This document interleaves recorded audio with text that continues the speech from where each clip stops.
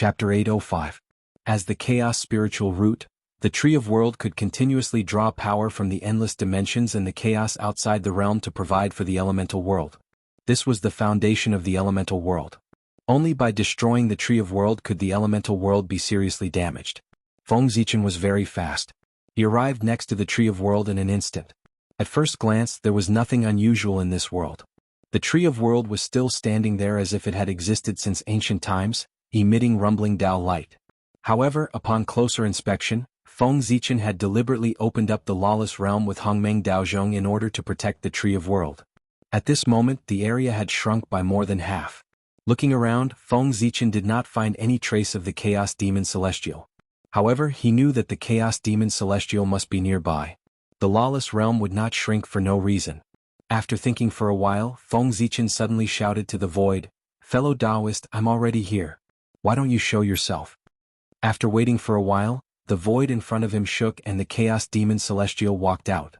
Seeing this, Feng Zichen's pupils shrank. This was because there was not one Chaos Demon Celestial but two. Moreover, each of the two Chaos Demon Celestials was extremely powerful. Their auras spread out, affecting the operation of the surrounding heaven and earth laws and causing time to stop. Powerful. Ridiculously powerful. The strength of the two Chaos Demon Celestials was at the seventh heaven of the late-stage primordial chaos realm. In other words, any one of them was stronger than Feng Zichen. At this moment, Feng Zichen's North Star clone was only at the fourth heaven of the primordial chaos realm. His original body, Great Emperor Ziwei, was only at the sixth heaven of the primordial chaos realm and was close to the seventh heaven. These two Chaos Demon Celestials were indeed ridiculously powerful. Fortunately, the sharp-eyed Feng Zichen discovered that they did not carry any Dharma treasures. In this way, the strength of the two would inevitably be affected. Having Dharma treasures and not having them were two completely different concepts. Even for someone as strong as Pangu, without the heaven-splitting divine axe in his hand, his strength would drop by a level. Fellow Taoist, even if you're here, what's the use? Don't tell me that you can take on both of us at the same time? One of the two particularly handsome figures in the primal chaos slowly stepped forward and said. Indeed, Feng Zichen couldn't even defeat one chaos demon god, let alone two. If the two chaos demon gods joined hands, not only would Feng Zichen not be able to protect the world tree, but he might also be killed by the chaos demon gods. However, who said that Feng Zichen was alone? I'm naturally no match for the two of you, but what if it's 4 against 2? Can those two fellow Taoists still be so confident? Feng Zichen said with a smile as he looked at the Chaos Demon Celestials that were approaching them. What? Hearing that, the two Chaos Demon Celestials were shocked and quickly looked around. It shouldn't be. There were only 10 primordial chaos experts in the entire untainted land, and they were all within their calculations. How could Feng Zichen have other helpers? Just as the two of them were confused, there was a sudden burst of brilliance in the direction of the heaven realm. Heavenly Emperor and Longevity Emperor walked out of the heavenly court together and walked toward Feng Zichen. A rainbow bridge appeared, with one end standing above the southern heaven gate and the other end extending toward the mortal world and landing beside Feng Zichen. In an instant, the rainbow bridge disappeared, and Heavenly Emperor and South Pole Emperor appeared under the world tree. They bowed to the two Chaos Demon Celestials and said, "Poor Wei and Heavenly Emperor, South Pole, is here to see you." Raising his eyebrows slightly, one of the Chaos Demon Celestials said, "We missed out on the two of you. However, even if the two of you have the strength of primordial chaos experts under the support of the power of luck, what's the use? Even if the three of you join forces, you're still no match for us." That was right. Under the support of the power of luck, Heavenly Emperor was at most at the fifth sky of primordial chaos, and South Pole Emperor was even weaker, at the fourth sky of primordial chaos. Even if the three of them joined forces, they were still no match for the two seventh sky of primordial chaos experts.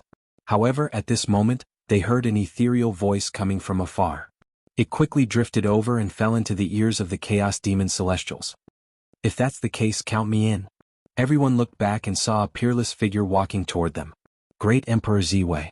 Excluding the saints, he was the real #1 person in the untainted land. "It's you?" Seeing Great Emperor Ziwei walking toward them, the two Chaos Demon Celestials were shocked and angry.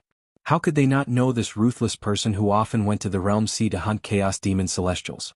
His existence was the greatest humiliation to the Chaos Demon Celestials. The two Chaos Demon Celestials didn't care about the Tree of World anymore. They joined forces and attacked Great Emperor Ziwei. With a shake of the Zhouxing painting in his hand, Great Emperor Ziwei fought with the two of them. On the other side, Feng Zichen and the other two also took out their Dharma treasures and joined the battle. As for why Great Emperor Ziwei came here, it was obviously because the three Chaos Demon Celestials in the origin of Earth had been forced out by everyone. Then Nuwa Goddess Hutu and Donghuang Tai each chose a Chaos Demon Celestial and fought with them. Seeing this, Great Emperor Ziwei felt that he was no longer needed here, so he turned and left to help his incarnation. At this moment, the three Pure Ones joined forces to fight against the Chaos Demon Celestial. The two Saints of the West joined forces to fight against the Chaos Demon Celestial. Nuwa Goddess Hutu and Donghuang Tai each fought against the Chaos Demon Celestial. Feng Zichen, Great Emperor Ziwei, South Pole Emperor, and Heavenly Emperor joined forces to fight against two Chaos Demon Celestials. At this moment, the experts of the Eldritch world came out together to fight against the 7 Chaos Demon Celestials.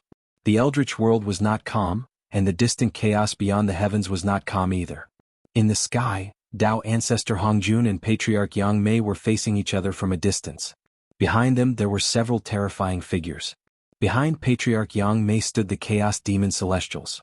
As for the figure standing behind Tao Ancestor Hongjun, it was somewhat thought-provoking. There were a total of 9 people. In addition to the innate 5-element sacred beasts, there were 4 extremely unfamiliar figures. Although they were unfamiliar, their auras were in the realm of primordial chaos Daluo Jingxian.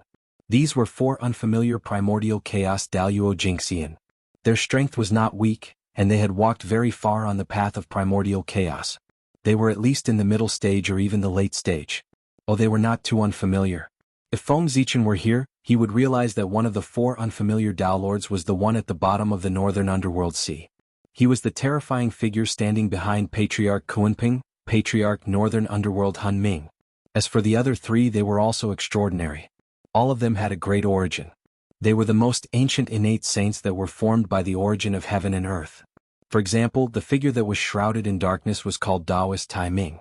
He was an existence that was even more ancient than the Mahakala demon celestial of the demon sect. He was born from the true origin of darkness and was a supreme god that controlled darkness. When they were fighting the chaos demonic god in the primitive world, the most ancient primordial sages of the primitive world, who had stayed away from worldly affairs for a long time, walked out of their own secluded places and stood side by side with Ancestor Hongjun to resist the chaos demonic god. "I didn't expect the few of you to still be alive," Patriarch Yang Mei said emotionally as she looked at the few figures in her memory. "Poor Wei didn't expect you to be the reincarnation of the chaos demon celestial, Taoist Yang Mei. Now you have chosen to be the enemy of the Eldritch world." Taoist Tai Ming, who was opposite Patriarch Yang Mei, replied. "Ah." Patriarch Yang Mei sighed heavily and didn't say anything else. Although she had cultivated for a period of time in the Eldritch world, those hundreds of millions of years were just a small splash in her long life. How could it be compared to the endless years of friendship during the Chaos Demon Celestial period? The danger of the chaos outside the Eldritch world was far beyond the imagination of all living beings in the Eldritch world. Even the Chaos Demon Celestials couldn't guarantee that they wouldn't encounter danger. Therefore, many Chaos Demon Celestials would support each other and pursue the Great Tao together. Such a friendship wasn't that easy to give up. Since Patriarch Yang Mei didn't say anything, Tao Ancestor Hongjun and the others didn't say anything either. They just remained silent and looked at each other while waiting for the outcome of the Eldritch world. If the Chaos Demon Celestials won, the Chaos Demon Celestials outside the sky canopy would enter the Eldritch world. If the Eldritch world won, the Chaos Demon Celestials outside the sky canopy would leave. Therefore, it could be said that the victory of Feng Zichen and the others was extremely important because it concerned the future of the Eldritch world. Although they didn't know the significance of this battle, everyone knew that this battle couldn't be dragged on and had to end it quickly. Otherwise, if the battle dragged on, the destructive power would become greater and greater, and it wouldn't be as simple as collapsing the Eldritch world. In the end, the Eldritch world might collapse as a whole, and even the origin of the earth would be affected. Then everyone would have sinned greatly. Moreover, judging from the current situation, if the battle continued, it wouldn't be long before it affected the heaven realm. Everyone didn't want to make up for the heaven realm again. Therefore, it was better for this battle to end as soon as possible. In their hearts, they wanted to end the battle quickly, so they no longer held back. Each of them used their own trump cards to trick others. Tai suddenly spat out a drop of essence blood and sprayed it on the bell of chaos. Clang. In the next moment, a bell that resounded throughout the Eldritch world rang. The grand bell wave spread out and froze the entire heaven and earth, causing everything to fall into a momentary standstill. When everything returned to normal, the body of the Chaos Demon Celestial who was fighting with Donghuang Tai suddenly shattered and turned into a rain of blood. Whoosh! A ray of Chaos Divine Light flashed. Just as the Chaos Demon Celestial was about to recover his body, Donghuang Tai had already attacked with the Bell of Chaos. With a boom, the Bell of Chaos in Tai's hand suddenly distorted concepts and cognition, becoming infinitely large. Tai raised the Bell of Chaos and covered the broken body of the Chaos Demon Celestial with the bottom of the bell facing down, keeping him in the Bell of Chaos. At the same time, Tai spat out another drop of essence blood and added it to the Bell of Chaos. He fully activated its power to suppress the world of Hongmeng, reverse the spacetime power of the heavens, evolve the mysteries of the heavenly Tao and refine the earth, water, fire and wind. Rumble.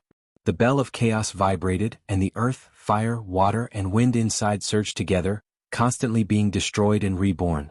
The power of suppression suppressed the flesh and blood of the Chaos Demon Celestial. The power of twisting spacetime delayed the time of the Chaos Demon Celestial by countless times. The power of evolution changed the form of the Chaos Demon Celestial, preventing him from reforming his body. The power of refinement was constantly refining the origin of the Chaos Demon Celestial's flesh and blood, completing the final killing blow. After sealing the Chaos Demon Celestial in the Bell of Chaos, Donghuang Tai suddenly shouted, "Where are the 10 great demon celestials?" As soon as his voice fell, a vast world suddenly emerged from the void, floating above the eldritch wilderness. The 10 great demon celestials walked out of the world at the same time, bowing to Donghuang Tai. "Your subjects are here. Your Majesty, please give us your orders." Donghuang Tai clenched his teeth and spat a mouthful of essence blood at the Bell of Chaos. Instantly, the power of the Bell of Chaos skyrocketed again. Donghuang Tai grabbed the Bell of Chaos and threw it toward the shattered eldritch wilderness. Rumble. As soon as the Bell of Chaos landed, an unparalleled power burst forth, freezing part of the eldritch wilderness fragments and slowly fusing them. After doing all this, Donghuang Tai turned to the 10 great demon celestials and ordered, "Break this world, extract its origin and fuse it with the eldritch wilderness fragment. Rebuild the home of the demon race." "Yes, Your Majesty." Hearing this, the 10 great demon celestials quickly gathered the demon soldiers and formed a realm-refining formation. They slowly refined the top-level Greater Thousand World that had accompanied the demon race for countless years and fused it with the eldritch wilderness fragment under their feet. With the help of the Greater Thousand World's origin, the eldritch wilderness fragment gradually stabilized. At the same time, the Bell of Chaos trembled continuously. Strands of the Chaos Demon Celestial's origin flowed out of it and fused with the land. Gradually, the land became more and more stable and bigger. Its vitality was also slowly recovering, and its origin was also constantly strengthening. He believed that when the land was completely regenerated, the innate spiritual chi contained in it would not be any less than that of the ancient times. After all, in order to create this land, Donghuang Tai refined a Chaos Demon Celestial. While Donghuang Tai was suppressing the Chaos Demon Celestial, on the other side, Goddess Hudu also erupted. She formed seals with her hands and released an unknown power. In the deepest part of the nether realm, the slowly rotating 6 paths of reincarnation disc seemed to have felt the power and suddenly shook.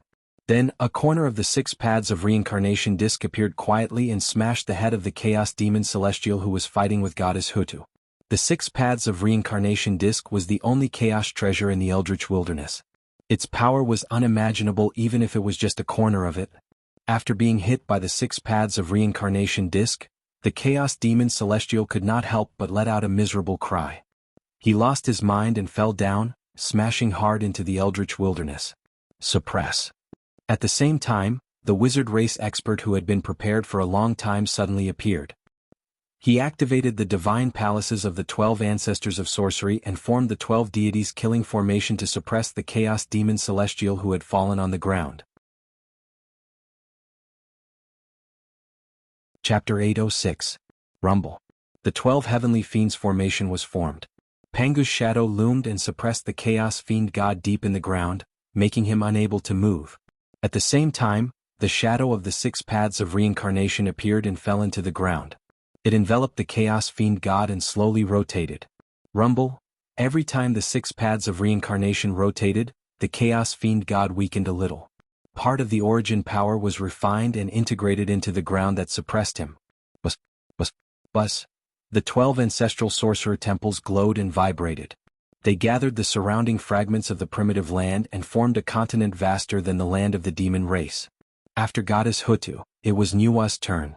She changed her usual weak appearance and turned into a huge born Taoism aptitude with a human head and a snake body. She activated the power of the cauldron of heaven and earth with all her strength and kept smashing the chaos fiend god that she was fighting. The cauldron of heaven and earth was named after the universe, so its weight was obvious. Its full power was as if the primitive land was smashing down. Its power was simply terrifying. The chaos fiend god was smashed a few times by Nuwa with the cauldron of heaven and earth. Although his physical body did not suffer much damage, his head was already a little dizzy. At a certain moment, the chaos fiend god lost his balance and fell into the broken primitive land. Seeing this, goddess Nuwa's mind stirred. She coiled her snake body around the cauldron of heaven and earth and smashed the chaos demonic celestial with it. She pressed the chaos demonic celestial on his body and firmly suppressed him under the broken earth. At the same time, Fuxi, Shinnong, and Xianyuan, the 3 human emperors who had been prepared for this, revived the 365 divine cities of the human race at the same time. They formed the cosmic light formation, condensed the shadow of the god of Pangu, and refined the chaos fiend god. Rumble. As Pangu's shadow took shape, the surrounding fragments of the primitive land gathered toward the human race's divine cities as if they were summoned. Soon, a vast land began to take shape.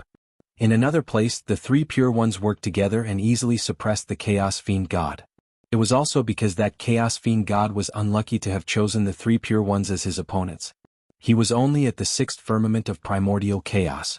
Even if the chaos fiend god's combat strength was heaven-defying, he could fight with an 8th firmament expert. However, when the 3 pure ones joined forces, their battle prowess was close to that of Wuji Daluo Jingxian.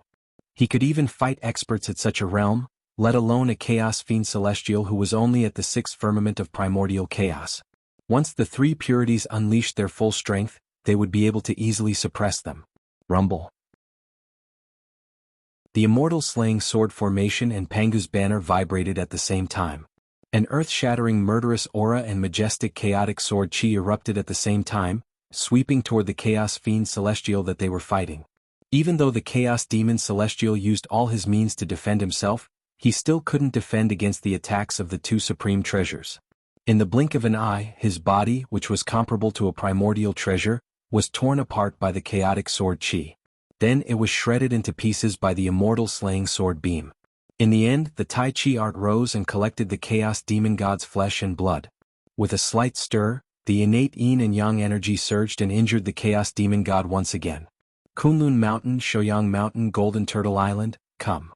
After severely injuring the chaos demon god, the 3 pure ones summoned their own dojos and arranged themselves according to the positions of the primordial 3 talents, suppressing the chaos demon god's flesh and blood. Rumble. As the 3 sage dojos landed, the surrounding primeval land fragments immediately sensed it and gathered towards this place. Soon, another vast continent slowly took shape. After the 3 pure ones, it was the 2 saints of the West. These 2 saints were quite interesting. They knew that they didn't have powerful primordial treasures or powerful strength to help them. Therefore, when they fought the chaos demon god, there was no prelude at all. As soon as they attacked, they used their full strength and directly revealed their true forms, fighting fiercely with the chaos demon god. For other primordial chaos experts, this might not be a good idea, but for saints, it was the best way. Because in the primitive world, saints wouldn't be injured at all, and their dermic powers were endless. They could even kill the chaos demon god by force. The primordial Bodhi tree swayed and swung its branches at the chaos demon god. At the same time, the light of wisdom flickered on the branches, constantly weakening the chaos demon god's mind power. At the same time, Saint Jain also attacked. His mind power surged out and constantly shook the chaos demon god's mind, trying to pull him into the nirvana realm. In the face of the chaos demon god's attacks, the 2 saints of the West didn't dodge and let the attacks hit their bodies. Anyway, they wouldn't die, so they could fight however they wanted. After the 2 sides exchanged hundreds of blows, the 2 saints of the West were covered in blood, but their aura didn't drop at all. On the other hand, the chaos demon god didn't have any blood on his body, but his aura was getting weaker and weaker. At a certain moment, the chaos demon god suddenly stopped breathing, and the hand that was attacking the 2 saints of the West also dropped powerlessly. Under the crazy attacks of the two saints of the West, the Chaos Demon God finally lost his mind and was pulled into the Nirvana realm by Saint Jain, sinking continuously. Mount Meru come? Summoning Mount Meru, the two saints suppressed the Chaos Demon God at the foot of the mountain. Then without hesitation they transformed into their true forms and went forward. The branches and roots wrapped tightly around the Chaos Demon God, constantly extracting his power and pouring it into Mount Meru. Buzz buzz buzz, Mount Meru trembled and released a great amount of light. It released a vast and mighty power, drawing in the surrounding fragments of the great wastelands, forming a vast expanse of earth. At this point, the 5 Chaos Demon Gods on the ground were all suppressed, and the shattered primitive land was slowly recovering, gradually evolving into 5 huge provinces. The 4 great forces of earth, fire, and water that were released due to the shattering of the primitive land were slowly transformed into new lands with the formation of the 5 great divine lands, which were constantly growing stronger. The 5 great divine lands didn't have a name for the time being, and they weren't fully formed yet. They were constantly integrating the remaining fragments of the primitive land to strengthen themselves. At the same time as the suppressed 5 Chaos Demon Gods were constantly refined, their origins were integrated into the 5 great divine lands, making them more and more mysterious. The world was no longer filled with the filthy acquired chi, but with the Kane chi that emitted the will of the birth of all things. When the heavenly Tao returned to the primitive land and the Kane Tao descended again, the primitive land would be no different from the antiquity times, except that it would be a little smaller. It was even comparable to the cultivation environment of the primordial age, which was mentioned in the legends. There were a total of 7 Chaos Demon Gods. 5 of them on the ground had been suppressed, and the remaining 2 Chaos Demon Gods were about to be suppressed. Feng Zichen and the other 3 gods suddenly joined forces and evolved the real Celestial Emperor Dharma form, whose strength was almost on par with the Wuji Daluo Jingxian. Suppress. The Celestial Emperor Dharma form didn't waste any time. It grabbed the 33 heavens and used the whole heaven realm as a weapon to suppress one of the Chaos Demon Gods. The power of the heaven realm was so vast that it was countless times more powerful than a Khanate cardinal treasure. Yet, the Celestial Emperor Dharma form held it and used it as a weapon. The mighty power spread. Not to mention the 2 Chaos Demon Gods in front of it, even the 3 pure ones who were watching the battle from afar couldn't help but raise their eyebrows. It was too ferocious. No, it was too powerful. Using the heaven realm as a weapon, perhaps no magic treasure in the primitive land could match its power. Unless the restriction of the Khanate cardinal treasure was lifted, it would be inferior to the heaven realm. Not even the nether realm, which was said to be on the same level as the heaven realm. The heaven realm was the center of the primitive land and was favored by the heavenly Tao. Even though the nether realm was suppressed by the 6 paths of reincarnation disc, it was still weaker than the heaven realm.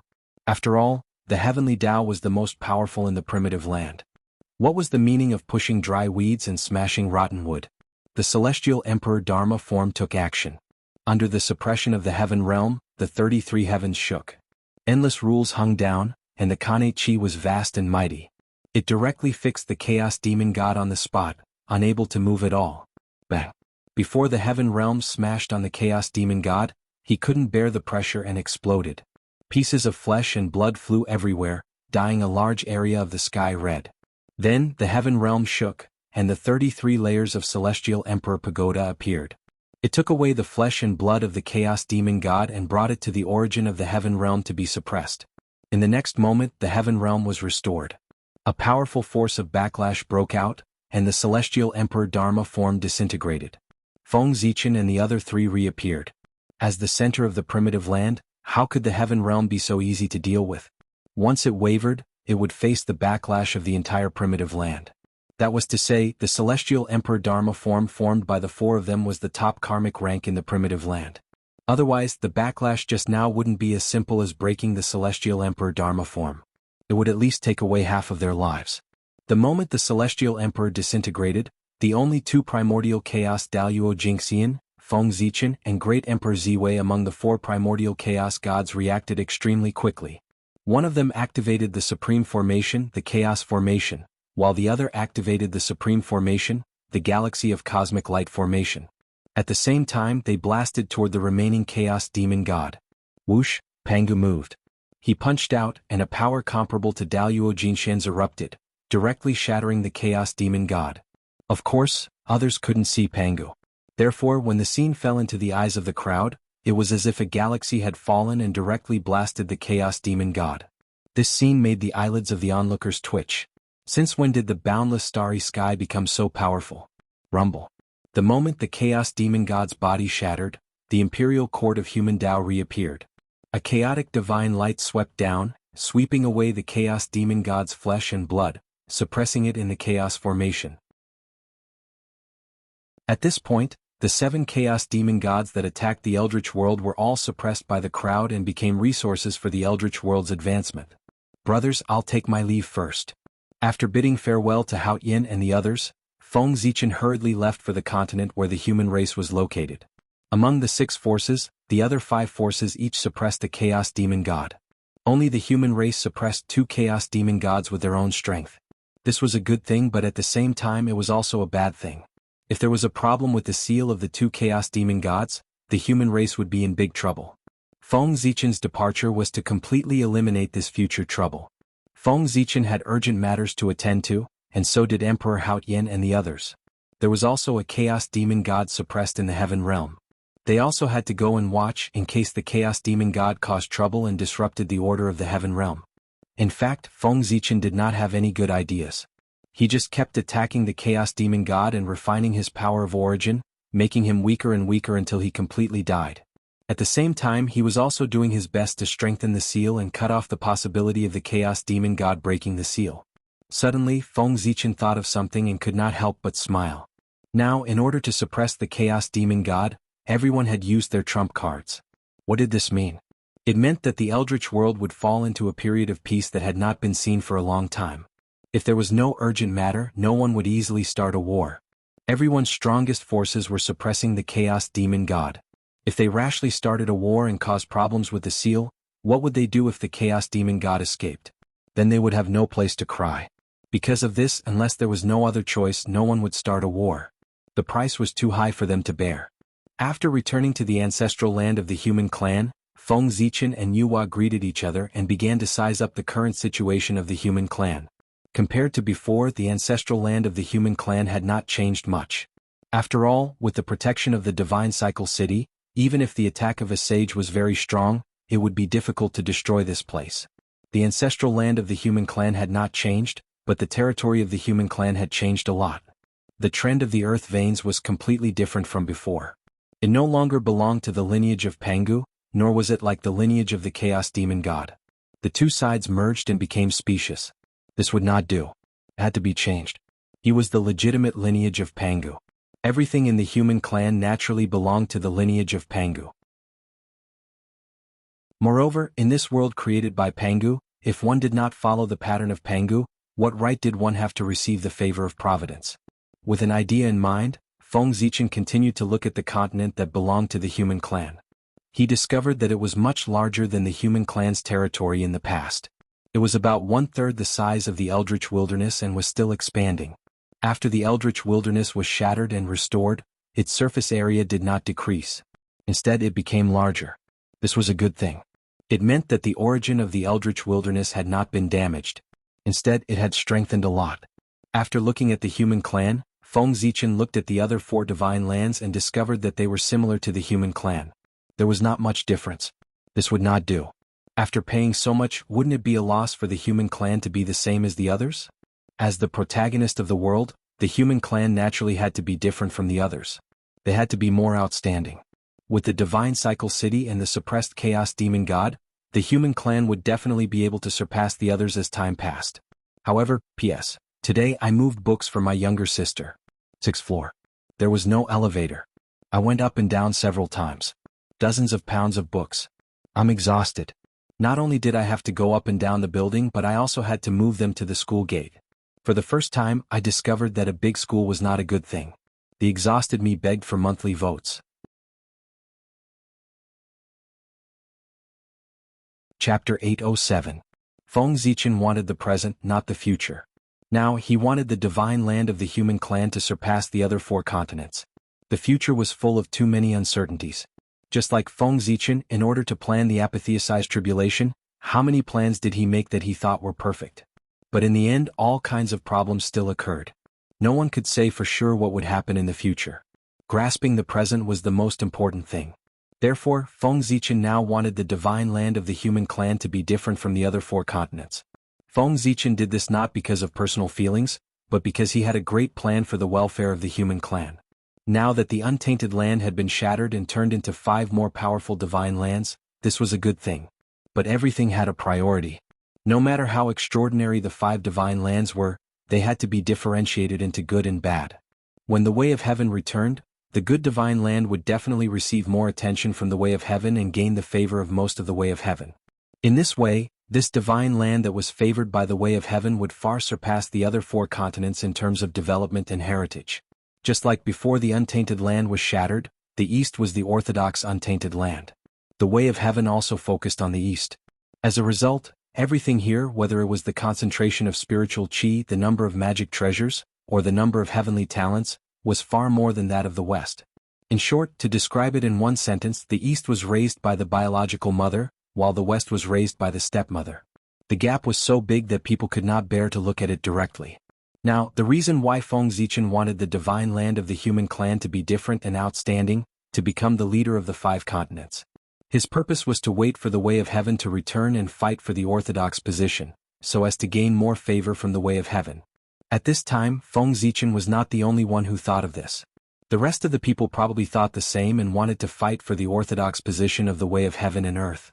For this, the rest of the people must have prepared all kinds of means, but how could their means be compared with Feng Zichen's? With a thought, Feng Zichen's divine sense burst out, traversing boundless space and arrived at the location of the miniature desolate world. Then, without seeing him do anything, the primordial star tree that stood in the mini-untainted world like a heavenly pillar suddenly disappeared. The 10,000 Realms trading city, which was far away in the infinite spacetime, suddenly shook. A divine tree that covered the sky silently appeared and took root in the center of the city. As the huge tree crown stretched out, it forcibly opened the void of the 10,000 Realms trading city. At the same time, millions and millions of stars appeared, shining brilliantly as they hung in the sky. They were incomparably dazzling as they poured down endless starlight. Without a doubt, this tree was the innate star tree. Feng Zichen had moved it from the innate star tree to the myriad realms trading city to serve as the city's support and accelerate its growth. Rumble. After sending away the innate star tree, Feng Zichen sent all the existences above the golden immortal level in the mini-untainted world into the myriad realms trading city. Then he exerted his supreme power to move the mini-untainted world, pulling it out from the seal of the demon clan and out of the untainted time and space. It constantly approached the untainted world. Rumble. In the sky above the continent of the human clan, a vast expanse of the void suddenly shattered, revealing a corner of a supreme world. It was the mini-untainted world. Under the pull of Feng Zichen, the mini-untainted world returned to the untainted world after countless years. Rumble. Rumble. Rumble. Heaven and earth kept shaking. In the sky above the territory of the human clan, more and more of the mini-untainted world was revealed. Soon, the mini-untainted world, which was hundreds of times larger than the ordinary greater thousand realms, completely returned to the untainted world, quietly lying in the sky above the divine land of the human clan. The mini-untainted world was very big, but it was still many times smaller than the newly born divine land of the human clan. This world has such a familiar aura. Is this the former sacred land of the human clan, Zichen's paradise? I didn't expect that after being sealed by the demon clan for countless years, not only did it not decline, it became even more prosperous. I don't know if I should say that the demon clan's means are not good, or that the human emperor's means are heaven-defying. Even this did not shake the foundation of the human clan, but made them even stronger. Some people recognized the origin of the mini-untainted world. It was the former sacred land of the human clan, Zichen's paradise. They could not help but sigh as they recalled the past. In the end, the demon emperor's skills were inferior. The seal that was set in the past to cut off the human clan's inheritance did not have the desired effect. Instead, it created a vast world for the human clan, increasing their strength. Dong Huangtai would probably feel uncomfortable when he saw this scene. That was indeed the case. Even though he had already expected this, Dong Huangtai's face still turned ugly when he saw the mini-untainted world. In particular, when he saw that there were many powerful human clan cultivators living in the mini-untainted world, his face turned even uglier. If Dong Huangtai had known this would happen, he would not have had so many scruples. He would have done his best to slaughter the human clan instead of choosing to seal them. Why does this world look so familiar to the poor way? It's like the untainted land? It's not the untainted land of today, but the untainted land of the primordial age that was not affected by the calamity and was not broken. The terrain of this world is exactly the same as the untainted land of the primordial age. Some people found the mini-untainted world more and more familiar. In the end, they seemed to remember something and suddenly shouted, revealing the origin of the mini-untainted world. At this moment, the three pure ones and the other primordial chaos experts also noticed this. Then they frowned deeply. Their cultivation levels were higher and they knew more. Therefore, when they saw that the mini-untainted world was extremely similar to the untainted land, they suddenly had a bad feeling. Was Feng Zichen trying to use this world to fight for the untainted land's orthodoxy? Then, Feng Zichen's actions confirmed everyone's guess. He gritted his teeth and suddenly took out the origin of the mini-untainted world and merged it with the origin of the God world. Rumble. After losing the origin of the world, the mini-untainted world quickly came to an end. It began to disintegrate and collapse at an unimaginable speed. The sky cracked and turned into countless fragments, falling down together with the stars in the sky. The earth also disintegrated and collapsed, turning into pieces of debris and heading towards destruction. However, before the mini-untainted world was completely destroyed, Feng Zichen had already made his move. Rumble. Vast power gushed out from his body, giving birth to endless runes and turning into a huge furnace of the Great Path. It absorbed the disintegrating mini-untainted world and began to refine it crazily. The flames of the way burned fiercely and the furnace shook. The mini-untainted world was quickly refined and turned into the purest power that flowed into the God world, accelerating the fusion of the origin of the two worlds.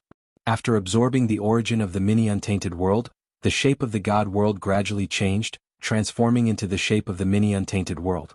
The God world and the divine prefecture of the human race were originally two separate entities. When the God world changed, the divine prefecture of the human race was affected and began to adjust spontaneously, becoming similar to the God world. Rumble. In the divine prefecture of the human race, the 365 divine cities shook together, resonating with God Pangu. They each derived a corresponding spirit chi node to accelerate the transformation of the divine prefecture of the human race. According to Feng Zichen's idea, as long as he transformed the structure of the divine prefecture of the human race into the real untainted land, then when the way of the heavens returned and saw the untainted land of the past, it would definitely favor this place more. In terms of orthodoxy, what else could be compared to the untainted land? If this was not orthodoxy, then what else could be called orthodoxy? If Feng Zichen really succeeded, the way of the heavens would have no choice. Even if he did not intend to position the divine prefecture of the human race as the main body of the untainted land, the way of the heavens and the endless fate would spontaneously gather and transform it into the center of the untainted land. Of course, Feng Zichen could not interfere with the decision of the way of the heavens, but he could create a condition where the way of the heavens had no choice but to choose him. Rumble. When the power of the 365 divine cities of the human race was activated to the limit, the galaxy of universal light array appeared spontaneously. The galaxy surged, the light of the universe flowed, and the spacetime in the divine prefecture of the human race suddenly sped up. Like the surging yellow river, it flowed forward rapidly. In the blink of an eye, 1,000 years had passed. And this speed was still accelerating with the operation of the galaxy of universal light. One look, 100 years, 1,000 years, 10,000 years, time passed crazily, and the changes in the divine prefecture of the human race also sped up, almost to the point where it was visible to the naked eye, as if a pair of supreme giant hands were making it. In just a few breaths, the divine prefecture of the human race already had some embryonic form of the untainted land. In the distance, the three pure ones, the Eastern Emperor Tai, and the two sages of the West saw this scene and could not help but frown. If they let Feng Zichen continue to evolve like this, they would not need to fight for the title of orthodoxy in the untainted land. Basically, it was equivalent to giving it to the human race. Thinking of this, they were naturally unhappy. The orthodoxy of the heaven and earth represented not only a title, but also endless benefits. Who would not want to get benefits? Moreover, if they could not get it, they could not let outsiders get it, especially not the human race. With the current strength of the human race, it was already faintly beyond their control. If they let it take away the title of the orthodoxy of the heaven and earth and continue to develop and grow stronger, then in the untainted land, who could balance the human race? The human race could not continue to grow stronger. With a decision in mind, the three pure ones, the Eastern Emperor Tai, and the two sages of the West moved at the same time, releasing powerful forces and blasting into the distance. Well, don't get me wrong. They were not attacking Feng Zichen but blasting into the sky, breaking through the barrier between heaven and earth, and speeding up the return of the way of heaven. At present, although the divine prefecture of the human race had some embryonic form of the untainted land, it was still a long way from being completely formed. If the way of heaven returned at this time, the incomplete untainted land of the human race of the divine prefecture would have some advantages in front of the way of heaven, but it would not surpass the others by too much, far from the level that was predetermined. Seeing the movements of the 6 people, Feng Zichen obviously guessed their plans, but he could not stop them.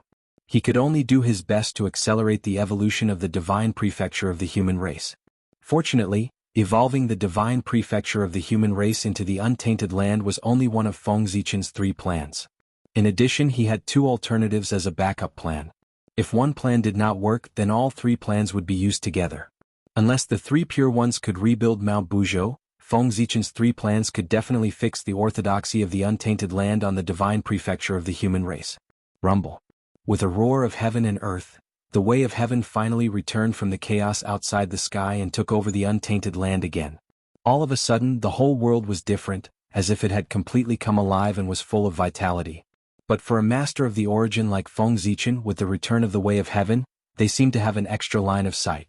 Their actions were under the surveillance of the way of heaven, which made them feel very uncomfortable. But there was no other way. They were too strong and had the power to destroy the untainted land. How could the way of heaven leave them alone? Naturally, it had to monitor them. The way of heaven descended, and the broken order began to slowly recover. The operation of heaven and earth also gradually returned to normal. Because of the disappearance of the acquired Tao, the congenital Tao also emerged from the origin of heaven and earth and began to take over the world again. But this was not the main point at the moment. The main point was which of the 5 divine continents was the orthodoxy of the untainted land. In a trance, a purple vertical eye appeared between heaven and earth. It lowered its gaze and looked down at the 5 divine prefectures below. That was the eye of heaven punishment, the eye of the way of heaven. The way of heaven's gaze lingered on the 5 divine prefectures for a while. The first thing it eliminated was the continents controlled by the demon race and the Western sect. These 2 factions were really incomparable to Feng Zichen, the 3 pure ones, and the Lady of Earth. There was no need to compare the advantages and disadvantages of the continents. They could be eliminated directly from their identities. That was because Feng Zichen and the other 3 factions were the orthodox Pangu, while the demon race and the Western sect were not. The orthodox of the primordial world naturally had to be chosen from the orthodox Pangu. Only then would it be legitimate. To be honest, the way of heaven was really hesitating about which to choose. The 3 parties had the same identity and were all orthodox Pangu. There was no difference between them. Therefore, if their identities could not be compared, they could only compare the advantages and disadvantages of the 3 continents. However, in terms of advantages, the 3 continents were actually not much different. Firstly, Feng Zichen had an advantage. The human divine prefecture already had some embryonic form of the primordial world. That was his advantage. Next, it was the advantage of the Lady of Earth. Needless to say, the 12 ancestral Magi temples suppressed the earth and evolved the 12 orthodox meridians of the Pangu. They circulated the spiritual energy of heaven and earth and multiplied endlessly. Finally, it was the advantage of the 3 pure ones. Where is it? At Kunlun Mountain. Before the primordial world shattered, the east was the orthodox of the primordial world. P.S. You didn't expect it, right? I stayed up late to write it. He felt guilty and could not sleep. He got up and began to write.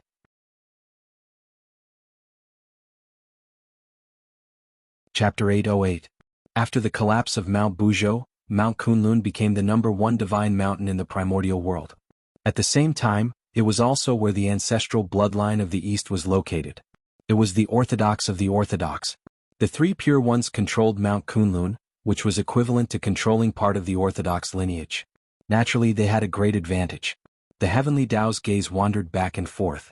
Sometimes, it stopped on the divine land of the human race, sometimes it fell on the divine continent of the 3 pure ones, and sometimes it fell on the divine continent of the witch race. Now he was very hesitant. He really didn't know what to choose. It was good that the heavenly Tao was hesitating because the longer he hesitated, the greater the advantage of the human race. The human race's divine land was still rapidly evolving into the primordial world. As time passed, the scales of victory would slowly tilt towards the human race. The three pure ones obviously noticed this problem. They didn't dare to hesitate at all. After realizing that the heavenly Tao couldn't make a decision immediately, they directly used their authority as saints and began to summon the power of the heavenly Tao. The biggest difference between Feng Zichen and the three pure ones was that the three pure ones were saints and members of the heavenly Tao. However, he was not. When the three pure ones released their authority as saints, it was equivalent to saying to the heavenly Tao, "Big brother, look at us. Your lackeys are here." One side was their own and the other side was an outsider. Wasn't it obvious how the heavenly Tao would choose? Gradually, the power of the heavenly Tao began to shift towards the divine land where the three pure ones were. Seeing this, Feng Zichen narrowed his eyes and activated his first backup plan. There was a loud rumble. Above the firmament, all the stars in the sky vibrated. Boundless power of the stars poured down, surging toward the divine land where the human race was. At the same time, Zhouxing's position was also changing and gathering in the sky above the divine land of the human race. In particular, the Ziwei star appeared directly above the divine land of the human race. Wisps of imperial purple chi hung down and enveloped the entire divine land of the human race to show that he favored this place. With the support of Zhouxing, the status of the human race's divine land in the primordial world suddenly rose. The power of heaven and earth that was gradually shifting towards the divine land where the three pure ones were gradually began to flow back towards the human race's divine land. As for the Lady of Earth, she had never planned to fight with the two sides from the beginning. If the 12 ancestral sorcerers were all present, they could directly summon Pangu's true body. Then, there would be no need to fight for the orthodox battle of the primordial world. They would be the ones directly. Unfortunately, there were only 2 of the 12 ancestral sorcerers left. Their strength was greatly reduced and they could not compete with the other party. Goddess Hoodoo was very open-minded. Since she couldn't win, why would she waste her energy to compete? Anyway, he had the netherworld in his hands. Even if he didn't fight for the orthodoxy of heaven and earth, he wouldn't be weaker than any other force. Seeing the power of the heavenly Tao shift, the three pure ones immediately panicked. The 3 of them first took out their respective Tao validation treasures, the dragon-headed scepter, the Qingping sword, and the Tri-Jade Rui scepter. The moment the 3 treasures rose, 3 powerful forces were entangled in the void. They gradually evolved into the aura of the green lotus of creation and spread out between heaven and earth. Sensing the aura of the green lotus of creation, the power of the heavenly Tao paused slightly, and the speed at which it moved towards the divine land of the human race gradually began to slow down. However, the aura of the green lotus of creation was not enough. The speed at which the power of the heavenly Tao was transferred to the divine land of the human race only slowed down but did not stop. Seeing this, the Grand Pure One and the Heavenly Lord of Primordial Beginning looked at each other. Suddenly they took out the Taiji painting and the Pangu banner. The power of the 2 heavenly Tao treasures spread out. The power of the heavenly Tao seemed to have been attracted by a fatal temptation. It directly abandoned the divine land of the human race and ran towards the divine land where the 3 pure ones were. The heavenly Tao treasures were treasures that had once split open the heavens. If that was not considered the orthodox of the primordial world, what else could be considered the orthodox of the primordial world? The 3 pure ones had always been high and mighty. Apart from being the orthodox of the Pangu, it was also because they had the heavenly Tao treasures. Look at the Grandmaster of Heaven. If he followed the normal trajectory of history, he, who did not have the heavenly Tao treasures, would end up being imprisoned. The great Taoist priest seal rise. Although he did not have the heavenly Tao treasures, Feng Zichen had the great Taoist priest seal. It was also a symbol of the orthodoxy of the world. The so-called orthodoxy of the world was nothing more than who had more Pangu seals. Whoever had more would be the orthodox. While activating the great Taoist priest seal, Feng Zichen did not forget to take out the human Tao Emperor's seal. It was a Khanate treasure made from Pangu's finger bone. With the 2 combined, an extremely dense Pangu aura spread out from Feng Zichen's body and spread between heaven and earth. The power of the heavenly Tao paused again. It wandered between heaven and earth, not knowing who to choose. Bell of Chaos rise. In the distance, Dong Huangtai suddenly took out the Bell of Chaos when he saw this scene. He joined forces with the other 2 heavenly Tao treasures to resist Feng Zichen. Monsters and humans were mortal enemies. In Dong Huangtai's opinion, it would be better for the 3 pure ones to become the orthodoxy of the primitive world than for humans to become the orthodoxy of the primitive world. Therefore, after a short hesitation, he chose to help the 3 pure ones. The power of the three heaven-splitting treasures combined was not as simple as 1 plus 2. Instead, it began to skyrocket several times over. One could even vaguely see the shadow of a giant axe looming behind the three heavenly Tao treasures. It emitted ripples that could split heaven and earth. The heaven-splitting divine axe. In an instant, the scales of victory tilted toward the three pure ones again. The power of the heavenly Tao surged toward the divine land where the three pure ones were. Suppress. In the boundless starry sky, great Emperor Ziwei seemed to sense something. He suddenly released his own power that was of the same origin as the heavenly Tao and blessed Feng Zichen. At the same time, seeing that Dong Huangtai had helped the three pure ones, Nuwa, who had a grudge against the monster clan, also took action. She fully activated the power of the 12 ancestral sorcerer temples and condensed the power of Pangu to bless Feng Zichen. In an instant, the scales of victory became stable again. The power of the heavenly Tao that surged toward the divine land where the three pure ones were located slowly retreated. It fell into hesitation again. Damn it, Gaochen, you forced the poor way to do this. In the distance, the three pure ones saw that they had used all their means but still failed to seize the power of the heavenly Tao. They couldn't help but grit their teeth and release the mark of Pangu in their bodies. They planned to condense Pangu's primordial spirit and seize the power of the heavenly Tao by force. It seemed that the three pure ones were really desperate. When they were fighting against the chaos demon god, they didn't use their last resort, which was to summon Pangu's primordial spirit. Unexpectedly, in order to fight for the orthodoxy of the untainted land, they used their last resort. On the other side, in the divine land where the human clan was located, Feng Zichen naturally noticed the three pure ones' actions. He couldn't help but look impatient. "You're so annoying," Feng Zichen shouted impatiently. He made up his mind and directly reached out his hand to grab the Tree of World. He uprooted it and planted it in the center of the divine land of the human clan. There was a loud rumble. The Tree of World fell to the ground. Its endless roots stretched out and directly entwined with the ley lines in the divine land of the human clan. Whoosh! In an instant, the unimaginable power of origin gushed out from the roots of the Tree of World and madly poured into the land where the divine land of the human clan was located. Rumble. Boom. Boom. Boom. The divine land of the human clan suddenly expanded at a speed visible to the naked eye. In a few breaths, it had more than doubled in size and was still expanding. Before long, the divine land of the human clan had expanded by more than 100 times. Its appearance had completely transformed into that of the untainted land.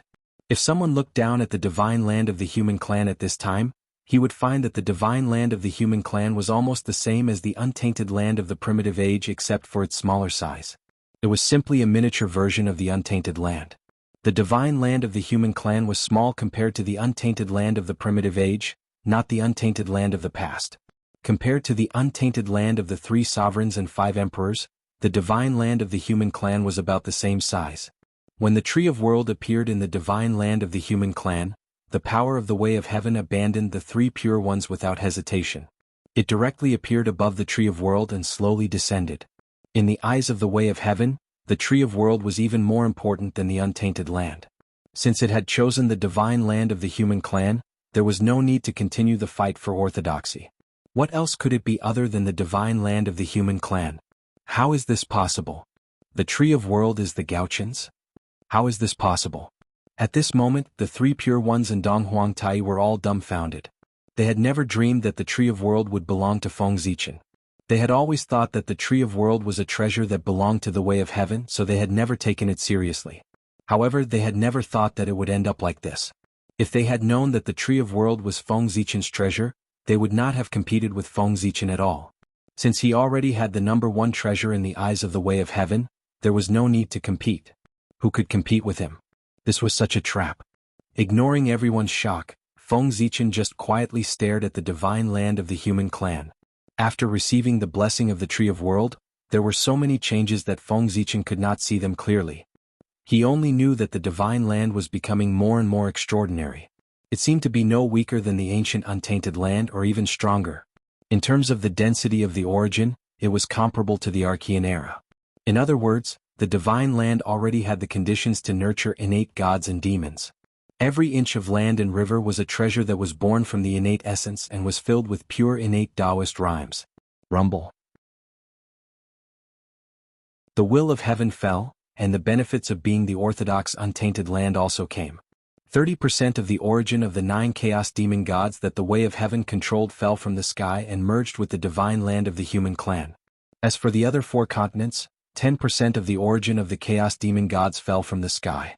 As for the remaining 30%, 10% merged with the heavenly realm, and 10% merged with the nether realm. The way of heaven kept the remaining 10% as a backup. Rumble. With the blessing of the origin of the chaos demon gods, the 5 divine lands began to grow rapidly and gave birth to all kinds of mysteries. At the same time, their positions gradually changed. The divine land that belonged to the human clan stood at the center of the world and did not move at all. The divine land that belonged to the 3 pure ones, second only to the human clan's divine land, went to the east. Next was the divine land that belonged to the sorcerer clan. It was ranked 3rd and was placed in the south by the way of heaven. Next was the divine land that was ranked 4th. It was controlled by the demon clan and placed in the north by the way of heaven. Finally, the divine land that was ranked last in the west was still in the west. The moment the positions of the 5 great divine lands were completely determined, 5 pillars of light that connected the heavens and the earth suddenly rose from the heavenly Tao. The pillars of light hovered in the air for a long time before slowly condensing into 5 huge divine steels that landed at the borders of the 5 divine lands.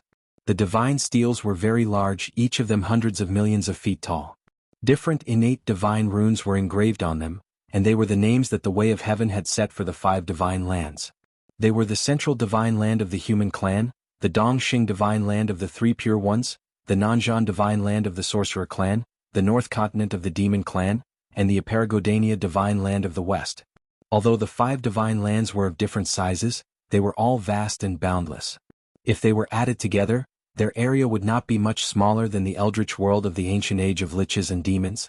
Among the 5 divine lands, the central divine land that had the world tree was the largest. It was almost as large as the other 4 divine lands combined.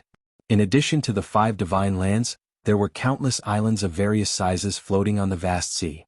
They were all formed by the fragments of the eldritch world. Influenced by the aura of the 5 divine lands, these fragments became extraordinary and gave birth to innate chi. Yes, after the eldritch world was shattered, the 4 seas expanded countless times. Outside the 4 divine lands, it was almost all the sea that extended to the end of the world. In the next period of time, the strength of the Water Clan would probably enter a period of explosive growth. However, now that the eldritch world had undergone a great change, there was a trend of returning to the ancient age. Which force would not enter a period of explosive growth? Although the primary and secondary positions of the 5 divine lands had been determined, it did not mean that their changes had stopped. After suddenly obtaining so many origins, the 5 divine lands would have to evolve for a period of time before returning to peace. However, with the heavenly Tao presiding over this evolution, there was no need for Feng Zichen and the others to worry about it. Right now they had more important things to do.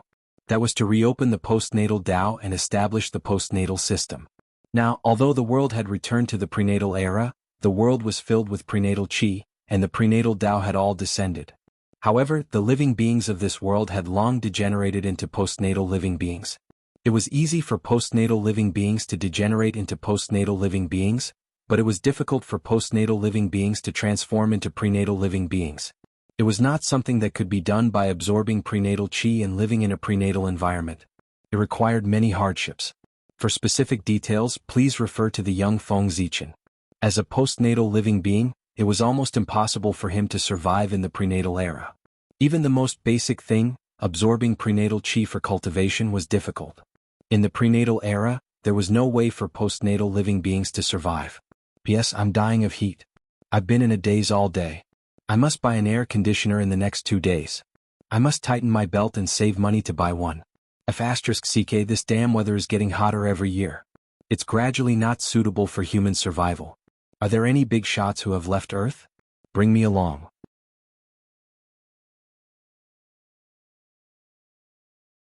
Chapter 809. In an era dominated by postnatal living beings, they could not allow only the Khanate Tao to exist in the world. Otherwise, the consequences would be unimaginable. At this time, what Feng Zichen and the others had to do was to open up the Khanate Tao and give the postnatal living beings a way to survive. They had to let the Khanate Tao and the Khanate Tao coexist in the new untainted land. At that time, those who were talented could cultivate the Khanate Tao. Those who were not talented did not have to despair. They could cultivate the simpler Khanate Tao. In short, they could not let the postnatal living beings lose the hope of cultivation. Otherwise, the resentment of all living beings would rise and entangle Feng Zichen and the others. Then they would be greeted by the angry human Tao. Improving the environment of the world was a good thing. However, if it destroyed the hope of most living beings to cultivate and live forever, it would be a bad thing. With an idea in mind, Feng Zichen immediately took action. The rule fragments formed by the shattering of the Khanate Tao flew out of his hand one by one and collided with the Khanate Myriad Tao. Almost every Khanate Tao fragment had a fragment of Zichen's sword hidden in it. Rumble. The post-celestial Tao collided with the Xiantian Tao, causing a shocking shockwave to be emitted. The newly restored void was once again shattered. Originally, the power of the Khanate Tao was no match for the Khanate Tao. No matter how they collided, they could not shake the Khanate Myriad Tao. However, among the Khanate Tao fragments, there were fragments of Zichen's sword and Feng Zichen's enormous Dharma power. The Khanate Tao could not break the Khanate Myriad Tao, but Zichen's sword and Feng Zichen's Dharma power could. The two worked together to support the Khanate Tao. When the fragments collided, the Khanate Myriad Tao shook violently. Specks of light scattered and evolved into complete rule fragments, which were swallowed and absorbed by the Khanate Tao. The falling specks of light were the origin of the Khanate Myriad Tao. After falling from their bodies, they evolved into the Khanate Tao's origin and were swallowed by the Khanate Myriad Tao to become its growth resources. However, these origins were far from enough. If he wanted to create a larger and more complete Hotian system, he would need more innate origins. However, if that was the case, he would have to take the initiative to attack the innate Myriad Tao. Feng Zichen thought for a while, but in the end he did not make up his mind to do so. He could not bear the consequences of offending the innate Myriad Taos. If the human race wanted to grow stronger, they still needed the help of the innate Myriad Taos. However, although Feng Zichen did not want to make a move, someone would do it for him. After all, the appearance of the postnatal Tao was the wish, desire, and need of all living beings, and it was the inevitable result of the evolution of the heavens and the earth. This was the general trend and no one could stop it. Even if the innate 10,000 Taos did not want to lose their source to become the postnatal 10,000 Taos, there would be people who would force them to agree.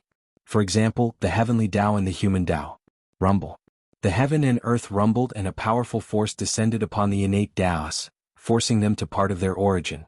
At the same time, a supreme power of 10,000 spirits emerged and acted on the innate Taos, forcing them to part of their origin. With the combination of the heavenly and human Taos, even if the innate 10,000 Taos were unwilling, they could not resist at all. The fragments of the postnatal Tao crashed over, and in a few moments, many cracks appeared on the body of the innate 10,000 Taos. Rumble. Large amounts of origin spewed out from the cracks of the innate 10,000 Taos, turning into a resplendent rain that sprinkled down, causing the fragments of the postnatal 10,000 Taos to become stronger and more complete. Gradually there were signs of them fusing together again. And the moment cracks appeared on the body of the innate 10,000 Taos, Feng Zichen seized the opportunity and moved. He secretly formed a seal to awaken the fragments of Zichen's sword that were hidden in the postnatal 10,000 Taos, so that they could use the impact of the postnatal 10,000 Taos to crash into the innate 10,000 Taos, and then enter the body of the innate 10,000 Taos through those cracks. With the power of the heavenly Tao and the power of the human Tao, and Feng Zichen's actions were very secretive, no one noticed his little movements. Not long after, the fragments of Zichen's sword were all injected into the innate 10,000 Taos. The heavenly Tao and the human Tao were quite ruthless. In just a moment, the aura of the innate 10,000 Taos was greatly weakened. Perhaps they felt that they had gone too far, the power of the heavenly Tao and the human Tao began to fade. And with the withdrawal of the heavenly Tao and the disappearance of the fragments of Zichen's sword, the postnatal 10,000 Taos also lost the power to fight against the innate 10,000 Taos. When they collided with the innate 10,000 Taos, not only were they unable to move a single inch, they were also knocked flying by the powerful recoil. However, although the fragments of the postnatal 10,000 Taos could not shake the innate 10,000 Taos, the origin of the innate 10,000 Taos that they had just devoured had made them more than 100 or 1,000 times stronger. Sensing the powerful aura emanating from the fragments of the postnatal 10,000 Taos, Feng Zichen felt that it was almost enough. The postnatal system derived from this was definitely more powerful and perfect than the one derived from the three pure ones. With a thought, the scene of Pangu splitting heaven and earth appeared in Feng Zichen's sea of consciousness, and a huge heaven-splitting Tao intent emerged from his body. Then Feng Zichen reached out and grabbed 3 superior-grade innate spiritual treasures from the central god province. When they saw the appearance of the 3 treasures, the eyelids of the Grand Pure One, the Heavenly Lord of Primordial Beginning, and the Donghuang Tai twitched. That was because the appearance of the 3 Dharma treasures was exactly the same as the Taiji painting, Panga's banner, and the Chaos Bell. If it weren't for the huge difference in level, the 3 of them would really think that their treasures had been stolen by Feng Zichen. That's right, the 3 treasures in Feng Zichen's hands were the imitation supreme-grade innate spiritual treasure Panga's axe when he opened up the small primordial world. Its ability and function were almost no different from the 3 heaven-splitting treasures. It was just that its power was countless times weaker, and it was an infinitely weakened version of the 3 heaven-splitting treasures. Logically speaking, when the small primordial world was broken, these innate spiritual treasures should also be broken. Then, the fragments should be thrown into the new Central God Province and be reborn by the origin of the Central God Province, so that they could transform into stronger innate spiritual treasures. However, thinking about the matter of opening up the postnatal system, Feng Zichen deliberately kept these 3 treasures. Since he wanted to open up the postnatal myriad Dao, he naturally had to do it perfectly. It was best to use this imitation that had been recognized by Pangu's axe. Combine. Feng Zichen's heart stirred, and the heaven-splitting Dao intent emitted from his body began to gather in his hands, gradually merging with the 3 treasures. Buzz buzz buzz. After absorbing the heaven-splitting Dao intent, the 3 treasures suddenly began to tremble and burst out with an incomparably dazzling light. At a certain moment, the divine light began to shrink from 3 to 1. It became more and more dazzling but also more and more restrained. When it was extremely dazzling and restrained, the divine light suddenly disappeared. At this moment, the 3 treasures had completely disappeared, replaced by a giant axe that exuded a chaotic and boundless aura. The supreme-grade innate spiritual treasure Pangu's axe, fake. Open. Grabbing Pangu's axe, Feng Zichen swung it down forcefully. The axe's blade chopped down on the fragments of the postnatal Great Dao, causing them to shatter further and turn into the most basic runes. Then, Feng Zichen swung the axe down again, enveloping the postnatal myriad Dao runes, breaking open the infinite space and embedding them in the deepest part of heaven and earth. Then Feng Zichen swung the axe down again and again. The huge force acted on the postnatal runes, causing them to evolve and gradually intertwine into chains of laws, divine chains of order, spreading to every corner of heaven and earth. Every time Feng Zichen swung the axe down, the evolution of the postnatal runes sped up a little. After he swung the axe 49 times in a row, the new postnatal system could be considered to have been completely evolved. But even with Feng Zichen's strength, after swinging the axe 36 times in a row, he gradually became exhausted and could no longer swing the axe in his hand. In the distance, the eyes of the 3 pure ones who had been watching Feng Zichen lit up when they saw this scene. They felt that their opportunity had come. The 3 of them suddenly rushed forward and rushed to Feng Zichen's side, shouting at him, "Taoist Gaochen, don't worry. Let the Poor Way brothers help you."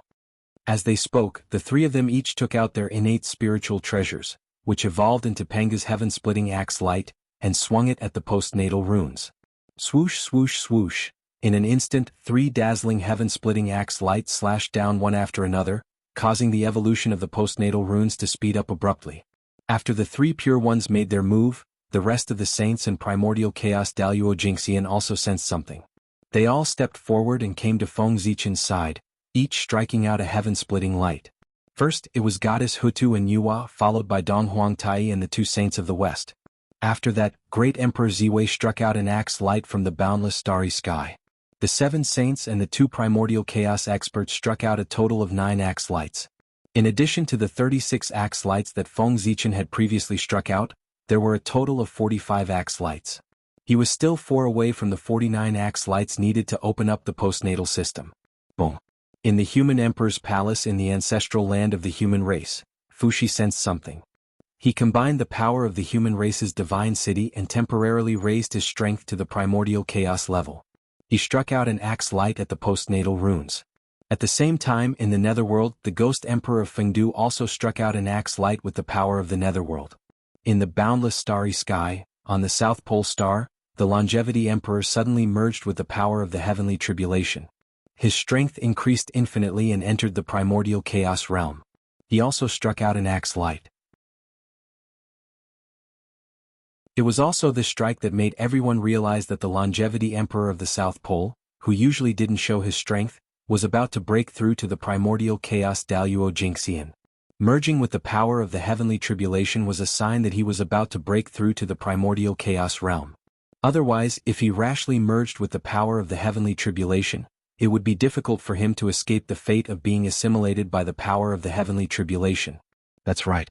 After countless years, Feng Zichen's incarnation that was born in the Thunder Lake was finally about to break through to the primordial chaos Daluo Jingxian. His future path was clear. The obstacles on his path had also been cleared.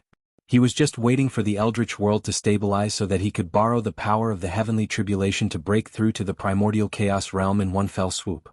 With Fuxi, the Ghost Emperor of Fengdu, and the Longevity Emperor taking action, the opening of the postnatal system was only one axe away. The three Pure Ones rolled their eyes and were about to join forces to strike again. However, at this moment, Feng Zichen suddenly used the power of the Tree of World to enhance his strength, causing his strength to instantly skyrocket to the ninth heaven of primordial chaos. Then, with lightning speed, he fiercely struck down with the axe and completely opened up the postnatal system. In fact, he could also strike out with the 50th strike. After all, the number of Dian was 50. 50 was the perfect number. However, the heavenly Tao wasn't perfect, but he made the postnatal system perfect. Who would be disgusted by this? Under the jealousy of the heavenly Tao, this perfect version of the postnatal system that had just been born would be destroyed by the jealous heavenly Tao. Therefore 49 Daos was the best choice. One more would destroy it and one less would make it less beautiful. Rumble. After the postnatal system was completed, the postnatal runes transformed into endless rules and orders in an instant. They spread between heaven and earth and quickly spread to every corner of the untainted land. This new postnatal myriad Tao was exactly the same as the Khanate myriad Tao. The only difference was that one emitted postnatal aura, while the other emitted Khanate aura. After the postnatal myriad Tao was completed, the Khanate myriad Tao didn't disappear and returned to the origin of heaven and earth. Instead, it stayed and stuck closely to the postnatal myriad Tao, coexisting with it in the world. In this way, the postnatal myriad Tao was outside while the Khanate myriad Tao was inside. In the future, when all living beings cultivated, the first thing they sensed was the postnatal Tao. Only those with extraordinary aptitude or excellent temperament could see through the cover of the postnatal Tao and see the true appearance of the Khanate Tao inside. It was a very good setting that took care of almost every living being. In the future, the untainted land would enter the era of the Khanate and postnatal myriad Tao. It was believed that the untainted land would become very exciting at this time. Crack, crack. After the creation of the postnatal myriad Tao, Feng Zichen's heaven-splitting axe, Pseudo, finally completed its mission. It shattered and turned back into 3 upper-grade Khanate spiritual treasures. They fell into the new Central God Province and disappeared completely. This wasn't a bad thing for them. After the creation of the postnatal myriad Tao and being nurtured by the origin of the Central God Province, their origins would be strengthened and they would be upgraded from upper-grade Khanate spiritual treasures to supreme-grade Khanate spiritual treasures. If he was lucky, Feng Zichen might be able to obtain another Khanate treasure. Looking away from the Central God Province, Feng Zichen no longer paid attention to the 3 treasures. Instead, he focused on the new postnatal myriad Tao. As expected, the postnatal myriad Tao created by the joint efforts of everyone was obviously different from the one created by the 3 pure ones. It was more powerful. The postnatal myriad Tao was filled with the qi of heaven and earth and everyone's qi. These qi intertwined with each other, causing the power of the postnatal myriad Tao to transform. P.S. When I was writing this chapter, thunder rumbled. I was really afraid that a bolt of lightning would strike and send me to meet the 3 pure ones Taoist priest. Amazing, terrifying. Please use the monthly ticket to comfort my wounded heart.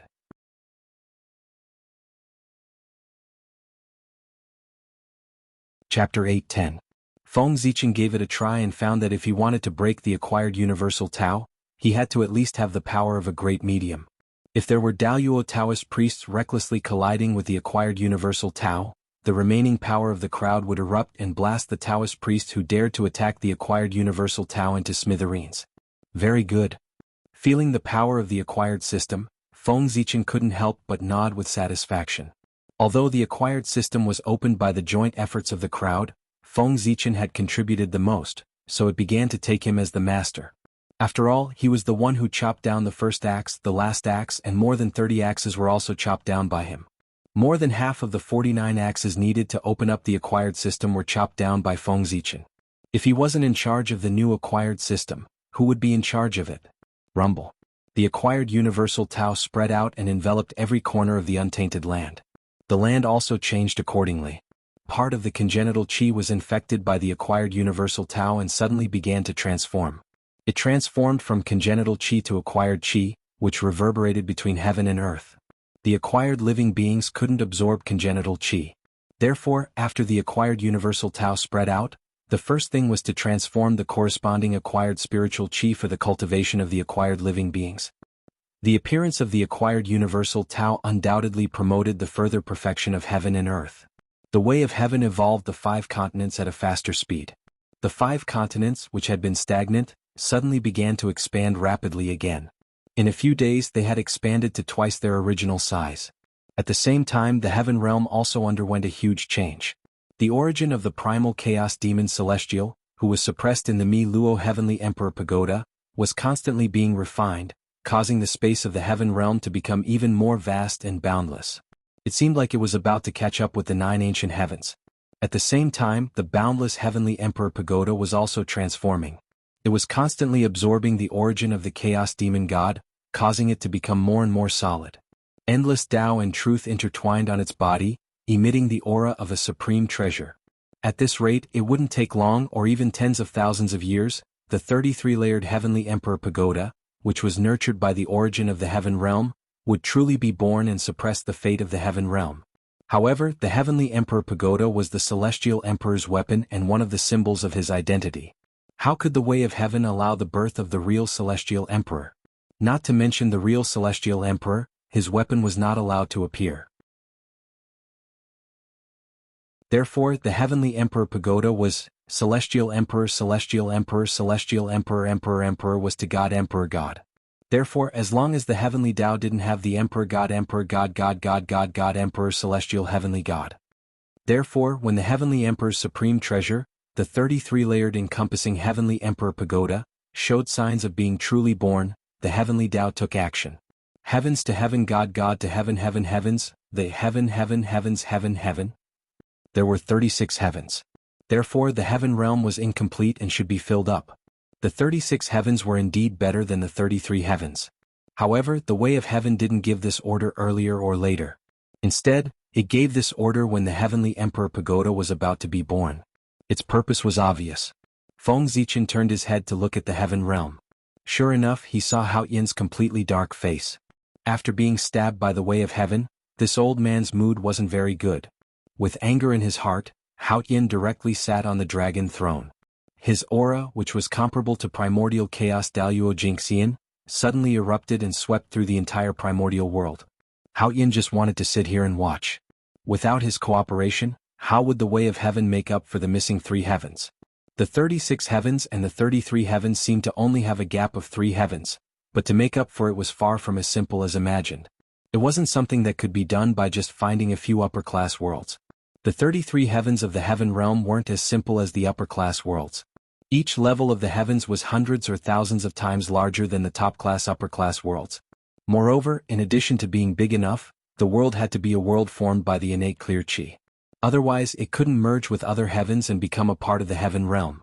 One had to know that the heaven realm was formed by the 9 heavens clear Qi. It was the most noble. Not to mention the acquired Qi, even ordinary innate Qi couldn't get close to it. If the origin was different, it would be a dream to merge with the heaven realm. In the current primitive heaven realm, it was more difficult to find a top-class world formed by the 9 heavens clear Qi than to create a world. Hao Yin didn't think that the way of heaven could find 3 top-class worlds that met the conditions of the heaven realm. However, Hao Yin forgot that there were no top-class worlds formed by the 9 heavens clear Qi in the primitive world. However, there were 3 worlds that could become the heaven realm.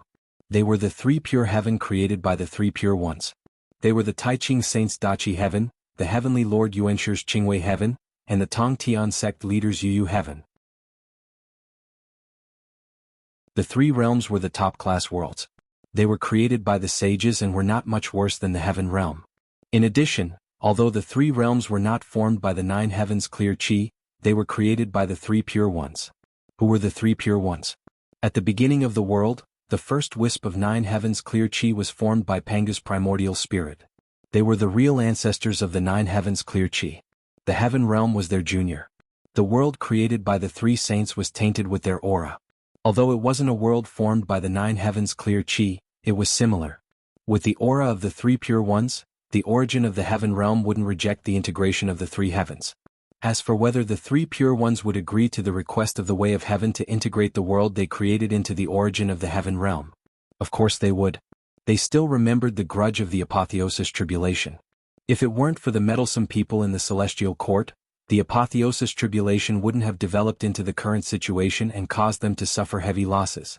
With anger in their hearts, the three pure ones were naturally happy to bring bad luck to the celestial court and prevent them from giving birth to a primordial treasure. It was just moving the world they created from the chaos outside the heavens to the heaven realm. How difficult was that? Not long after Tianji appeared, the three pure ones took action. They each used their supreme magic power to move the worlds they created from the chaos outside the heavens and place them in the heaven realm. Rumble. In the roar of the heavens and the earth, the three top-class worlds shattered the endless void and descended from the chaos outside the heavens. With the support of the way of heaven, they turned into three heavenly domains filled with clear chi. They covered the top of the heaven realm and turned the 33 heavenly domains into 36 heavenly domains. In the end, the way of heaven took care of Hao Yin's face and didn't let the three pure ones land on his head. Instead, it was under his feet. After the three pure ones came to the heaven realm, Yuyu heaven turned into the 33rd heavenly domain, Qingwei heaven turned into the 34th heavenly domain, and Dachi heaven turned into the 35th heavenly domain. As for Hao Yin's Mi Luo heaven, it automatically rose by 3 heavenly domains from the original 33 heavenly domains to the current 36 heavenly domains. It was still the highest heavenly domain. This was probably the last bit of dignity the way of heaven gave him. Hao Yin's expression turned ugly when he saw the three pure ones take action. After the three pure ones merged with the heaven realm, the Mi Luo heavenly emperor pagoda that was about to be born was affected. In a short instant, it rose by 3 more levels.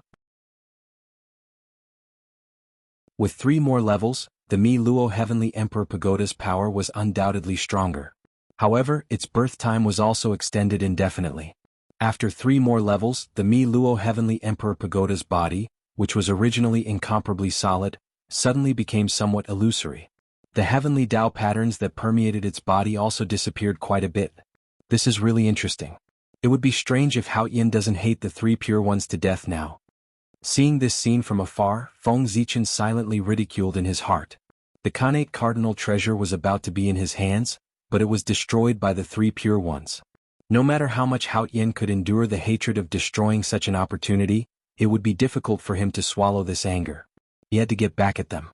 The commotion in the heaven realm was like the waves in the sea. It didn't cause much of a commotion in the wilderness. Under the control of the way of heaven, the 5 great continents continued to evolve. However, when the area expanded to a certain extent, which was 3 times the initial area, the speed of expansion of the 5 great continents stopped. They no longer continued to expand outwards, but instead evolved internally. In Feng Zichen's perception, streams of origin energy surged down from the way of heaven's body and merged into every corner and every inch of the land in the 5 great divine continents. Gradually, as the origin energy merged, the earth vein grew larger and more mystical, giving birth to endless creation. The earth was nourished and became extraordinary. It first transformed into spiritual land, then into a Khanate spiritual land. Apart from the 5 continents, the countless islands of various sizes floating on the sea might not have gained as many benefits as the 5 continents, but they had also gained some benefits, and thus became extraordinary. Feng Zichen even found that with the circulation of the creation chi, not only were Khanate spiritual treasures reborn in the 5 great continents, but also the aura of Khanate god fiends appeared. Obviously, the origin of heaven and earth had become rich again, and the wilderness had the capital to nurture Khanate god fiends. In addition, there were some special life forms that had never been seen before in heaven and earth. These were new Khanate life forms that were born when the way of heaven operated and the Tao tracks resonated with heaven and earth, and then merged with the Khanate chi. Every time the way of heaven changed, new Khanate life forms would be born under the operation of the rules to fill the diversity of the living beings in the wilderness. This was the inevitable result of the evolution of heaven and earth. It was impossible for there to be many races in the beginning and still be the same race after countless years. The evolution of heaven and earth and the replacement of living beings were the principles of heaven and earth.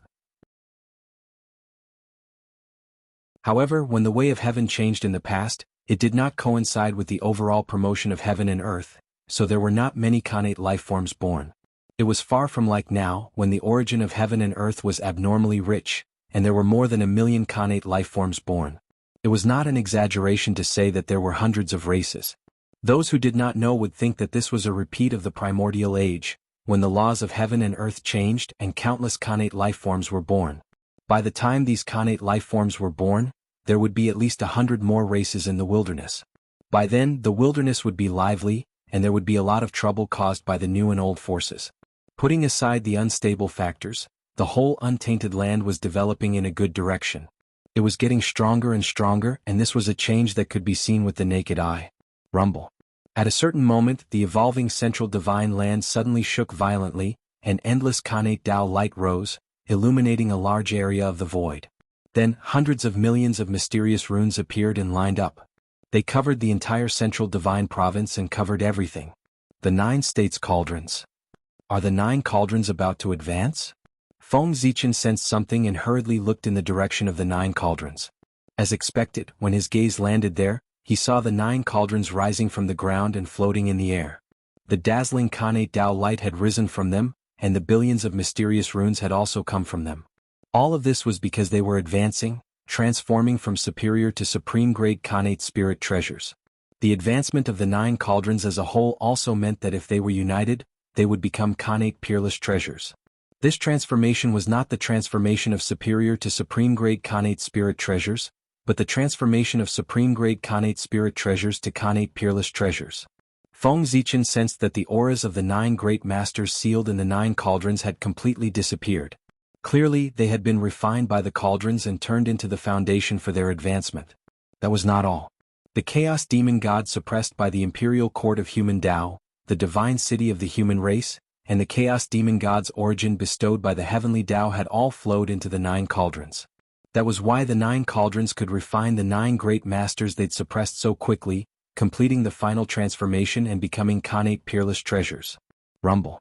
As the 9 cauldrons rumbled, boundless power poured out and formed a huge barrier in the sky above the central divine region. This was the boundary of the 9 province. With the transformation of the human domain into the central divine land, it had grown many times larger. When the boundary of the 9 province opened, it could no longer envelop the entire human race. Fortunately, the 9 cauldrons had already begun their advancement. Their power grew rapidly, and the boundary of the 9 province expanded rapidly as well. Soon, it covered most of the central divine land. Rumble, 9 earth-shaking booms rang out one after another, shaking the entire wilderness. The 9 cauldrons had finished their advancement and were rapidly withdrawing their power. Soon, the 9 cauldrons looked no different from ordinary treasures. They hovered quietly in the air. However, the boundary of the 9 province expanded abruptly, enveloping the entire central divine land in an instant. Khanate peerless treasures. The central divine land was so large that only legendary Khanate peerless treasures could completely envelop it.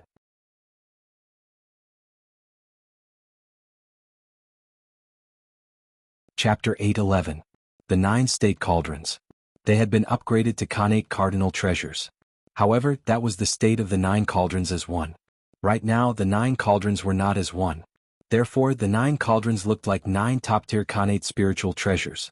Rumble. The boundary of the 9 states expanded rapidly until it covered the entire central divine prefecture. Only then did it stop.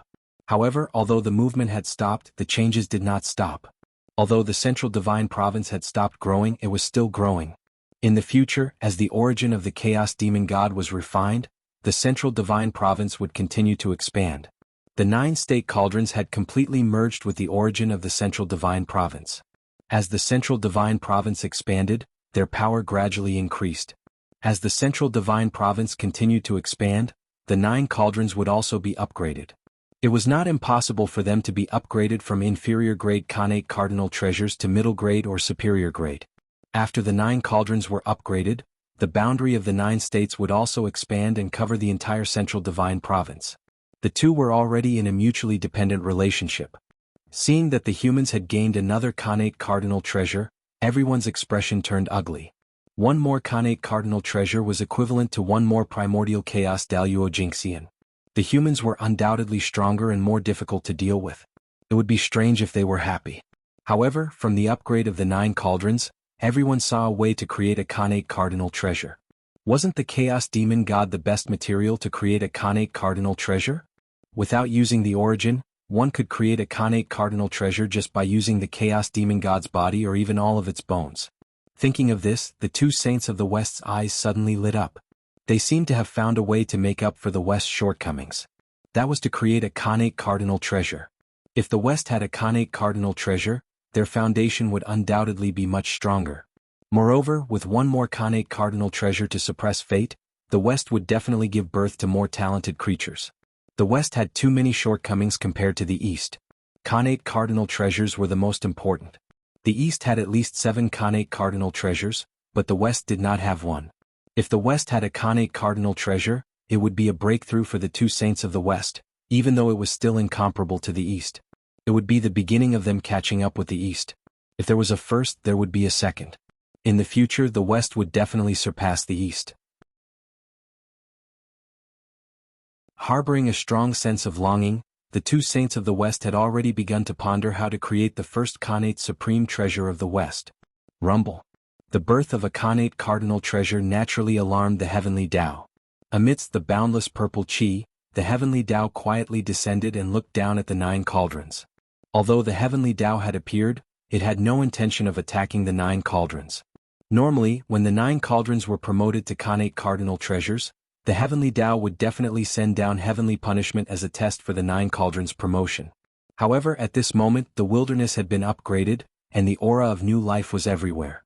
The 9 cauldrons had been upgraded to innate cardinal treasures at this moment, which could be said to be an excellent sign. It was a sign that the origin of the wilderness would be strengthened further. Therefore, when the 9 cauldrons were promoted, not only would the heavenly Tao not punish them, it would even reward them. Streaks of rainbow-colored light reverberated between heaven and earth, reinforcing the 9 cauldrons, making them look extremely noble. At the same time, the huge shadow of the 9 cauldrons suddenly appeared between heaven and earth. It was unbelievably huge, almost occupying half of the wilderness.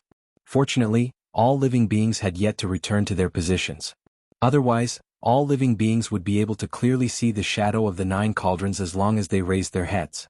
This was the special honor that the heavenly Tao had given to the 9 cauldrons, allowing them to manifest their divinity in the wilderness. Of course, the purpose of doing this was not to show off. Instead, it was to tighten the destiny of heaven and earth. The 9 cauldrons had been promoted to Khanate cardinal treasures at this moment, coinciding with the destiny of the wilderness promotion. Therefore, they could receive a trace of the promotion destiny of heaven and earth. The heavenly Tao had given the 9 cauldrons such a special honor to help them better receive the promotion destiny. In the distance, everyone was envious when they saw the 9 cauldrons receiving the destiny of heaven and earth. Khanate cardinal treasures were already extraordinary. Now that they had received a trace of promotion destiny, their power would at least increase by 30%. After the 9 cauldrons had been promoted, the changes in the wilderness had gradually stabilized. It would not be long before the changes in the wilderness turned from light to dark. At that time, it would be the time for all living beings to return to the wilderness. Well, since the wilderness had evolved until now, except for the primordial chaos experts present, the thousands of great mediums, and the Daluo Taoist priests who were silently guarding at the side, there was no other living beings living in it. That was right. The evolution of heaven and earth was an opportunity for the experts. But for mortals, it was a complete disaster. They could not leave mortals in the current wilderness. Otherwise, under the operation of the successive heavens chi, countless living beings would be crushed and turned into the initial primordial chi.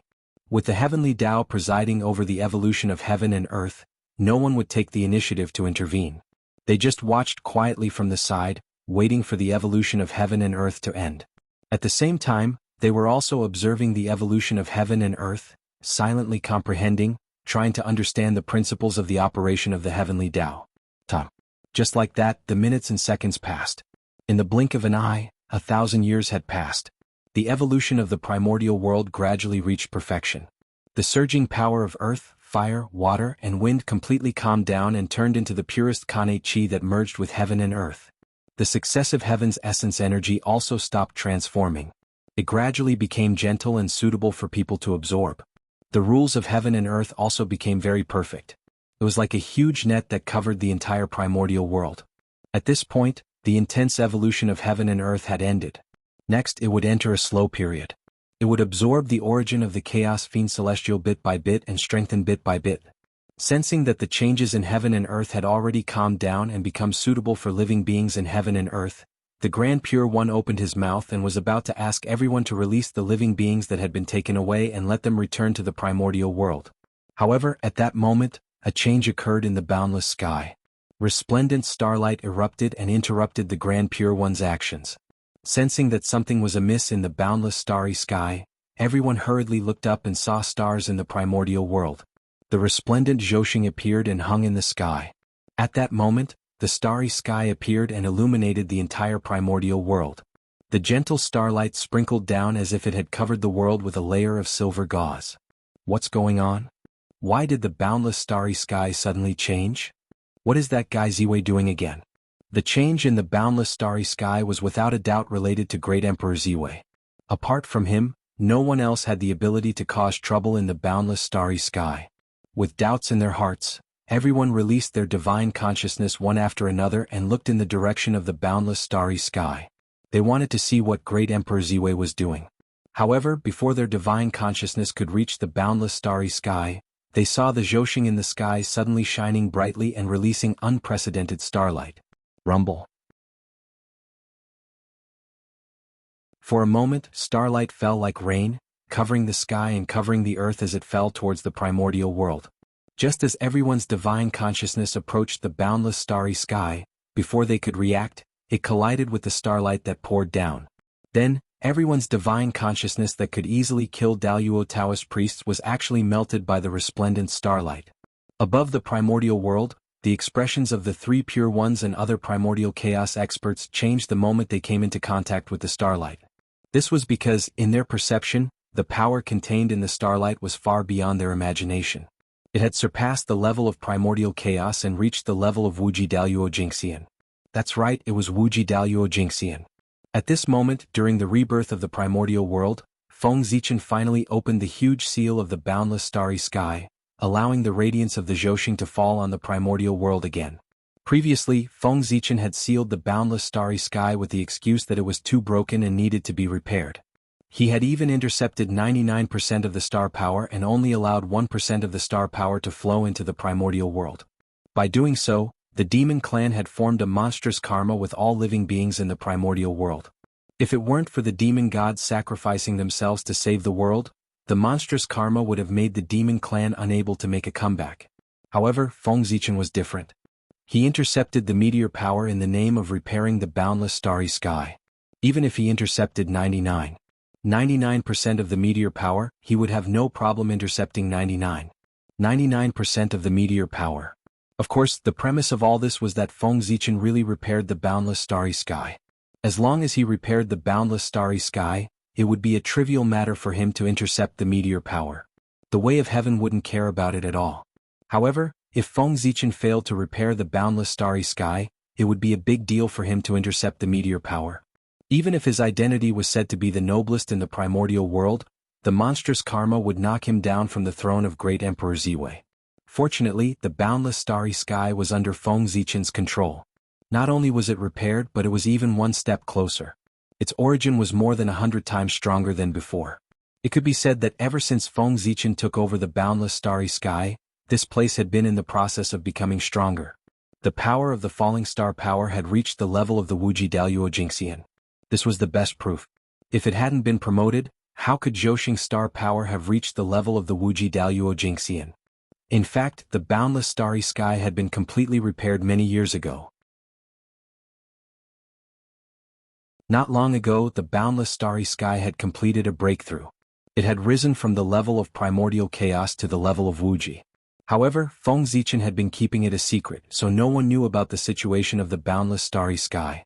Although no one was clear about the situation of the boundless starry sky, they knew that ever since Feng Zichen took control of this place, the boundless starry sky had been in the process of becoming stronger. This could be seen from how he had borrowed the power of the boundless starry sky to suppress the saints and the chaos demon gods several times. Although they had expected the boundless starry sky to be very strong, no one had expected it to be so strong that it had surpassed the level of primordial chaos. This time, Feng Zichen had removed the seal, allowing the power of the boundless starry sky to be truly displayed in front of the world. It could be said that it had stunned everyone. It was really too strong. Rumble. Feng Zichen had released the star power that had accumulated for countless years. It was imaginable how strong it was. It was not inferior to the origin of 2 or 3 chaos demon gods. The starlight fell on the untainted land, causing the evolution process, which had entered a period of calmness, to become intense again. Rumble, heaven and earth were shaking. The origin became stronger, the rules became stricter, and the void became more stable. The whole world was filled with a faint vitality. On the ground, someone tried to attack the void and found that it was as hard as it had been in ancient times. Only Lord Taoist Tai had the power to move the void, and only Taoist priest Daluo had the power to tear the void. It was terrifyingly hard. This meant that after countless years, the untainted land could once again withstand a battle at the level of Daluo Taoist priests without worrying about the destruction of the world. The world was really different, showing signs of repeating the glory of ancient times. This was the first time that after the calamity, the untainted land did not degenerate, but instead became one step closer. In the past, after the calamity, the world was basically broken and the origin was weakened. But this time, although the world was broken, the origin was not weakened. Instead, it became stronger. This was a change that had never happened before. This was a sign of the untainted land's prosperity. Rumble. The changes in the land were still happening. Under the support of the starlight, the 5 divine lands did not continue to expand, but the vitality in the divine lands was more than several times stronger. The Khanate creatures that were nurtured in them were showing signs of being born. In addition, more mysterious changes were happening. For example, the Khanate origin was constantly blending. More Khanate spirit treasures and Khanate god fiends were born and hidden in every corner of the 5 divine lands. Khanate god fiends were nothing, but Khanate spirit treasures were rare. Although the primordial chaos experts did not care about them, their subordinates needed them.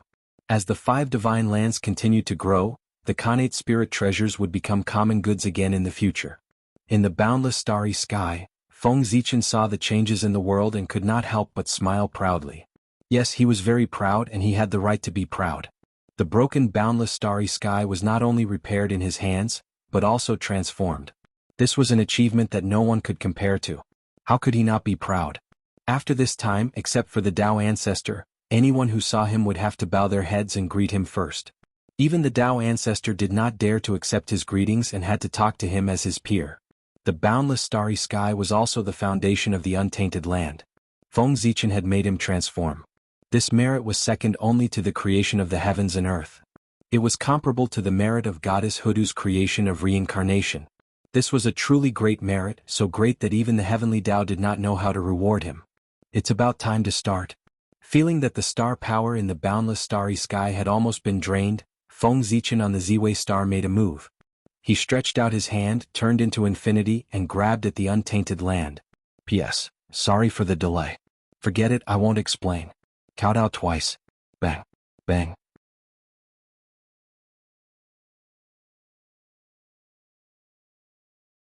Chapter 8:12. Rumble. As the giant hand fell, the entire eldritch wilderness shook. Then, divine palaces surrounded by starlight emerged from all over the land. They were grabbed by Feng Zichen's hand and flew toward the boundless starry sky. Those were the universal divine palaces. In the past, Feng Zichen had left 2 sets of universal divine palaces in the human race to sort out the earth veins of the eldritch wilderness. He had left the smaller set in the human race to suppress the earth veins of the human race. As for the larger set, he had left it for the myriad races to suppress the earth veins of the eldritch wilderness. Not long ago, in order to shatter the eldritch wilderness and not increase the difficulty for the people, Feng Zichen had not used the power of the universal divine palaces to forcefully stabilize the eldritch wilderness. Because of this, after the eldritch wilderness was shattered, the 365 universal divine palaces that were located all over the eldritch wilderness were scattered to various places along with it. As the eldritch wilderness was restored and transformed into the 5 great continents, as well as countless continents and islands of various sizes, the scattered universal divine palaces were naturally useless. In the current eldritch wilderness, apart from the central divine land, the other 4 great continents had long become specious and completely different from the eldritch wilderness. Even if the 365 universal divine palaces landed on the 5 great continents, they would not be able to suppress the earth veins of the eldritch wilderness. Moreover, even if the universal divine palaces could suppress the earth veins, the masters of the other three great continents, the three pure ones, the two sages of the west, the eastern emperor Tai, and the others, might not let the treasures that belong to Feng Zichen even take half a step into this place.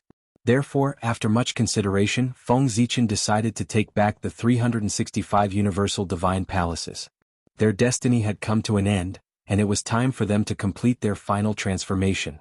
What transformation? Go against the Khanate and transform into Khanate spiritual treasures.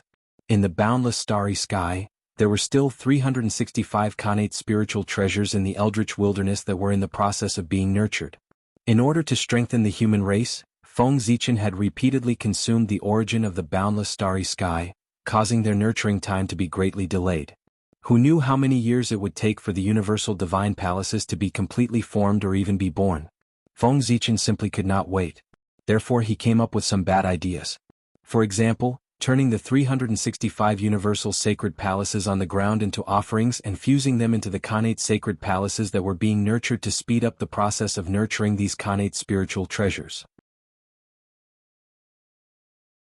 Even though the universal sacred palaces on the ground were all postnatal utmost treasures, Feng Zichen had put in a lot of effort when creating them. Not only were they made of the corresponding star divine gold, but they were also fused with many corresponding origins of Zhouxing in each of them. Just from this point alone, these universal divine palaces could be said to be peerless amongst Hotian's supreme treasures. In terms of might, it was absolutely not inferior to a Khanate magic treasure in the slightest. Later on, these universal sacred palaces had been placed on the ground by Feng Zichen to suppress the desolate earth vein. It was connected to the starlight in the sky above and the energy of the earth below. In the middle, it was operated by the celestial being of Pangu. After being tempered by these three energies for countless years, the 365 cycle divine palaces had undergone unimaginable changes. Although they were not Khanate spiritual treasures, their power was comparable to that of Khanate spiritual treasures. The density of their Khanate origins was not inferior to that of Khanate spiritual treasures at all. In fact, it was even 30% stronger. After all, the Khanate origins contained in the universal sacred palaces were condensed by the celestial being of Pangu. How could their quality not be high?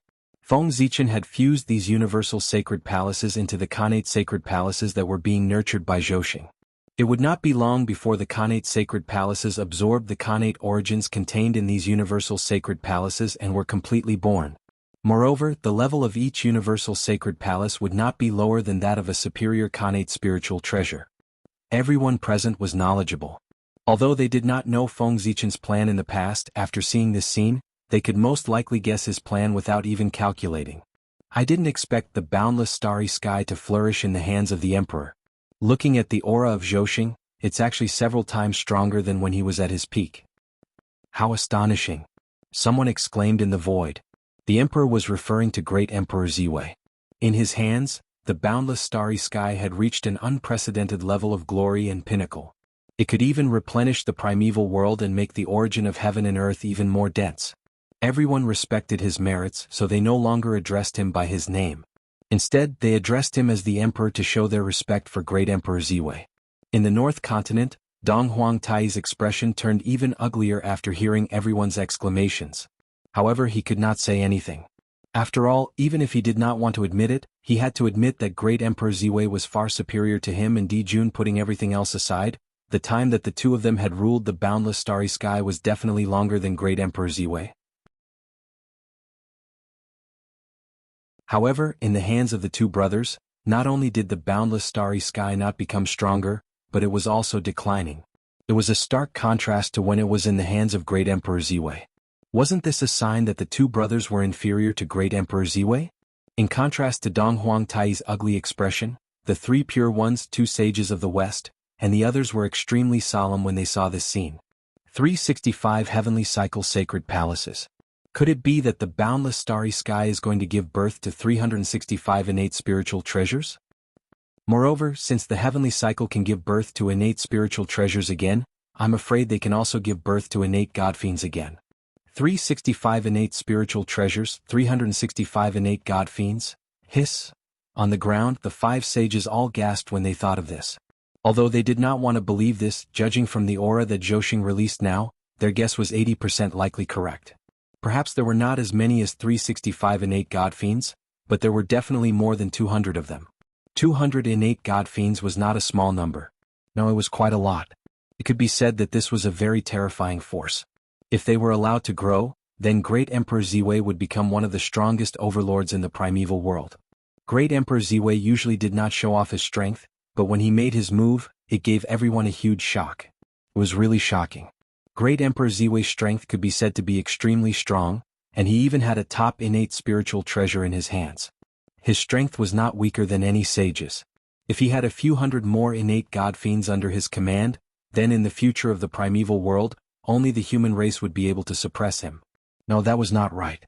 With the boundless starry sky as his backing, it was not impossible for Great Emperor Ziwei to surpass the human race and become the strongest overlord in the primeval world. Now, the boundless starry sky had already surpassed primordial chaos Daluo Jingxian and reached the level of Wuji Daluo Jingxian. In other words, the boundless starry sky could be said to be the number one sacred ground in the primeval world, and it had already surpassed Kunlun Mountain. With such a sacred ground, Great Emperor Ziwei's rise was inevitable. No one knew what kind of mysteries and fortunes were contained in this place, as well as what kind of opportunities it would bring to Great Emperor Ziwei. However, there was one thing that everyone was certain of, and that was that the benefits that Great Emperor Ziwei had obtained were absolutely beyond imagination. Even Zhou could be promoted, let alone the master of the boundless starry sky. He must have also been promoted and obtained unimaginable benefits. In fact, that was exactly the case. The moment the boundless starry sky was unsealed, apart from the vast astral power that surged towards the primeval world, some of it also flowed into his body, turning into a majestic source of origin and enlightenment, and forcibly raising his realm. Then Feng Zichen began to break through. From the sixth heaven of primordial chaos, he broke through to the seventh heaven of primordial chaos. After that, the astral power did not weaken.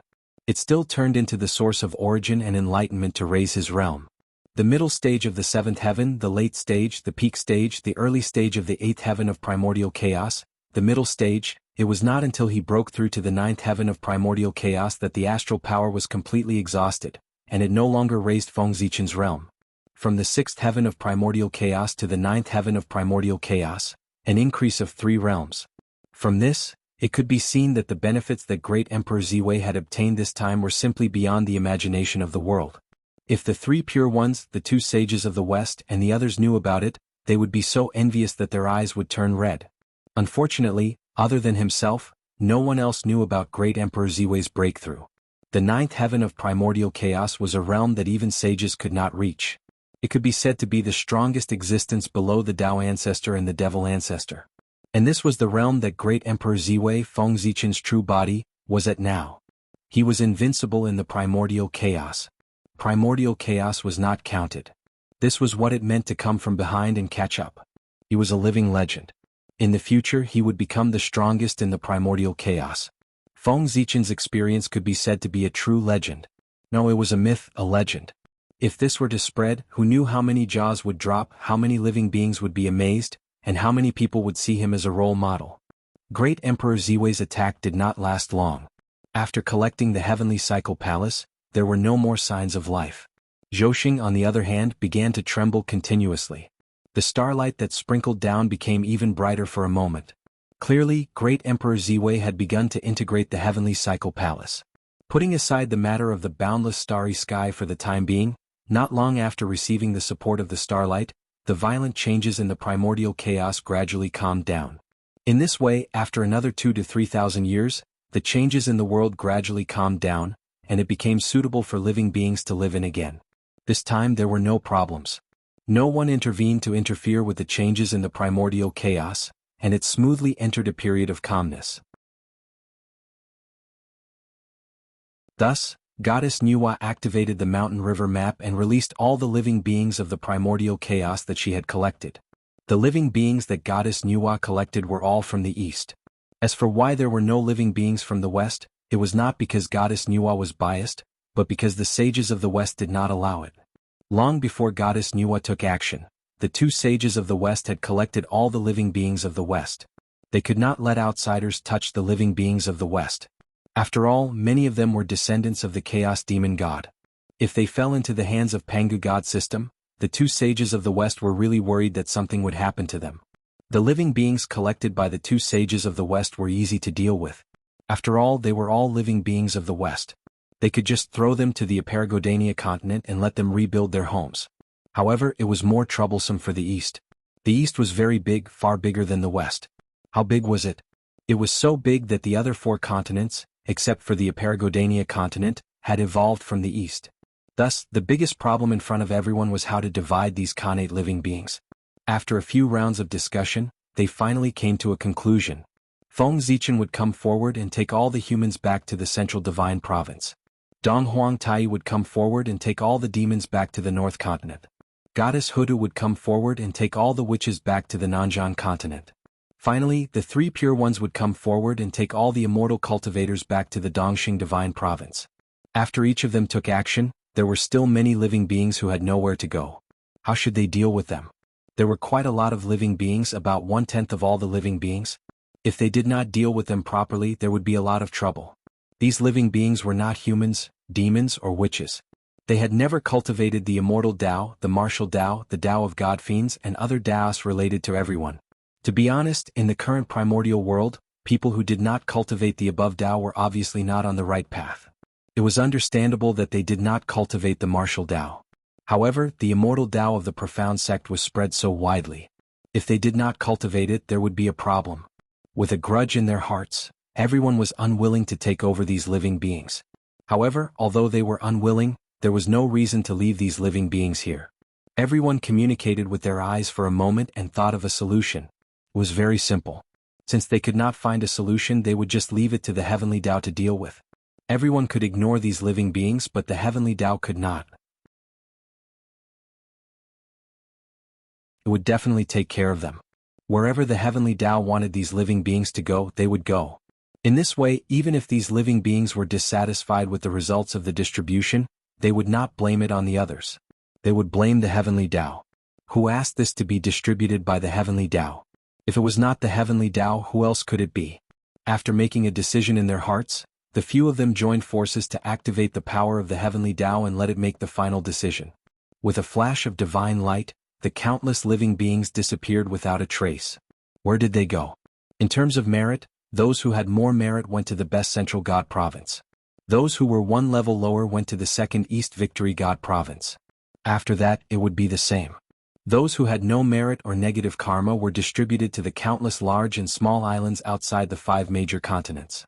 In this way, the matter was perfectly resolved. As for the primordial world, because of the return of living beings, it had regained its former liveliness.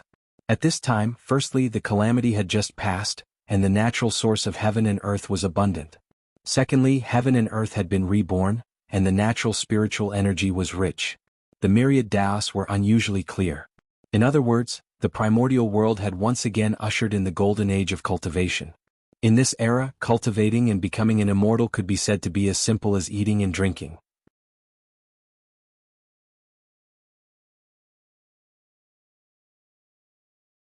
Chapter 8:13. Wasn't that the case? The chi of successive heaven was so dense that one could breathe it in just by breathing it in, let alone deliberately absorbing it. In the past, one needed to calm down and concentrate to absorb the spiritual chi from the void. Now one also needed to concentrate. However, the goal was to control the amount of spiritual chi that one absorbed so as to prevent one from exploding from the majestic spiritual chi. The difference between them could not be measured by reason. It was too big. Apart from that, the difference between the successive heaven and the myriad Tao was more than billions. In the past, everyone searched for it bitterly, but they might not be able to see the true appearance of the laws. But now, as long as one focused slightly, one could clearly see the densely packed chains of laws that spread between heaven and earth. It could be said that in this era, even a pig could cultivate to become an immortal. They were truly standing at the edge of the wind and caught up with the environment. It was like the beginning of heaven and earth. The living beings living in this world had really picked up a treasure. Not to mention sky immortals, mystic immortals and golden immortals, even Daluo Jingxian could easily become a golden immortal. Even the Daluo Taoist priests who had almost become a legend, could easily become 100 times, or even 1,000 times more powerful in this era. Such a special environment also created a large number of experts. In just a few thousand years, more than 1 million immortals were born in this world. Even Daluo Jingxian was born no less than 100. After another 1,000 years, even a Daluo Taoist priest was born. The superior environment of this world was simply beyond the imagination of the people. Almost all the orthodoxies, regardless of whether it was martial arts, immortal Tao, pill Tao, equipment Tao, demon Tao, celestial demon Tao, or dozens of other cultivation paths, all began to flourish in the Eldritch world. The long-awaited golden age of cultivation. Everything was recovering, everything was rising, and everything was becoming stronger. But all the powerful people who were paying attention to the Eldritch world knew clearly that the golden age was really coming. Later on, even the ordinary cultivators knew that the golden age was coming. All the orthodoxies were reviving, and the Eldritch world would return to its ancient glory. In this era, everyone had the possibility of becoming a Tao. Daluo Taoist priests were everywhere, and the era of quasi-saints was about to return. Everyone was happy to see the untainted wilderness prospering. However, there was one person in the boundless starry sky who couldn't help but frown after seeing this. It was the god of the South Pole, the Thunder Lock, the Southern Extremity Longevity Emperor. Seeing the current situation of the untainted land, not only was he not happy, but he was also greatly worried. It was not that he could not bear to see the primordial world doing well. The untainted land was a good thing for everyone. They could also benefit from it. Naturally, the Thunder Lock was happy to see the untainted land become better. However, at this moment, it was not a matter of whether the world was good or not. It was just that there were too many immortals in the untainted land. There were so many that even the heavenly Tao was a little displeased. Immortals seemed to be free and unfettered, but to heaven and earth, they were a great disaster. They were the parasites of heaven and earth. Why did he say that? Because they wouldn't die. Birth, old age, sickness, and death were the cycle of heaven and earth. They were also the foundation of the endless cycle of heaven and earth. The heavenly Tao used its essence to create living beings. After living a lifetime, its essence would return to the world after death. In this way it would neither increase nor decrease. It would not lose the power of the heavenly Tao at all. It could even strengthen the power of the heavenly Tao. It was a perfect and balanced process. However, the appearance of the immortals broke this balance. They went against the heavens and obtained longevity. From then on, they could live forever and stay in the world forever. This made it so that the heavenly Tao could not take back the essence that was used to create them. As the immortals continued to improve, they were also constantly devouring the power of heaven and earth. The higher the realm of the immortal, the more power of heaven and earth they would devour. Naturally, they were not liked by heaven and earth. When cultivators cultivated, they only entered and did not exit. They were getting stronger and stronger, but heaven and earth were getting weaker and weaker because of this. In such a situation, how could the heavenly Tao not see immortals as parasites of heaven and earth? Those who harmed heaven and earth to enrich themselves were all parasites of heaven and earth. They were both going against the heavens. There were too many immortal cultivators who could write novels. Novels also knew the content of output. However, immortal cultivators only entered and did not exit. They were really ruthless. The more immortals there were in heaven and earth, the angrier the heavenly Tao was. This was because the drawbacks of the increasing number of immortals had begun to appear. The simplest example was that the speed of the increase of spirit chi in heaven and earth had begun to slow down. This was very abnormal because the essence of the Chaos Fiend God had not been completely refined. The spirit chi in heaven and earth should be increasing faster and faster. But now it was slowing down. What was the problem? The simple reason was that the spirit chi in heaven and earth was being consumed in large amounts. This caused the growth of spirit chi to become slower and slower. And the spirit chi that was being consumed was being absorbed by the immortals. It might not be obvious now, but as the number of immortals increased in the future, the spirit chi in heaven and earth would become thinner and thinner. When the heavenly Tao could no longer tolerate it, a new calamity would erupt. The immortals would then face the calamity and die in large numbers. The essence would return to heaven and earth. The heavenly Tao would return to its peak and heaven and earth would welcome a prosperous era again. Then a large number of immortals would appear again. Then the heavenly Tao would be angry and the calamity would erupt. Round after round of reincarnation.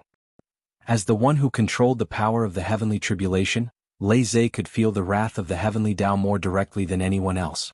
In his vision, the power of the heavenly tribulation was surging wildly, entangling the rules and intertwining with unparalleled lightning. And the lightning was formed by the wrath of the heavenly Tao. When the heavenly Tao was angry, the power of the heavenly tribulation that Lei Zhe had set up earlier would increase by 30%. The immortal ascension tribulation was really getting more and more difficult. But even so, it still could not effectively stop the birth of immortals. It had been an aeon since the heavenly tribulation appeared. Although the people did not dare to say that they completely understood the heavenly tribulation, each of them had their own ways to deal with it.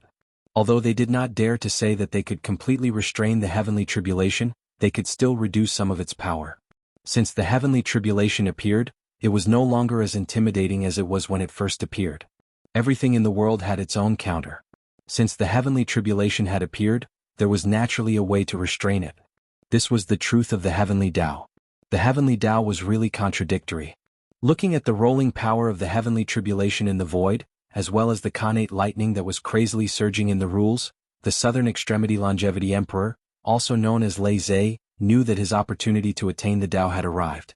It was not to break through to the primordial chaos Daluo Jingxian, but the opportunity to become a sage. Yes, he was not mistaken. It was to become a sage. Although Lei Zhe did not have the Hongmeng purple qi, which was known as the foundation of becoming a sage, he still saw the opportunity to become a sage in the power of the heavenly tribulation. If he became one with the power of the heavenly tribulation and became the existence that controlled the heavenly tribulation, helping the heavenly Tao to reduce the number of immortals in the world, there was no doubt that the Hongmeng purple qi, which was known as the foundation of becoming a sage, would descend in front of him in an instant. Lei Zhe did not care much about reducing the number of immortals. Because if he really did make a move, those great mediums would not become enemies with him because of this. They would even secretly help him.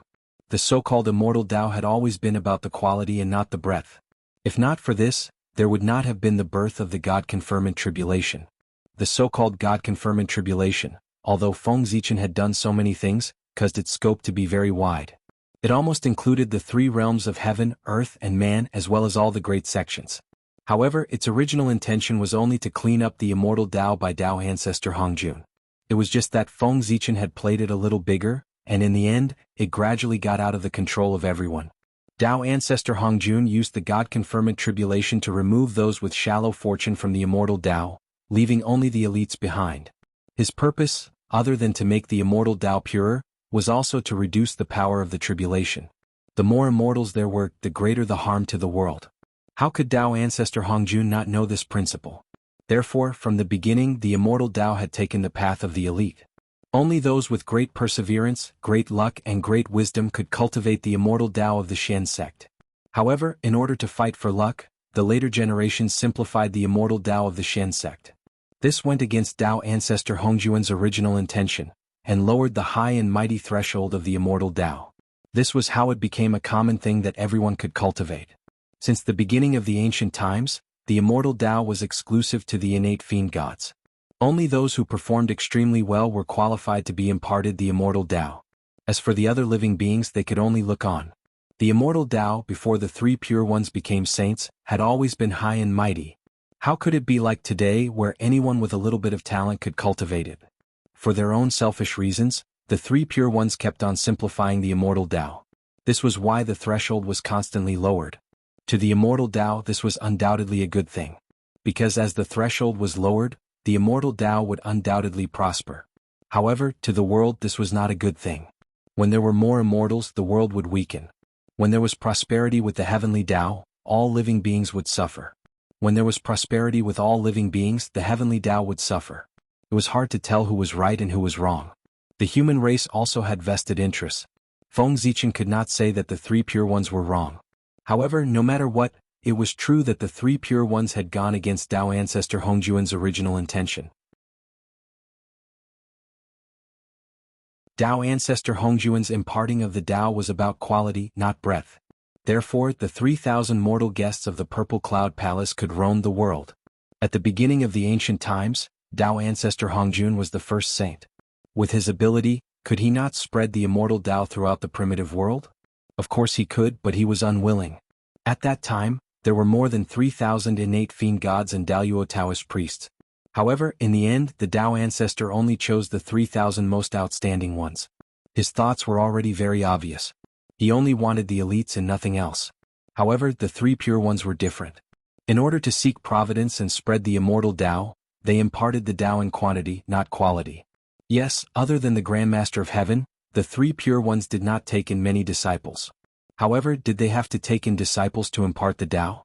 When they first attained the Tao, they often preached the immortal Tao to the world on Kunlun Mountain. Wasn't that spreading the immortal Tao? Without a doubt, the reason why the current cultivation world of the primitive world was so prosperous and full of flowers was related to the three pure ones' disregard for the preaching of the Tao back then. The reason why the three pure ones were called the three pure ones by some people was not only because they were powerful. It was also because they had made indelible contributions to the development of the cultivation world of the primitive world. That was also the reason why Feng Zichen could not shake the three pure ones even though he had repeatedly slapped them in the face. Their contributions were too great. Moreover, these contributions were basically obtained by going against the heavenly Tao. In order to impart the Tao to all living beings, the three pure ones really went against the heavenly Tao.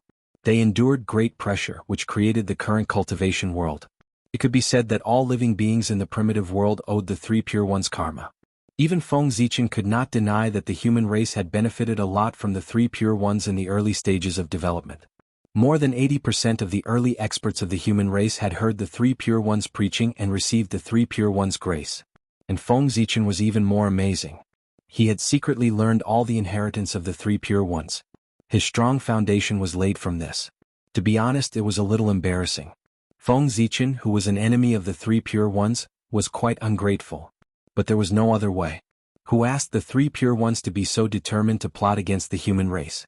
If there were no humans, Feng Zichen would probably be able to be a Shenqing in peace and silently contribute to the development of the Shen sect. But there was no choice in one's birth. Since he was born as a human, he should be proud of it. He should be indomitable. The human race should take it as our responsibility to strengthen the human race. This was the philosophy that Feng Zichen had been instilled in him since he was born, and he had been carrying it out. For the sake of the human race, it was nothing to bear a little infamy. In order to develop the human race before Feng Zichen, countless human pioneers had fallen on the road and sacrificed their precious lives. These people were really dead when they died. Even Feng Zichen could not resurrect them because that was the last glorious period of Mount Buzhou. No one could interfere with the past. Compared to those martyrs who had sacrificed their lives, Feng Zichen bearing a little infamy was nothing. Moreover, if he did not take the initiative to expose his relationship with the Shenqing, he would not be able to bear even a little infamy. Very stable. Old cunning. There was no hatred in the world for no reason. The reason why the heavenly axiom tried so hard to break up the three pure ones might not be without a reason. When the disciples made mistakes, the master had to think of a way to clean up their mess. Therefore, Tao ancestor Hongjun had been looking for opportunities to simplify the immortal path. The God investiture tribulation was only one of his many methods. The others, such as supporting other orthodoxies or even supporting the fiendish path to fight against the immortal path. It was not that Tao ancestor Hongjun had not done it before. The immortal path had 6 saints. If not for Tao ancestor Hongjun's secret support, which orthodoxy could fight against the immortal path? He could destroy it with a wave of his hand. As for the heavenly axiom not allowing it, there were many things that the heavenly axiom did not allow. At most they would hide a little. They said that Feng Zichen was cunning because they did not understand Tao ancestor Hongjun. He was the biggest cunning person in the primordial world. Feng Zichen's cultivation was still a little lacking. In order to clean up his disciples' mess, Tao ancestor Hongjun thought of a way to reduce the number of immortals to delay the arrival of the tribulation. P.S. I was too anxious. I almost posted it in my new book. It's so exciting.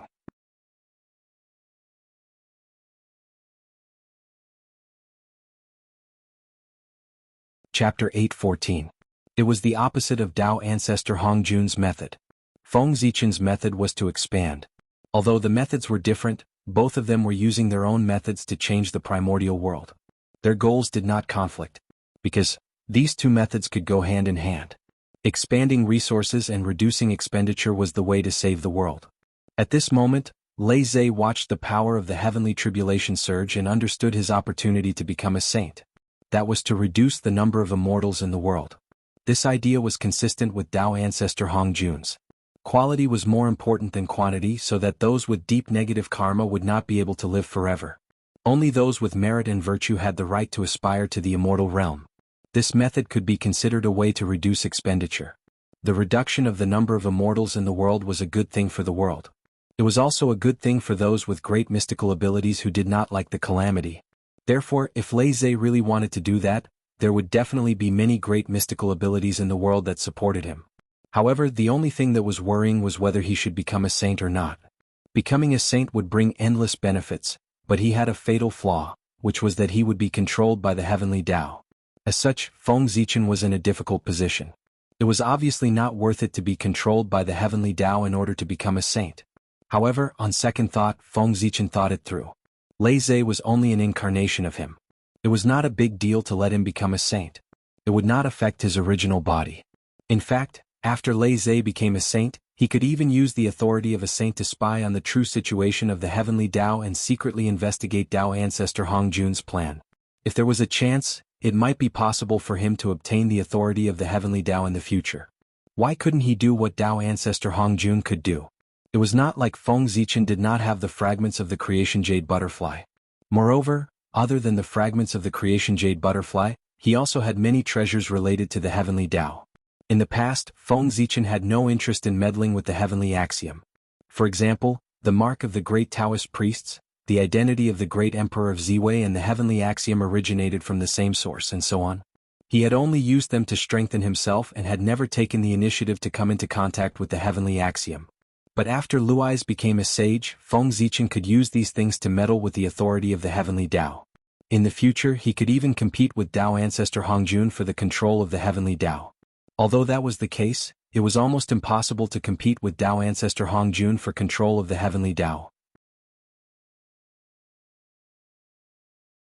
After all, he had painstakingly planned for so many years. How could he easily make a wedding dress for an outsider and let others pluck the peach? Feng Zichen, this is a gamble. If he succeeded, he would naturally make a huge profit. If he failed, he would only lose a clone and part of his authority, but that wouldn't shake his foundation. Take a gamble and turn a bicycle into a motorcycle. That was what Feng Zichen thought, and that was what he did. With a thought, Feng Zichen's spiritual consciousness left the body of the great emperor of North Star and came to Luai's consciousness. He took over his body and prepared to merge with the power of the heavenly tribulation to prove his opportunity to become a sage. Rumble. A majestic divine thought gushed out from Luai's body.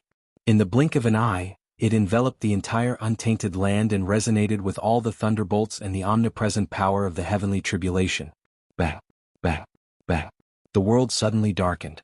Countless thunderbolts appeared out of thin air and flashed in the sky, releasing shocking lightning. Rumble. As the thunder rumbled, the power of the heavenly tribulation surged wildly and gradually merged with the lightning. Rumble. When the thunder rumbled again, it carried a trace of the heavenly tribulation aura and had truly transformed into tribulation thunder. The terrifying aura spread out and caused the world to fall into an oppressive state. In an instant, almost all the cultivators below Daluo Jingxian felt that a great calamity was about to befall them. It was as if the divine thunder in the sky was targeted at them and would strike down at any time to end their lives. The thunder was formed by the heavenly tribulation. Under the might of heaven, how many people would not be afraid? How could they not feel fear in their hearts? It wasn't that there weren't any, but that there were too few of them. It was already considered a lot if there was 1 in 100 million living beings. Therefore, under the heavenly tribulation, the living beings couldn't help but feel great fear in their hearts. In an instant, fear spread between heaven and earth, causing the atmosphere to become even more oppressive. All of the living beings present began to tremble with fear. Ha! With a deep roar, Luai's Dharma power spread out and merged with the tribulation aura that filled the world. In an instant, the power of the thunderbolts in the sky increased by another 3 times. Rumble. In the roar of heaven and earth, Luai's body slowly disintegrated and turned into a huge amount of energy that poured into the eye of tribulation. Bus, bus, bus. Luai's origin was extremely powerful. When it was all merged into the eye of tribulation, the enhancement it brought was undoubtedly beyond imagination. In the dazzling Tao light, chains of order flew out of the eye of tribulation's body like a net that seemed to envelop the world. Whoosh! In an instant, the eye of tribulation became infinitely large. It stood erect between heaven and earth so that all the living beings in the untainted land could see it clearly. The purple vertical eye towered between heaven and earth. From afar, it looked like a huge crack had split open between heaven and earth. It looked extremely terrifying and sent chills down one's spine. At the same time, with a whoosh, a beam of Tao light appeared and shrouded the entire untainted land. Then, The tribulation aura that filled the world seemed to be guided and crazily surged into the Eye of Tribulation's body. Vaguely, a blurry figure slowly took shape in the Eye of Tribulation's pupil. It was Luai's. He was reforming his Tao body with the tribulation aura of heaven and earth. It was called the indestructible body, also known as the saint body. He wanted to attain Tao and become the saint who controlled the calamities. He wanted to be the spokesperson of the heavenly Tao and the executioner. With lightning in one hand and calamities in the other, he wanted to bring endless calamities to all living beings. If Luai's attained Tao, he would be the 8th saint of the untainted land, the tribulation saint. Rumble. More and more tribulation aura surged and became a part of Luai's indestructible body. It kept strengthening him. Vaguely, a supreme saint aura spread from Luai's body. Is the Southern Extremity Longevity Emperor about to become a saint? But he doesn't have the Hongmeng purple chi. How can he achieve the final step of merging his primordial spirit with the heavenly Tao? Sensing the movement between heaven and earth, especially when the supreme saint aura spread out, the crowd could roughly guess what had happened even if they didn't want to know. The Southern Extremity Longevity Emperor, one of the 4 deities of the heavenly court, was about to become a saint. But how was that possible? Everyone knew that one couldn't become a saint without the Hongmeng purple chi. As for the Southern Extremity Longevity Emperor, the crowd could basically conclude that he didn't have the Hongmeng purple chi. Then how was he going to take the final step? Puzzled, the crowd stared at Luai's closely. They wanted to see what methods he used to become a saint. No one doubted that Luai's would fail, because the phenomenon of becoming a saint had appeared. It meant that the heavenly Tao had recognized Luai's as the saint. If that was the case, how could Luai's fail? As time passed, more and more tribulation aura surged toward the Eye of Tribulation. One could see that Luai's figure was becoming clearer in the Eye of Tribulation. But he was still a long way from being fully formed. The tribulation aura surging toward him was far from enough. Luai's needed more. Thinking of this, Luai's suddenly opened his eyes and shouted with a loud voice, "Heavenly Tao, today I, Luai's, the god of Luai's, see that the laws of heaven and earth are incomplete. I am willing to set up the 3 calamities and 9 disasters to make up for the path of tribulation. I hope the heavenly Tao will bear witness to this." His voice was so loud that it reverberated through the entire eldritch world. Everyone could hear him clearly. All of a sudden, a bad premonition arose in the hearts of everyone present. Although they didn't know what the 3 calamities and 9 disasters were, they instinctively felt that this was very unfavorable to them and would affect their future. Terrified, the crowd wanted to object. But in the face of the heavenly Tao's might, how could they dare to speak? Just as the crowd was hesitating, another loud voice resounded in heaven and earth. What are the 3 calamities and 9 disasters? The voice was emotionless and cold. It was the heavenly Tao's voice. It was asking Luai's what the 3 calamities and 9 disasters were. It was normal for the heavenly Tao to have questions that it didn't understand. This was because the heavenly Tao was incomplete. If the heavenly Tao was omniscient, omnipotent, and perfect, why would it need a saint? The purpose of a saint's existence was to help the heavenly Tao to make up for the inadequacies of heaven and earth. Hearing the heavenly Tao's question, Luai seemed to be answering the heavenly Tao and explaining to the crowd. He replied with a loud voice. The so-called 3 calamities and 9 disasters are the tribulations that one must encounter on the path of cultivation. Cultivation is originally a path that defies the heavens. Therefore, stepping on this path will inevitably lead to countless tribulations. On this path, only those with great perseverance, great luck, and great wisdom can reach the peak. The 3 calamities and 9 disasters are the tribulations on the path to immortality. They are specially used to select the above 3 categories. At the same time, it is also to tell the masses that immortality is not easy. Longevity is even rarer. Since you have achieved so much, you should cherish what you have. Don't let your tens of thousands of years of cultivation go to waste. After lamenting, Luai finally began to explain the 3 calamities and 9 disasters. The 3 calamities are divided into 3 major and minor calamities. The 3 minor calamities are the tribulations that mortals have to overcome before they reach immortality. They are the tribulations of weapons, plague, and famine. Mortals are weak. If there is a slight disturbance, they will die and their souls will enter the netherworld. Therefore, only by overcoming the 3 minor calamities can one be qualified to seek immortality. The 3 major calamities are the tribulations of those who achieve immortality. After becoming immortal, there will be 3 calamities. The immortal Tao is an unusual Tao. Therefore, after the Tao is achieved, ghosts and gods will not tolerate it. Although you can preserve your youth and live longer 500 years later when lightning strikes you, you have to see your nature clearly and avoid it in advance. If you can avoid it, you will live as long as the heavens. If you can't, you will die. 500 years later, a fire will burn you. This fire is not the heavenly fire, nor is it an ordinary fire. It is called the Yin fire. It burns from the Yongquan acupoint in your body and goes all the way to your Niuan palace. Your organs will turn to ashes and your limbs will rot. It will turn your 1,000 years of ascetic cultivation into an illusion. 500 years later, a wind disaster will hit you. This wind is not the wind from the east, south, or west. It is not the wind from the north, nor is it the wind from the willows, pines, and bamboo. It will blow from the fontanelle into the 6 organs, pass through the dantian, pass through the 9 orifices, and dissipate the flesh and bones. After the 3 calamities there are 9 calamities. The 9 calamities are also divided into big and small. The small 9 calamities are the difficulties of seeking Tao. Before the great medicine is formed, it is difficult to resist the cold and heat. Within a year, clothes are needed for the 4 seasons. Before the true qi is formed, there is still hunger and thirst. Within a day, 3 meals are needed. Those who follow the Tao suffer from clothing and food. This is the first calamity. The fate of the husband is heavy, it flows into this world to fill it up. Taking leisure in the midst of work is restrained by the elders. Restrained by the elders and unable to bear to escape, it has always been a rare leisure time. Those who follow the Tao suffer from the elders' invitation to stop, 2 calamities. Those who follow the Tao suffer from the entanglement of love, 3 calamities. Entangled by fame and fortune, 4 calamities. Calamities occur without restraint, 5 calamities. Restrained by the blind master, 6 calamities. Discussing the differences, 7 calamities. Slack in the will, 8 calamities. Wasting time, 9 calamities. Only by avoiding these 9 calamities can one achieve the Tao. Among the 9 calamities, there might be 1 or 2 that cannot be persevered. However, it is futile and will not succeed.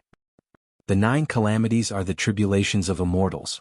They are formed by the earthly calamity, human calamity, demon god calamity, samadhi calamity, nature calamity, karma calamity, mind calamity, soul calamity, and calamity. Those who have just achieved the immortal Tao can only achieve the carefree realm of Daoyuo Jingxian by passing these 9 calamities. Lei Zhe had set up the 3 calamities and 9 calamities. Before the heavenly Tao had even responded, the expressions of all living beings had already turned extremely ugly. Too vicious. If they really did as Lei Zhe said, the number of cultivators in the world would be reduced by at least 90%. In the past, they only needed to pass the lightning tribulation to become an immortal. After that, they could be carefree. But now, with the 3 calamities and 9 calamities, everything was different. Putting aside the 3 calamities and 9 calamities that had yet to achieve the immortal Tao, there was now sufficient spiritual energy in the world. There was no need to worry about this problem. However, the 3 calamities and 9 calamities were a headache. After becoming an immortal, not only would one not be able to relax, it would also be the beginning of the calamities. Every 500 years, one would have to undergo a calamity. After passing it, one would be carefree for 500 years. Then, after 500 years, one would have to undergo another calamity. This cycle would repeat until one reached the realm of Daoyuo Jingxian. Who could endure this? Moreover, in order to become a Daoyuo Jingxian, one had to pass the 9 calamities. If one did not pass the 9 calamities, no matter how talented one was, one would not be able to become a Daoyuo Jingxian. The 9 calamities and the 3 calamities were the same. After passing it, one's cultivation would improve greatly. If not, one would die. Lei Zhe was forcing all living beings to cultivate.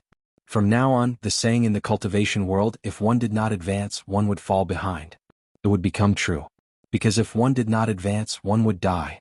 Although the living beings were unwilling, they could not resist. The one who had the final say was still the heavenly Tao. Whether or not the 3 calamities and 9 calamities could be set up depended on the final decision of the heavenly Tao. After listening to Lei Zhe's explanation of the 3 calamities and 9 calamities, the heavenly Tao fell into silence, as if it was thinking about something.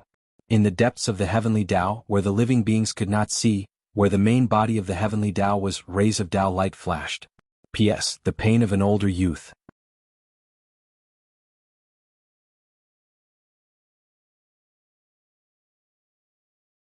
Chapter 8:15.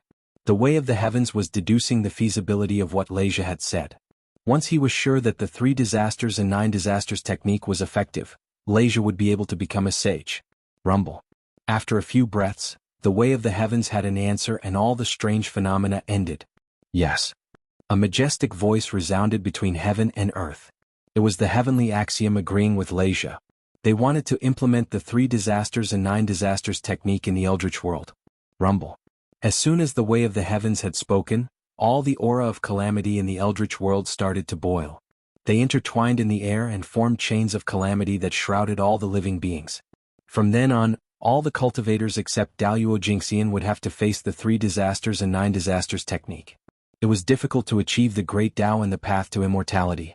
Longevity was even more difficult. The path to immortality was full of obstacles. If one was not careful, one's body and soul would be destroyed. If one took this path, one had to be careful. The path to immortality was as difficult as a mortal ascending to heaven. After the 3 disasters and 9 disasters technique was acknowledged by the way of the heavens, the aura of calamity that surged towards the eye of heavenly punishment increased by 100 or even 1,000 times. Very quickly, Leisure's divine body became more solid and exuded an unparalleled sage aura. It was about to be born. Buzz buzz buzz. Suddenly, an inexplicable wave spread out from Qindao's body and spread to every corner of the untainted land at an extremely fast speed. Sensing this fluctuation, all the great divines, including the sages, revealed puzzled expressions. This was because a strange thought arose in everyone's mind from this power. It was as if the way of the heavens was looking for something. Was there anything in the Eldritch world that the way of the heavens wanted? Also, what was the way of the heavens looking for? While they were confused, everyone was stunned. Could the way of the heavens be looking for the Hongmeng purple clouds? When they thought of this, everyone turned around and looked in the direction of the Taiyin holy city in the central divine lands. That was the place where Ancestor Hongyun was suppressed. Other than Ancestor Hongmeng's body, there was no other place in the world where Hongmeng's purple qi was most likely to exist. Everyone knew that the last place where the Hongmeng purple qi appeared was on Ancestor Hongyun's body. Following the death of Ancestor Hongyun, the Hongmeng purple clouds disappeared without a trace. However, everyone still suspected that the Hongmeng purple cloud was still in Ancestor Hongyun's body. It was just that it was hidden so deeply that they could not discover it. In fact, it was just as the crowd had guessed. The Hongmeng immortal qi had never left Ancestor Hongyun's body. Even after he had fallen, it was still there. However, it was a pity that the Hongmeng purple qi that no one could find was about to leave Ancestor Hongyun under the power of the heavenly way. Without any warning, the power of the way of the heavens brushed past Ancestor Hongyun's body. The Hongmeng purple qi left Ancestor Hongyun's body and flew towards the sky where Leisure was. Perhaps it felt that it was unfair for Ancestor Hongyun to take away the Hongmeng purple qi. Therefore, when the Hongmeng purple qi left Ancestor Hongyun's body, his true spirit also disappeared and escaped from the suppression of the Taiyin holy city. The power of the way of the heavens appeared out of nowhere and disappeared along with Ancestor Hongyun's innate indestructible true spirit. Its intention was obvious. To compensate Ancestor Hongyun, it reincarnated with his innate indestructible true spirit. Feng Zichen saw all of this, but he did not stop it. Right now, Leisure's priority was to become a sage. Feng Zichen would not do anything that might affect this matter. Furthermore, Feng Zichen would be able to end the karma of Leisure taking away Ancestor Hongyun's Hongmeng purple qi with his freedom. No matter what, this was a gain for him. Hongmeng purple qi. Seeing the appearance of the Hongmeng purple qi, the half-step to primordial chaos Daluo Jingxian became excited. Their eyes were filled with fervor and even their breathing became heavier. The Hongmeng purple qi was the foundation of becoming a sage. If they obtained it, with their strength they would be able to become a sage in no time. Looking at the fervent expressions of the great masters, the Hongmeng purple qi was not obtained by the way of the heavens, but by Leisure. Then, there was no doubt that these great experts would definitely swarm over and snatch the primordial violet qi. The temptation of becoming a sage was so great that it was almost impossible for anyone to resist it.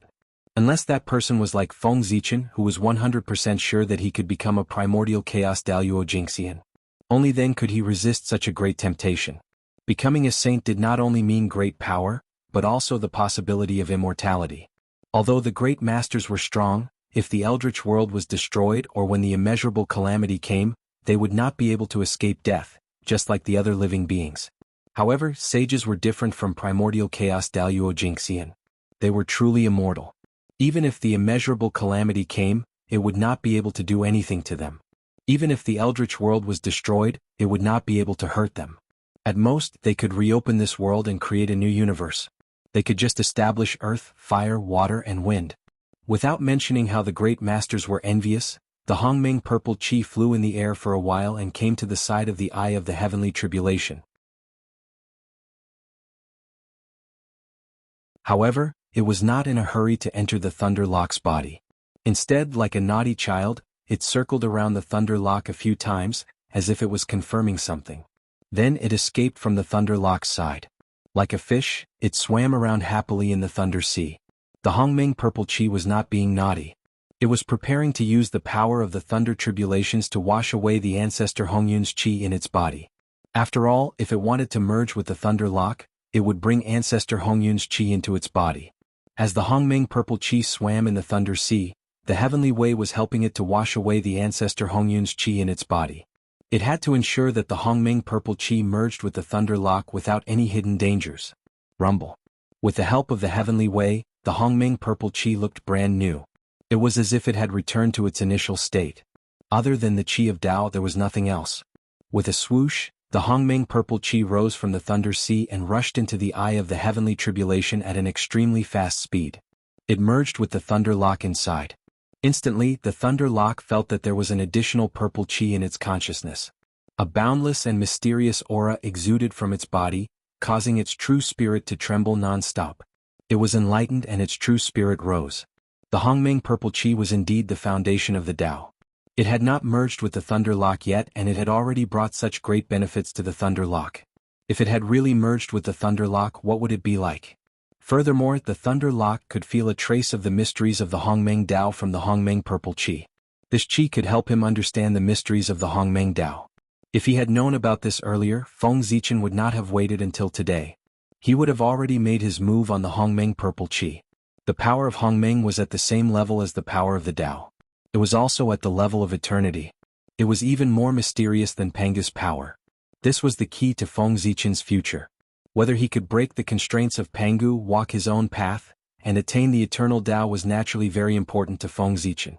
What Pangu wanted to achieve was the supreme realm of the great Tao. Feng Zichen was different from him. What he wanted to achieve was the origin of everything, the primordial chaos realm where there was a beginning and there was no end. The two were both at the eternal realm, but their performances were completely different and did not conflict. Otherwise, Feng Zichen and Pangu would have to compete for the great Tao in the future. It was different from the Khanate Tao. The supreme realm was really like a carrot and a hole. If one person achieved the great Tao, then the rest of the people who walked on the same path as him would have no chance of competing for the great Tao in this lifetime. Therefore, in the end, the existence of the same path was bound to have a life and death battle. The battle for the great Tao was so cruel. There was no good or bad, right or wrong. There was only success and failure. Without any hesitation, the Thunder Lock opened his mind and allowed the Hongmeng purple chi to merge into his true spirit. Rumble. The Hongmeng purple chi entered his body as if a bridge had been built in the Thunder Lock's true spirit. It allowed him to connect with the most mysterious place in the Hongmeng purple chi and reach there through the bridge formed by the Hongmeng purple chi. Rumble. In a trance, endless power surged from the void and poured into the Thunder Lock's body. In an instant, the illusory divine body of the Thunder Lock was completely formed. At this moment, the eighth sage of the primitive world was born. Terrifying divine aura spread out and filled every corner of the primitive world. Everyone in the world couldn't help but bow down and worship him. At the same time, all kinds of strange phenomena appeared in the world. The Khanate Tao and the rules of heaven and earth vibrated together to congratulate the birth of the heavenly tribulation sage. That's right, the Thunder Lock had become a sage. Becoming a sage was so fast. There was still a process to break through to the primordial chaos Daluo Jingxian, but not to become a sage. The power of the heavenly way could be completed in one breath. In a trance, the Thunder Lock's true spirit left his body and came to a world formed by Tao. The Khanate Tao gathered here and all the mysteries appeared clearly in front of the Thunder Lock. It wasn't an exaggeration to say that cultivating here for a day was more than 10,000 times faster than cultivating outside for 100 years. This was the space of the heavenly way, the most mysterious place in the primitive world. Under this space, the vast power of heaven and earth flowed. This was the origin of the sage's endless dermic powers. The sage placed his true spirit here and could use the power of the heavenly way at will. Thus, he didn't have to worry about running out of dharmic powers. There were so many people who wanted to become a sage. Just the fact that they could cultivate in the space of the heavenly way was enough to make the outside world go crazy. Not to mention, there were all kinds of indescribable benefits to becoming a sage. Thunderlock looked at the space of the heavenly way for a while and saw someone beside him. It was the Taiching sage. Before the Thunderlock could speak, the Taiching sage spoke first. "Poor Wei greets Taoist Thunderlock. I haven't congratulated you on becoming a sage. We have another comrade." After him, 5 more people appeared.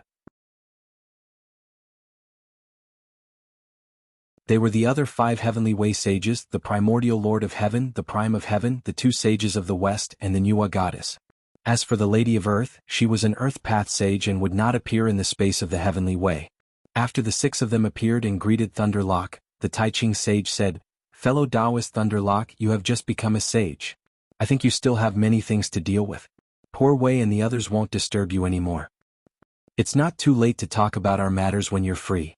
As he spoke, the shadows of the Taiching sage and the other sages disappeared in front of the Thunderlock. They left the space of the heavenly way. The space of the heavenly way was used by the sages. Any sage could come here. It was not surprising to meet the 3 pure ones here. Seeing the 3 pure ones leave, the Thunderlock did not hesitate and left the space of the heavenly way. Just as the Taiching sage had said, he who had just become a sage still had many things to deal with. The most important thing was to adapt to the sudden increase in power after he became a sage and familiarize himself with his authority. That's right, it was authority. The Thunderlock had achieved the Tao through the Tao of the heavenly tribulation.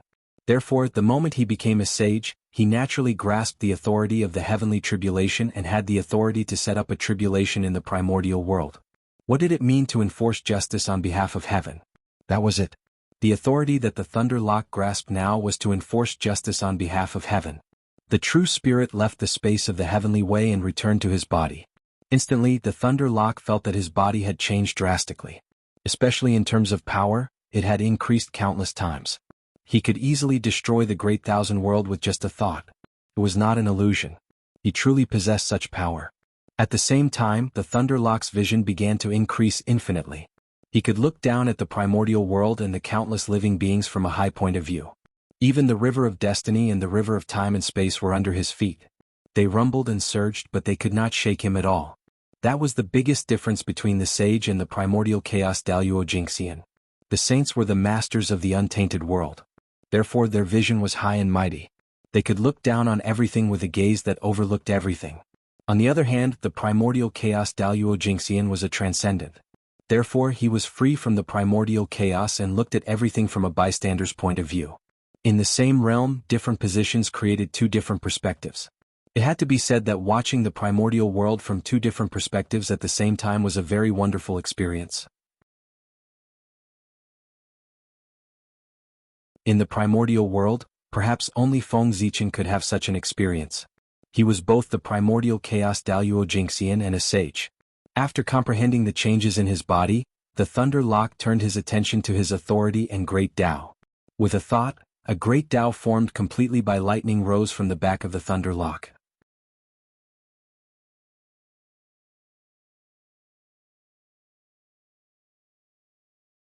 Chapter 8:16. The great path was purple and dazzling. Countless lightning runes flowed on it, and it was about 3,000 miles long. It was the symbol of the 3rd sky of Hunyuan realm. It was easy to distinguish the 12th sky of Hunyuan realm from the length of the great path manifestation. 1,000 miles was the 1st sky of Hunyuan realm, and 3,000 miles was the 3rd sky of Hunyuan realm. Lei Zhe was extraordinary. Once he broke through, he was already at the 3rd sky of Hunyuan realm. It showed how deep his accumulation was. With a thought, Lei Zhe seemed to have become one with heaven and earth. Countless calamity path precepts appeared in front of him. With a thought, he could turn them into endless calamities and descend upon the world. At the same time, everyone's fate appeared clearly in Lei Zhe's eyes. All kinds of calamities intertwined in the fate of all living beings, showing countless possibilities. At this time, Lei Zhe had a feeling that he could trigger the calamity power on all living beings with a thought, causing great calamity to befall them. It was not an illusion. Lei Zhe really had this ability. However, although he had the ability, he could not use it carelessly. Otherwise, it would be easy to mess up the order of heaven and earth, lose the fairness of the heavenly Tao and cause great trouble. I am Lei Zhe, the Southern Extremity Longevity Emperor. Today I have become a sage and will preach the great path to benefit all living beings. 10,000 years later, anyone who is fated can come to divine firmament to listen to my preaching, Lei Zhe suddenly said after experiencing all the changes after his breakthrough. That was right. After becoming a sage, it was customary to preach the great path to all living beings. It was the same when Yuhua became a sage. It was the same when the 3 pure ones became sages, the 2 sages of the West became sages, and Goddess Hudu became sages. Lei Zhe was no exception. At this time even the heavenly Tao would not say anything. This was because this would undoubtedly deepen the sage's influence in the hearts of all living beings. The heavenly Tao should be supportive of this. Lei Zhe's preaching was a normal process. There was nothing wrong with it. All the sages had gone through this. Even when Lei Zhe was preaching, the saints would rush over to support him. At first, no one felt that there was something wrong. However, as they thought about it, they realized that something was wrong. There was nothing wrong with preaching, but it was not the right time. What was the current situation? The primordial world had just finished its transformation and regained its former glory. Innate energy filled the air, and many innate gods and innate living beings were born. Wasn't Lei Zhe's preaching now? No, Lei Zhe's preaching 10,000 years later for them? 10,000 years later, these Xiantian life forms and Xiantian fiend gods would all be born. Coincidentally, the Thunder Lock was preaching at this time. When these living beings heard that the sage was preaching about the great Tao, they would definitely rush to the divine firmament to listen to the Tao. When that time came, Lei Zhe only needed to mention that he wanted to take in a few disciples after his preaching, and these innate gods and creatures would all fight to be his disciples. Good heavens, isn't this a replica of Tao ancestor Hong Jun's Purple Cloud Palace lecture? There was no need for Xiao Qin to put in so much effort to find a disciple. He only needed to sit at home, and the outstanding talents of the great desolate Ian would take the initiative to deliver themselves to him. If Lei Zhe's plan really worked, he who was already weak would be able to gather many talents. If he was given more time to develop. It might be an exaggeration to say that he would become the second Shen sect, but it was not an exaggeration to say that he would be the second Jie sect. Thinking of this, everyone praised Lei Zhe's plan. Using the preaching as an opportunity to pick disciples and develop his power, no one could find fault with this plan. Even if they wanted to destroy it, they could not find a reason. After becoming a sage, he would preach to all living beings to show his power and virtue. If you went to cause trouble, not to mention whether you were in the right or not, your action alone would make you an enemy of him. This was not a wise move. But fortunately, Lei Zhe did not go to the extreme. He only preached 10,000 years later, not 100,000 years later. Although 10,000 years was a long time, there were many Xiantian life forms and Xiantian fiend gods in the primordial world. It was impossible for all of them to be born in 10,000 years. Only a small portion of them would be born, and more would still be in the process of being born. This way of eating was not too ugly and everyone could tolerate it. Seeing that Lei Zhe had just become a sage, it was okay to give him a chance. But if Lei Zhe chose to preach 100,000 years later, it would be a little ugly. Not many Xiantian fiend gods and Xiantian life forms were born in 10,000 years. But in 100,000 years, even if not all of them were born, most of them would be born. If Lei Zhe took them all in one go, everyone would vomit blood. So, they would not allow this to happen even if it meant falling out with Lei Zhe. It was okay to take a step back but not 2 or even a few steps back. This was a matter of principle. Lei Zhe's 10,000 years was just right. He did not touch anyone's bottom line, and he also achieved his goal. That's right, Lei Zhe's preaching was aimed at those Xiantian fiend gods and Xiantian life forms. Divine Firmament Palace was huge and Divine Firmament was even bigger, but there were very few living beings in it. So, Lei Zhe planned to use this preaching opportunity to pick some talents for Divine Firmament Palace to expand its power. In the future, Divine Firmament Palace would preside over the operation of heavenly tribulations, monitor the eldritch world and all living beings. Now Lei Zhe's early planning was perfect. Lei Zhe looked around and saw that everyone was looking at him kindly. When they looked at him they even smiled. Only then did Lei Zhe feel relieved. At this moment he was sure that no one would disturb him during his preaching. 10,000 years was within their bottom line. Lei Zhe cupped his hands at everyone and withdrew his saint aura. He then took down the eye of heavenly punishment hanging in the sky and put it away.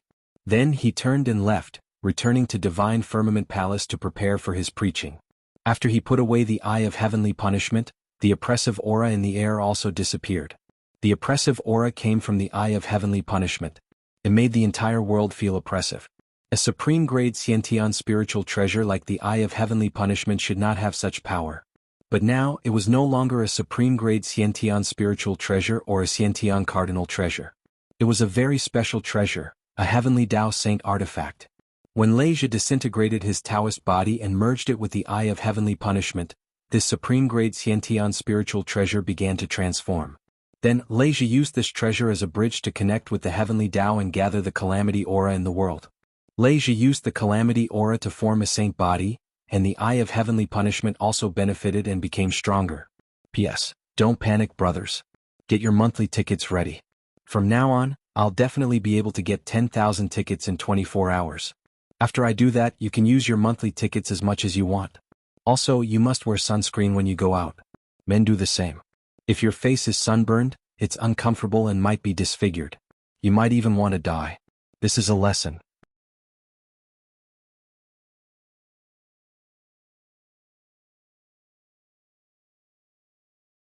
Chapter 8:17. In the end, Luais became a saint and attracted the power of the heavenly way. The eye of heavenly tribulation that he cultivated with his life also absorbed part of the power of the heavenly way and became even more extraordinary. It even fused with the Tao of heavenly tribulation vaguely. With so many benefits added together, the eye of heavenly tribulation underwent an unimaginable change and transformed into a heavenly way saint artifact. What was a heavenly way saint artifact? It was a Dharma treasure that could use the power of the heavenly way, like a saint among Dharma treasures. After becoming a heavenly way saint artifact, the level of the eye of heavenly tribulation didn't increase.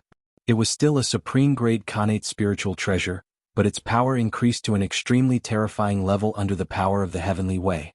It wasn't inferior to a connate cardinal treasure at all. It was even stronger than a connate cardinal treasure, second only to a heaven-opening cardinal treasure. Of course, this power that surpassed a connate cardinal treasure could only be used in the Eldritch world. Outside of the Eldritch world, the eye of heavenly tribulation would instantly revert to its original form and become a supreme-grade connate spiritual treasure again. That was enough. Luais didn't need the eye of heavenly tribulation outside of the Eldritch world. After returning to the Purple Cloud Palace, Luais first summoned his 9 disciples, who were the Thunder Lord of the 9th heaven. Under the nurturing of the 9th heaven, the connate divine fetus that gave birth to the Thunder Lord of the 9th heaven was reborn. Back then, after Feng Zichen killed the world devastator Taoist, he intercepted part of the Thunder Lord's origin and injected it into the connate divine fetus that gave birth to the Thunder Lord of the 9th heaven. After absorbing the world devastator Taoist's origin, the karma of the Thunder Lord of the 9th heaven disappeared and he was born again soon after. The Thunder Lord of the 9th heaven was already extraordinary, and after being nurtured by the 9th heaven's origin, he became even more extraordinary. After being born, each of them was a top-tier connate god fiend with the cultivation of Tao Lord of Tai. With the same origin and the grace of being reborn, the Thunder Lord of the 9th heaven became Luais' disciple. Luais was happy to have 9 top-tier connate god fiends as his disciples, so he didn't reject them. This was his destined disciple, and he could not reject it even if he wanted to, unless the Thunder Lock was willing to give up on him. After all, to Luais, Feng Zichen was just an outsider. Thunder Lord of the 9th heaven was his real son. If Feng Zichen didn't accept them as his disciples and chased them out, Leisha might cause some trouble. At that time, Feng Zichen would be in big trouble. Since that was the case, he might as well take them in as disciples. Anyway, to Feng Zichen, taking the Thunder Lord of the 9th heaven as his disciple would only bring him benefits and no harm. After taking in the 9 gods as his disciples, Leisha passed down his skills to them and named them as the 9 Lords of Heaven. Each of them was in charge of a heaven. Their 9 brothers also worked hard. After being born for less than 10 million years, they transcended the long river of fate and cultivated to the realm of the Daluo Taoist priests. There was nothing surprising about this. Innate gods were favored by the heavenly Tao, and even more so for the top innate gods. As for the top innate gods, if they were formed from the innate lightning origin, they would be even more impressive. Even the heavenly Tao would treat them as half a sun. Lightning was the heavenly Tao's anger and also its weapon. It was also its method of ruling over the wilderness.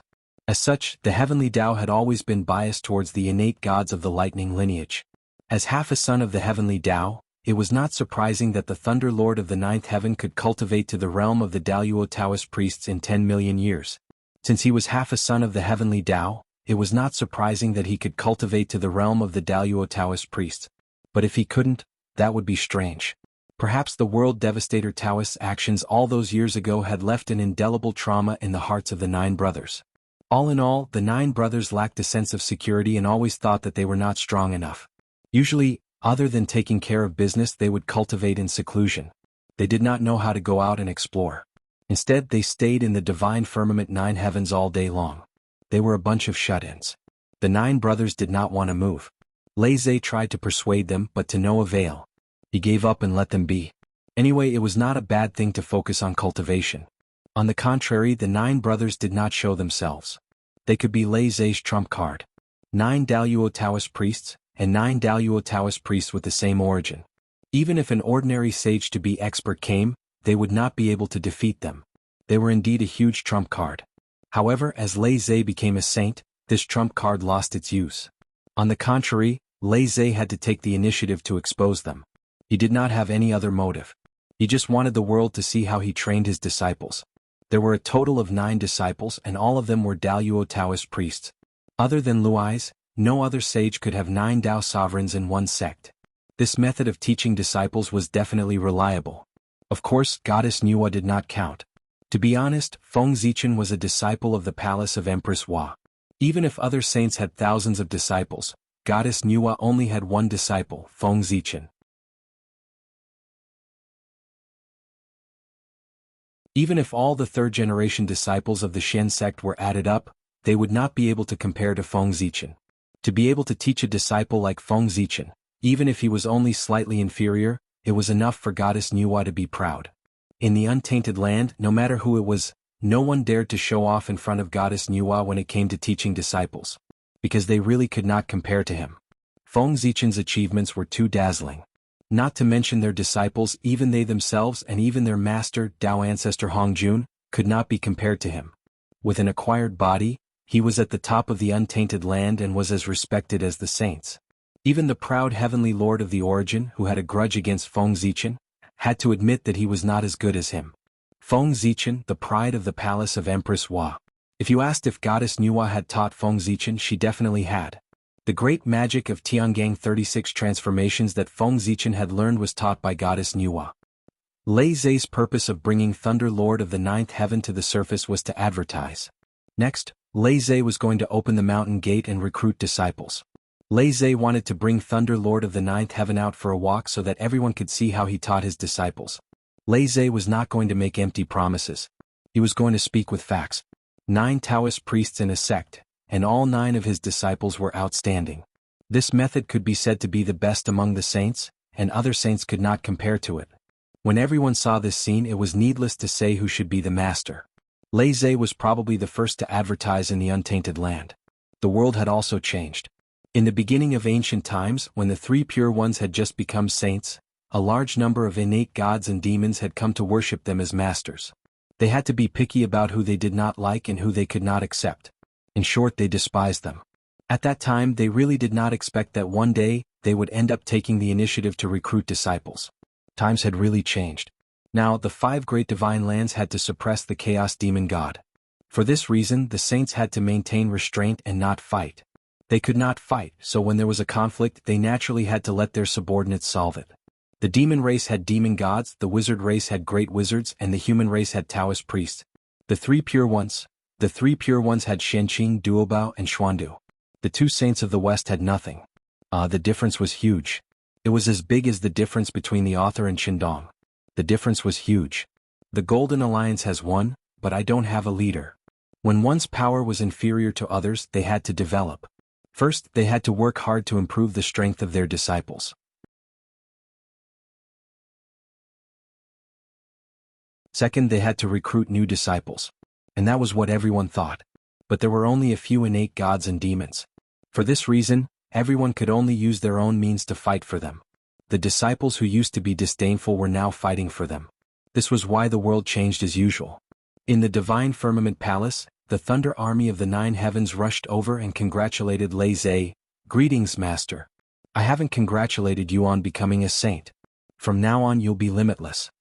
Lei Zhe calmly accepted their greetings and said, You know that I've become a saint and will preach the great Tao in the divine firmament palace. At that time, not only will the fated ones come, but there will also be many great mediums coming to congratulate me. The others are the other saints. They will also come to greet me. Those saints are my good friends. Naturally, I'll receive them personally. But what about those great mediums who come to congratulate me and watch the ceremony? You're right. The divine firmament palace is quiet. I don't even have a child. Therefore, you 9 brothers will be in charge of receiving those great mediums. You'll also be in charge of the preaching. At this point, Leisha added, Remember to keep your spirits up. Do not embarrass my divine firmament palace in front of these fellow Taoists. Otherwise, I won't let you off so easily. Lei Zhe didn't have a child. Even if he did, he wouldn't let a child come out to receive them. This time, the Thunder Lord of the 9 heavens had to come out to receive them. In this way, Lei Zhe could naturally introduce them to the various powerful beings and sages.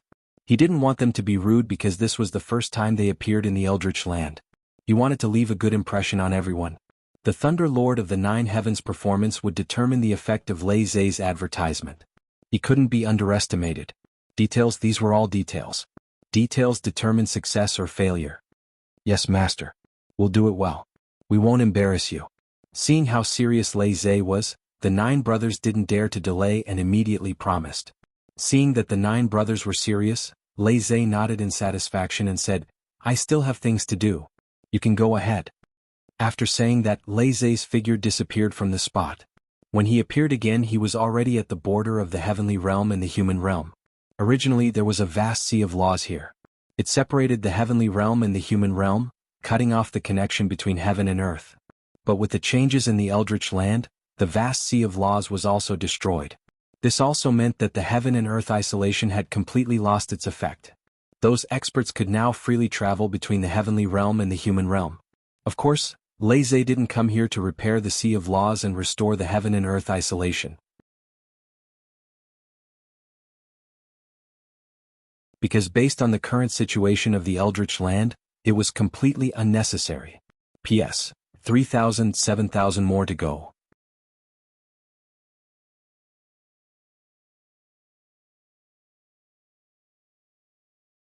Chapter 8:18. The Golden Age had arrived. Now that the heavenly passage was going against the general trend, it was destined to not have a good ending. Therefore, Luais came here for another purpose. He wanted to make some arrangements here to block the path. Even if he opened the door and preached to the countless people, not everyone was qualified to come and listen. Only those who were fated could come. What was a fated person? First of all, one must have a certain level of strength. Because Luais was short of people now, the requirements could be lowered. Not to mention Daluo Jingxian, at least one had to be a golden immortal who had achieved longevity.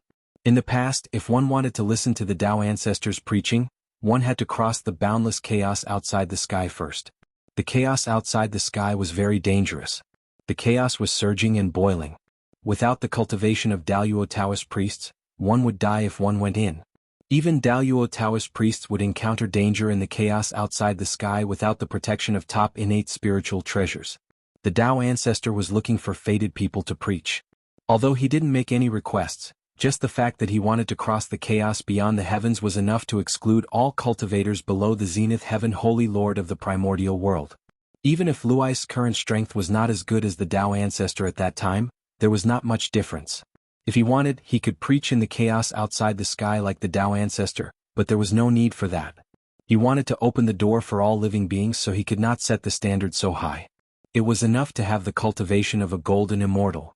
However, Hongjun Tao ancestor had the chaos outside the sky to select Daluo Taoist priests for him, but Luais did not. With the disappearance of the Sea of Laws, there was no longer any obstruction in the heaven realm and the human realm. Logically speaking, not to mention immortals, even ordinary young spirit earth immortals could fly to the heaven realm as long as they were not afraid of taking too long. Therefore, if Luais did not make some arrangements here when he preached, there might not be any young spirit earth immortals, but there would definitely be a lot of heaven immortals and mystic immortals. If there were too many people at that time, the divine firmament palace might not be able to handle it. It would be better to make some arrangements to keep all immortals below the golden immortal realm out. With that thought in mind, Leisha's mind flickered. Boundless lightning, fire, and wind appeared, spanning across the border between the heavenly realm and the human realm. He formed a hand seal and pointed at the astral wind. The astral wind suddenly elongated and thickened until it was as long as the sky. It was about 30,000 miles thick.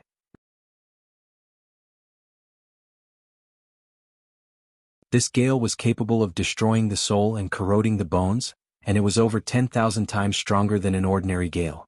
Without a cultivation at the heavenly immortal realm, one would be instantly minced into powder and obliterated in body and soul. The celestial immortals here refer to the celestial immortals who cultivated the innate Tao and had a deep foundation, not the celestial immortals who cultivated the postnatal Tao and had only a high realm but no powerful strength. This time, Luai's only planned to teach the Tao to those who cultivated the connate Tao. As for those who cultivated the postnatal Tao, he didn't even consider them and automatically ignored them. Based on the current situation, those who still chose to cultivate the acquired Tao probably didn't have much aptitude or confidence in themselves. If not, why didn't he cultivate the connate Tao? Even if such a cultivator came to the divine firmament palace, he probably wouldn't understand what Luais was talking about because he was talking about the connate Tao. Luais waved his hand again, and a layer of thunder fire appeared on top of the astral wind. It was also 30,000 miles high. The thunder fire and the fire were both spiritual thunders and spiritual fires born of nature. Their power was extraordinary, and ordinary mystic immortals couldn't even get close to them. Otherwise they would be burned to ashes. After the thunder fire, Luais used his dermic power to lay a layer of meteorites on top of the thunder fire. Each of the meteors carried a power that was comparable to the full-powered strike of a gold immortal. If they hit a person, they would be able to severely injure any gold immortal. With this layer of thunder fire and astral wind, ordinary golden immortals couldn't pass through and come to the celestial realm. Only the best among them could do this. From now on, with Luai's arrangement, the celestial realm and the mortal realm would slowly be separated. If one wanted to freely travel between the celestial realm and the mortal realm, one must have the cultivation of Jianghu. The celestial realm was supposed to be high and mighty. It should be the residence of immortals, separated from mortals. As for sky immortals and mystic immortals, they couldn't even live forever. Naturally, they weren't immortals. Looking at his masterpiece, Luais nodded in satisfaction and returned to the Empyrean. However, just as he was about to leave the divine firmament palace, Luais seemed to have thought of something. He suddenly waved his hand and laid down a vast thunder field on the only way to the Empyrean. The power of the thunder field had nothing to do with the intruder's cultivation. It was only related to their karma. The more karma one had, the more powerful the thunderbolts one would face after entering the thunder field. The Empyrean was the holy land of the Tao of lightning. It was a place where the righteous Tao existed.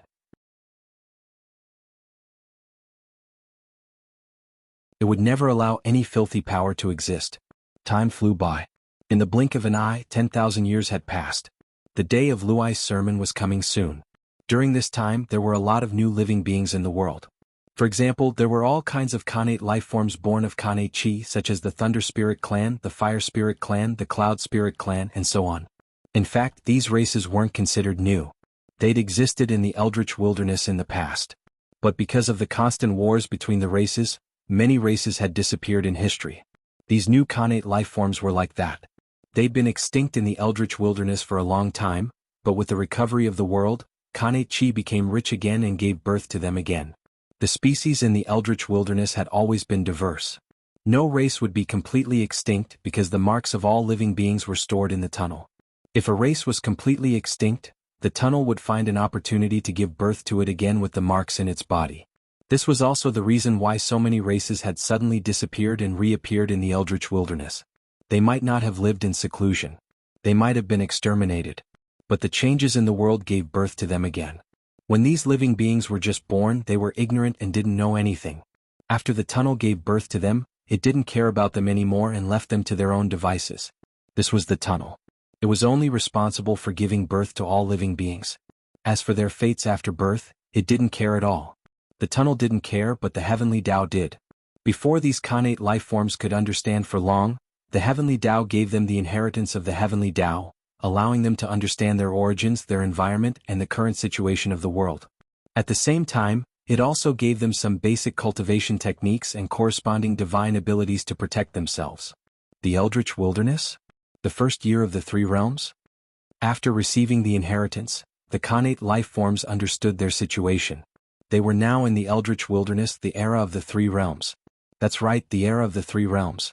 The War of the Gods had ended, and the Eldritch Wilderness was reborn. A brand new chapter in history was opened again, from the Age of the Gods to the Three Realms. Correspondingly, all of the historical records were pushed forward by a step. For example, the Primordial Age was now called the Age of Creation, or the Age of Gods and Demons. The reason why it was called Gods and Demons was because in any era, those who walked the Eldritch Wilderness were all connate gods and demons. The era of the three ancient races became the Primordial Age. The Primordial Age of liches and demons became the Primordial Age. The era that had just passed was called the Primordial Age, the Age of the Gods. Now, although this era had just begun, its name had already been decided. It was called the Age of the Three Realms. What was the Three Realms? It was the three realms of heaven, man, and earth. The heaven realm was the 36 heavens, standing in the sky of the Eldritch Wilderness. The mortal realm was the Eldritch Wilderness, with the 5 divine lands as the core and countless islands as support. It also included the boundless sea, located in the middle of the Eldritch Wilderness. The earth realm was the underworld, located at the bottom of the Eldritch Wilderness. The Eldritch Wilderness now had 3 worlds. When everyone saw this scene, they thought about it and directly called this world the Three Realms to save trouble. As for the name of the Three Realms, the saints and many great divine abilities discussed it for a long time. Not long after Lui's became a saint, Tao ancestor Hongjun called everyone to the Purple Cloud Palace. After all, the birth of the 8th saint in the Eldritch Wilderness was a major event, representing the prosperity of the Eldritch Wilderness. As the Lord of the Eldritch Wilderness, it was impossible for Tao ancestor Hongjun not to appear. In the Purple Cloud Palace, Tao ancestor Hongjun congratulated Lui's and then encouraged him. Finally, it was the usual and also everyone's favorite segment of the Tao ancestors' Tao preaching. Every time Tao ancestor Hongjun called people to the Purple Cloud Palace, he would not let them come for nothing. At the end, he would preach the Tao as if this way, everyone would not be at a disadvantage. The Tao ancestor also had a cute side. After the preaching segment, everyone chatted for a while. For some reason they talked about the current Eldritch Wilderness. After chatting for a while, they decided on the name of the 3 realms. Heaven, earth, and man were the 3 talents of the connate realm. What a nice name. Then, it was difficult for everyone to calculate the date of the 3 realms. Some flatterers suggested that they start counting from the day of Tao ancestor Hongjun's birth. However, as soon as it was proposed, Tao ancestor Hongjun rejected it. He was already in a state of retirement, so there was no need to fight for this title. After that, someone suggested that they start counting from the birthdays of the 3 pure ones. After all, the Pangu was orthodox and had a righteous name. As soon as this suggestion was made, it was rejected by someone again. The 3 pure ones were orthodox Pangu, so was Goddess Hutu, Great Emperor Ziwei, and Great Emperor Gaochen.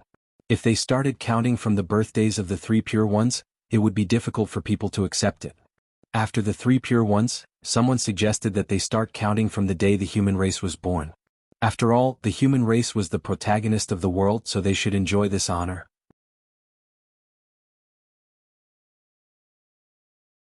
As soon as this suggestion was made, someone said that if the human race could do it, so could Goddess Nuwa. After all, the human race was created by Goddess Nuwa. Then, someone suggested that they start counting from the day Goddess Hutu transformed into reincarnation. P.S. I'm still 4,000 short. I have to wait until dawn. Damn it, I'll go on a blind date later. Wish me success.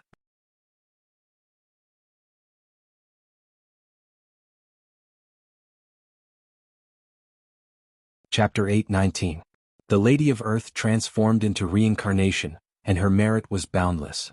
Some people also suggested counting from the day Feng Zichen set up the World Tree. The appearance of the World Tree marked the beginning of a new chapter in the Eldritch world. In short, there were all kinds of suggestions and they all had sufficient reasons. Everyone was arguing over this. At a certain moment, everyone finally reached a consensus. They would count from the day Great Emperor Ziwei ascended to the boundless starry sky. When Great Emperor Ziwei first appeared in the world, he appeared in front of the world as a savior. But this time, not only did he restore the already broken and boundless starry sky, he even made it undergo a transformation and take a step closer. In terms of merit, Great Emperor Ziwei was the most outstanding in the Eldritch world. No one could compare to him. It was most appropriate to count the day he ascended to the boundless starry sky as the beginning of the era of the 3 realms. In the face of everyone's suggestions, Feng Zichen wanted to reject them. The status of Great Emperor Ziwei had already reached the peak of the Eldritch world. It was not inferior to the status of Tao Ancestor. He no longer needed other honors to improve his status. He should give this honor to someone else. However, in the end, Feng Zichen accepted it. This was because he realized that it was not suitable for him to give this honor to anyone. If he gave it to Goddess Nuwa, he would offend Goddess Hutu. If he gave it to Goddess Hutu, he would offend Nuwa. If he gave it to Gaochen, he would be giving it to himself. This would seem a little pretentious. Therefore, Feng Zichen thought about it and decided to show the demeanor of a great senior and give it to a special living being. After the establishment of the three realms, the first living being born would also be the first innate godfiend. Anything that was related to being first would become extraordinary. The heavenly secrets showed that after the establishment of the three realms, the first living being born would be a top-notch innate godfiend. This living being was born with a wisp of the three realms' destiny. It gathered the fortune of heaven, earth, and people in its body. It could be said to be the son of the era. In the future, it was destined to become a great cultivator. It was even possible for it to reach the primordial chaos realm. For details, he could refer to the first connate life form of the primordial world, Tao Ancestor Hongjun, and the first postnatal life form of the primordial world, Feng Zichen. Both of them were number one and had achieved unimaginable achievements. That living being was born from the karmic luck of the three dimensions. Even though it couldn't compare to these two great figures, it still couldn't be underestimated.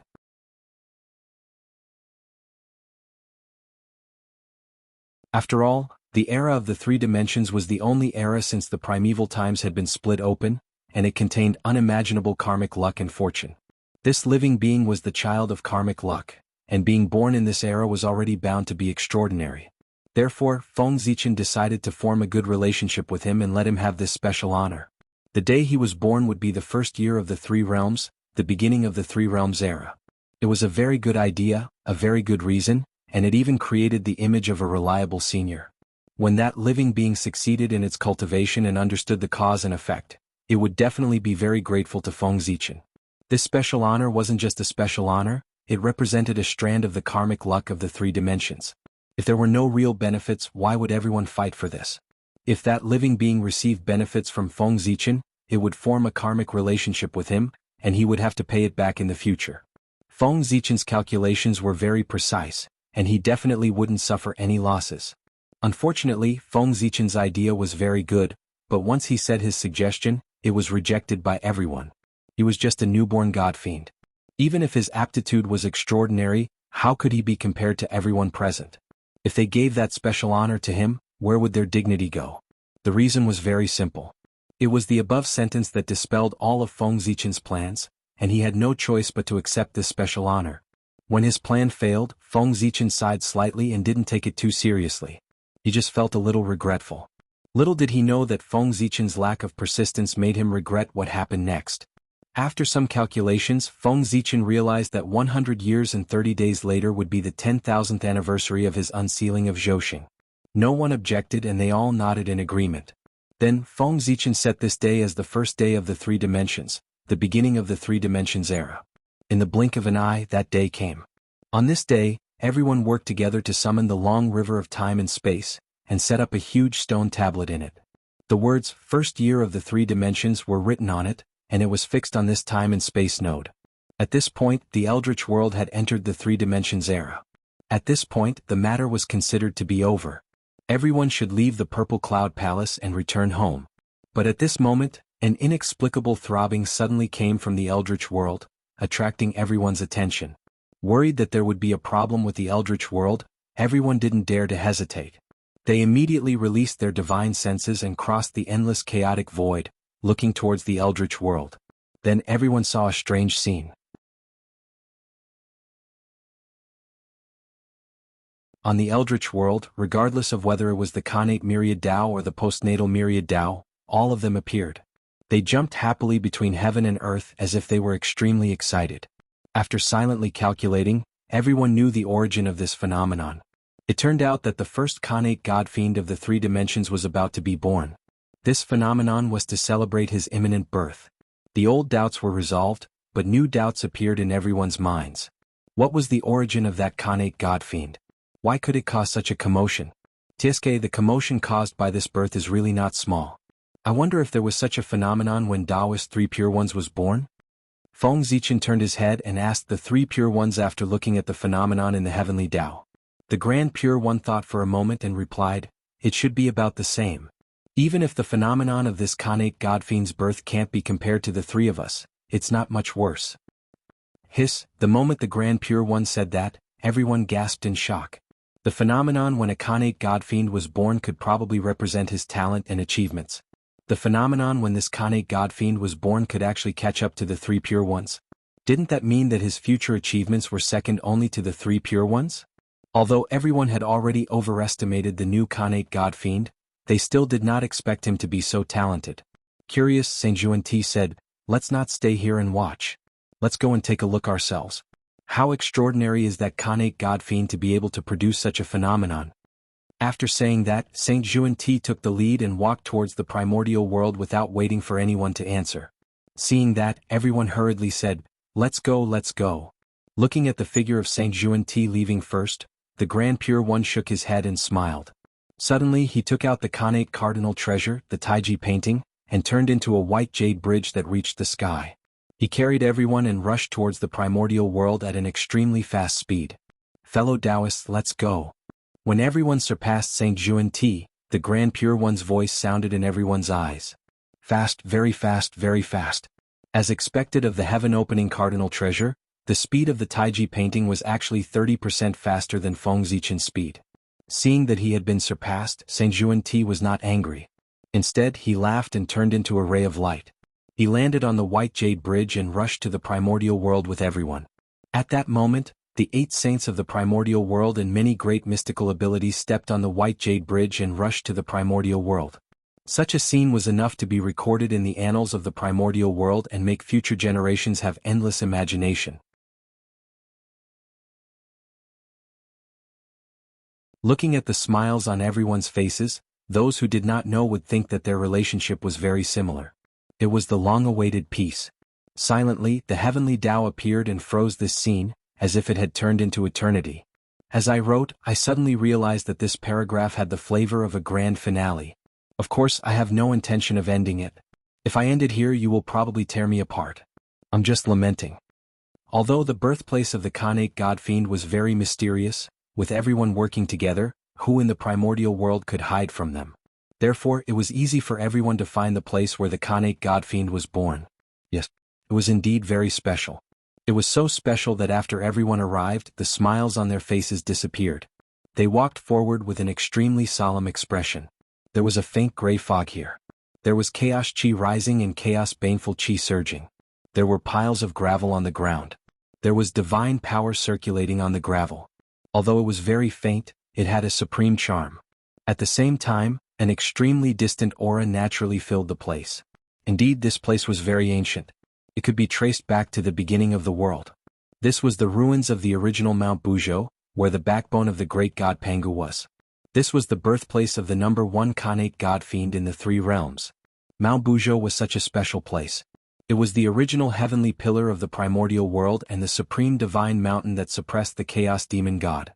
His ruins were filled with the aura of destruction and the resentment of the chaos demon god. Logically speaking, there should be no living creatures born here. However, an Khanate Godfiend was born here. Then this living being must be extremely special. With indescribable feelings, everyone came to the deepest part of the Mount Buzhou ruins and saw the Khanate Godfiend that was about to be born. It was an Khanate Godfiend. It was 36 feet and 5 inches tall and 24 feet in circumference.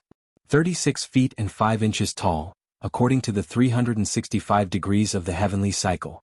24 feet in circumference, according to the 24 chi of the political calendar. There were 9 orifices and 8 holes on it, according to the 9 palaces and 8 trigrams. There was nothing wrong with this. Most Khanate Godfiends looked like this.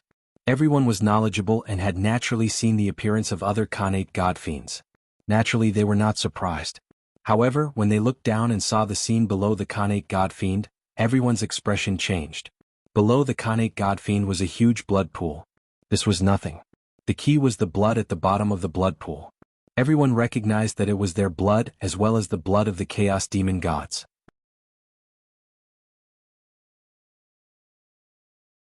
The blood in the blood pool was the blood of Feng Zichen, the three pure ones, Goddess Hutu, Great Emperor Ziwei Nuwa, and the two sages of the West. These were the blood of the orthodox Pangu and the saints. Their blood only occupied half of the blood pool. The remaining blood emitted a faint divine light, with the great Tao rules looming and chaotic aura lingering on it. It was the blood of the chaos demon gods. Where did the blood come from? Everyone remembered that at the end of the gods' investiture tribulation, they had a great battle with the 7 chaos demon gods. Although they won that battle and successfully sealed the chaos demon gods in the 5 divine lands and the heaven realm. However, how could they not pay a price for the battle with the chaos demon gods? They were all injured and lost a lot of blood. The blood in the blood pool was left by them at that time. For some reason, the blood shed by the crowd and the chaos fiend god gathered together and turned into a blood pool. Then it came to the relic of Mount Buzhou and gave birth to a connate divine fetus. Listen to this, what a coincidence. If no one was secretly playing tricks, Feng Zichen could twist Saint Juan Ti's head off and kick it like a ball. On the side, Saint Juan Ti touched his neck subconsciously, then looked around in confusion and said, "Fellow Taoists, I'm afraid this connate god fiend is extraordinary." It was more than extraordinary. He was much more extraordinary than everyone had imagined. When they saw this connate god fiend being born in Mount Buzhou, everyone had tried their best to imagine how extraordinary he was. However, they still underestimated him. If this identity could really be born, it would not be weaker than Feng Zichen. The first connate god fiend in the 3 realms was already extraordinary enough. However, he was also an connate god fiend born from the fusion of the blood of a saint and the blood of a chaos demon god. That was the most special thing about him. What were Feng Zichen and the others? They were Pangu. After this connate god fiend obtained their blood, he also obtained the blood of the chaos demon god. It was equivalent to having 2 bloodlines in one body. What was the son of destiny? This was it. Although the untainted world was created by Pangu, the chaos demon gods also contributed a lot. Their origin was the foundation of the untainted world. Therefore, the descendants of the chaos demon gods were considered half-orthodox in the untainted world. This connate god fiend had 2 bloodlines in one body, which was equivalent to having 2 orthodox bloodlines at the same time. His status was worthy of being called indescribably noble, not inferior to that of the true Pangu lineage. He was the first in history. This connate god fiend was the first to have 2 bloodlines in one body. He was too extraordinary. If he could be born, it would not be difficult for him to reach the realm of primordial chaos Daluo Jingxian in the future.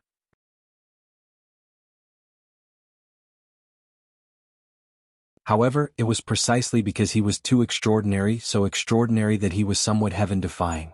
As such, he attracted a calamity, and whether or not he could be born in the future also became complicated and confusing. What tribulation? Naturally, it was the human tribulation. Because of this connate god fiend's extraordinariness, it attracted the attention of Feng Zichen and the others, causing them to come here. And this was the human tribulation of this connate god fiend. Some people did not want to see the birth of this connate god fiend. It was not because they were afraid of his talent, but because they did not like his background. The Pangu divine system was the Pangu divine system, and the chaos demon god system was the chaos demon god system. The two were clearly separated. How could they be mixed together? P.S. Today's 10,000 words are complete. There is no discount at all. Please give me monthly votes and tips.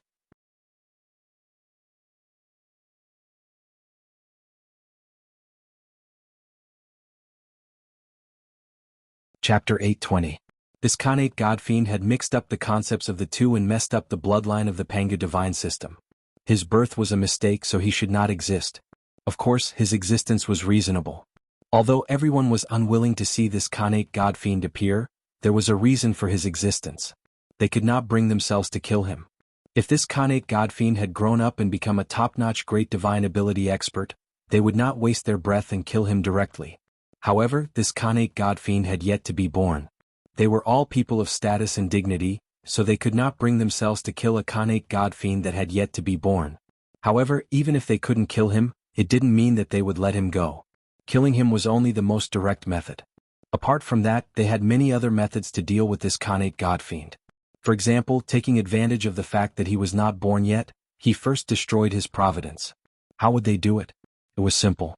They could create an connate god fiend in advance and let him be born before this connate god fiend. Then they could destroy his luck. This way, this connate god fiend's luck would definitely be affected. And the connate god fiend that had stolen his luck would become his lifelong enemy. This method was good. They could stop this Khanate God-fiend's development without bloodshed and nurture a mortal enemy for him. It would be difficult for him to grow in the future. With that thought in mind, everyone immediately took action. They all used various methods to create the Khanate God-fiends in their divine lands. First, providence. If they obtained it and nurtured it seriously, they might be able to teach a top-notch great divine ability expert. Such an opportunity could not be given to others. On Shoyang Mountain, the Grand Pure One spiritual will came with the Khanate cardinal treasure, the Taiji diagram. It absorbed all the chi of heaven and earth from all directions and was transformed by the Taiji diagram into the purest Khanate Taiji origin. It poured into the brass vein under Shoyang Mountain. The brass of Shoyang Mountain was famous in the world. It was a top-notch divine metal in the primordial world. A Khanate cardinal treasure refined with this material was as powerful as an ordinary Khanate spirit treasure. It was obvious how precious this ore was. Originally, the brass on Shoyang Mountain had long been dug out. However, as the world transformed, the brass vein sensed the creation chi of heaven and earth and was reborn. Not only that, endless creation chi gathered at the center of the brass mine, giving birth to an innate divine fetus. This was the brass spirit, a Khanate fiend god that the three realms had nurtured. If nothing unexpected happened, this Khanate god fiend should have been born tens of thousands of years later. Then it transformed and was accepted as a disciple by the Grand Pure One.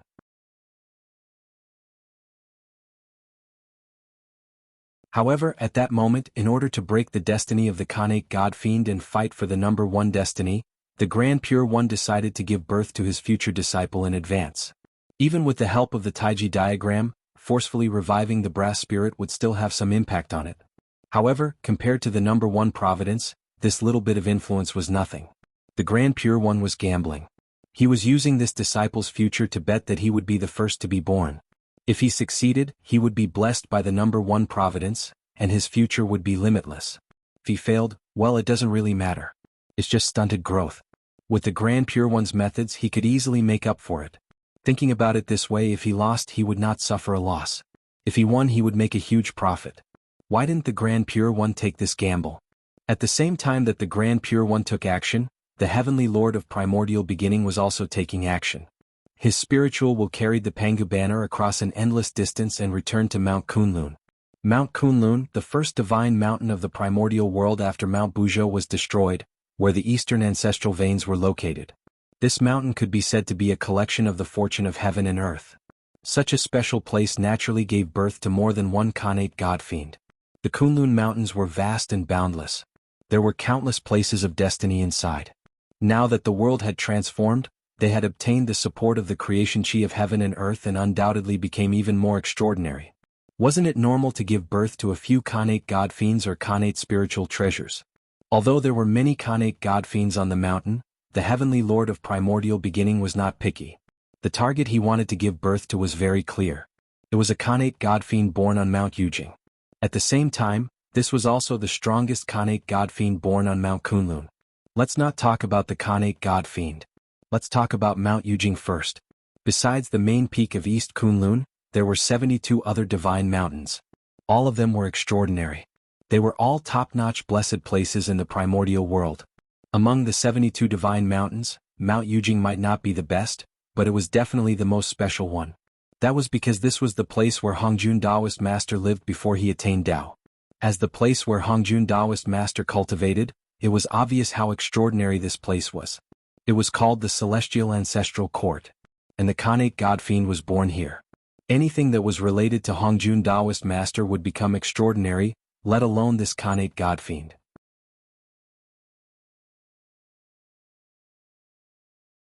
When he discovered that there was a Khanate God Fiend on Mount Yujing, the Heavenly Lord of Primordial Beginning, who had already given up on taking in disciples, suddenly had the thought of taking in a disciple again. He wanted to take him in as his direct disciple.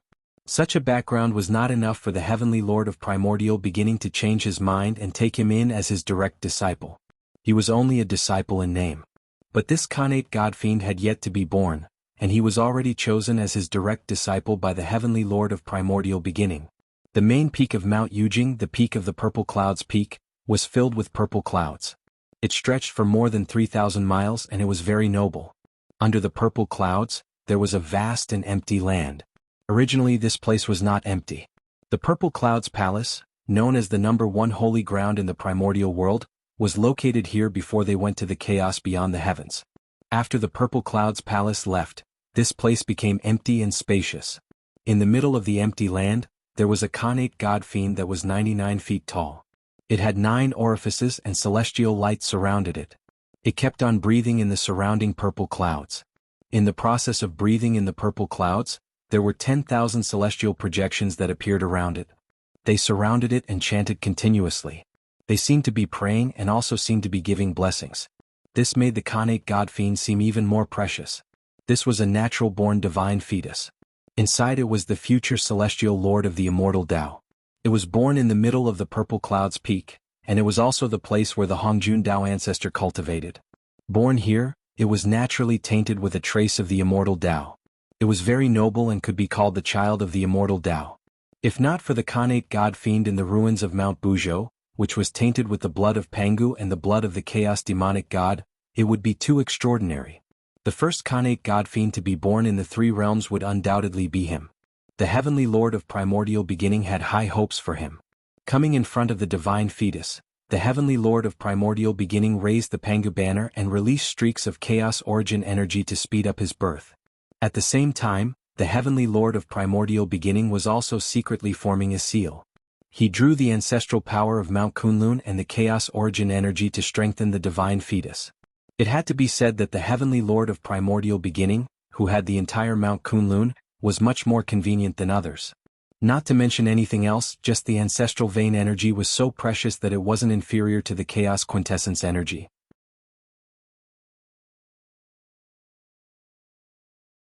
At the same time, on the other side of Mount Kunlun, where West Kunlun was, the Queen Mother of the West was also secretly mobilizing the power of the entire West Kunlun to continuously nurture the Khanate god fiend in front of her.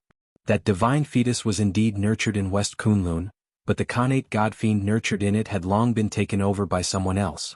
That's right, the Khanate god fiend nurtured Dong Wang Kung.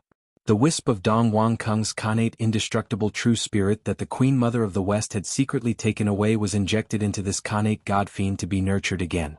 At this moment, the Queen Mother of the West was nurturing him. Obviously, she wanted to let Dong Wang Kung fight for the opportunity to be first. She had no choice.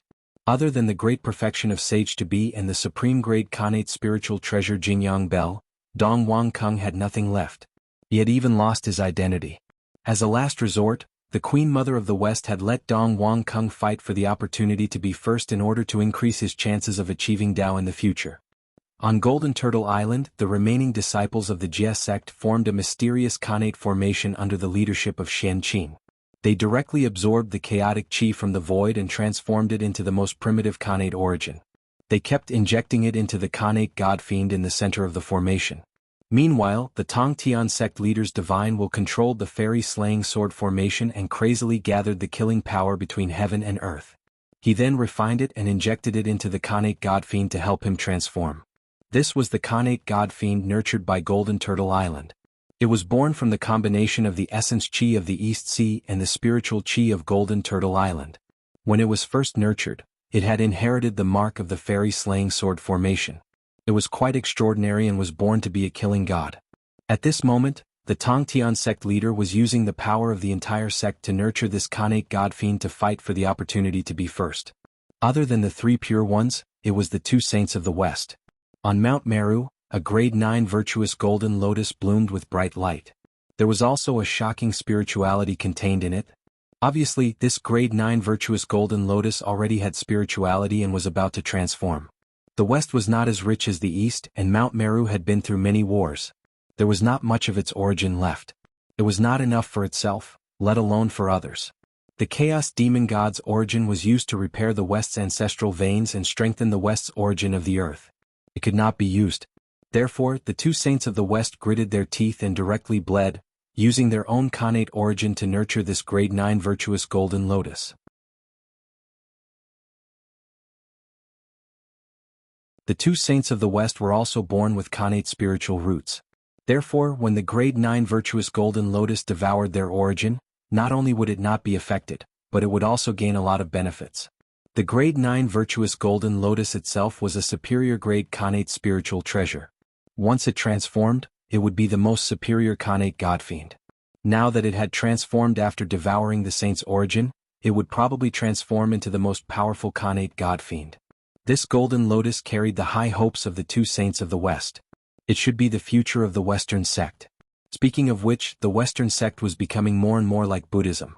They both used lotuses as sacred objects, but one was a golden lotus and the other a black lotus.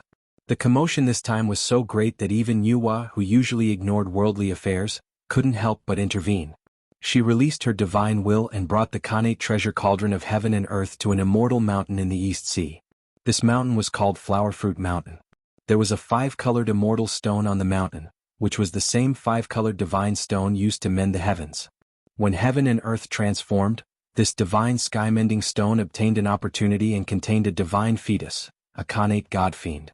Originally, it would take tens of thousands of years for this divine fetus to be born, but Nuwa came looking for fate and decided to give it an opportunity, allowing it to be born in advance.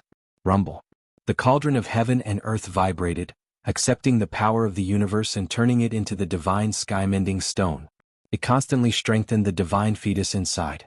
If it weren't for Nuwa's help, this divine sky-mending stone would give birth to a stone monkey after tens of thousands of years. It would be born with the will of chaos and create a great name. But after Nuwa took action, its fate changed. What was the cauldron of heaven and earth? It was a Khanate treasure and also the only treasure in the primitive world that could go against the Khanate heavens. After being refined by the cauldron of heaven and earth, the Khanate origin of the divine stone was further purified. The Khanate god-fiend inside was affected and began to transform. Its development became more and more complete. It evolved from a monkey to a human with a Khanate Tao body. At this moment, the divine sky-mending stone no longer gave birth to a spiritual stone monkey, but a divine sky-mending man who inherited the will of mending the heavens. He was even stronger. At the same time that Nuwa took action, Goddess Hudu also took action. The Chaos Treasure 6 Paths of Reincarnation disc suddenly trembled violently. Unparalleled power surged out of the nether realm, broke through the seal of the sky curtain, and came to the great chaos outside the realm, sweeping away all the chaos chi within 100,000 miles.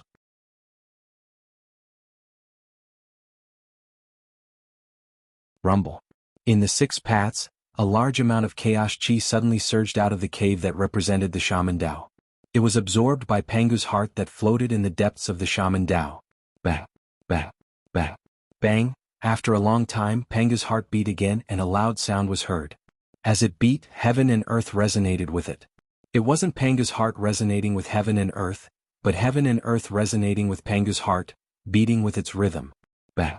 With every beat of Pangu's heart, a large amount of chaos chi was absorbed by it. Then, purple blood accompanied by purple murderous aura flowed on Pangu's heart. The purple blood was Pangu's blood, and the purple murderous aura was the heavenly god's murderous aura. Pangu's heart produced blood again, which meant that it was beginning to give birth to a Khanate Grand Magus. What was a Khanate Grand Magus? It was a Grand Magus that was directly transformed from Pangu's blood, not a Grand Magus that was cultivated.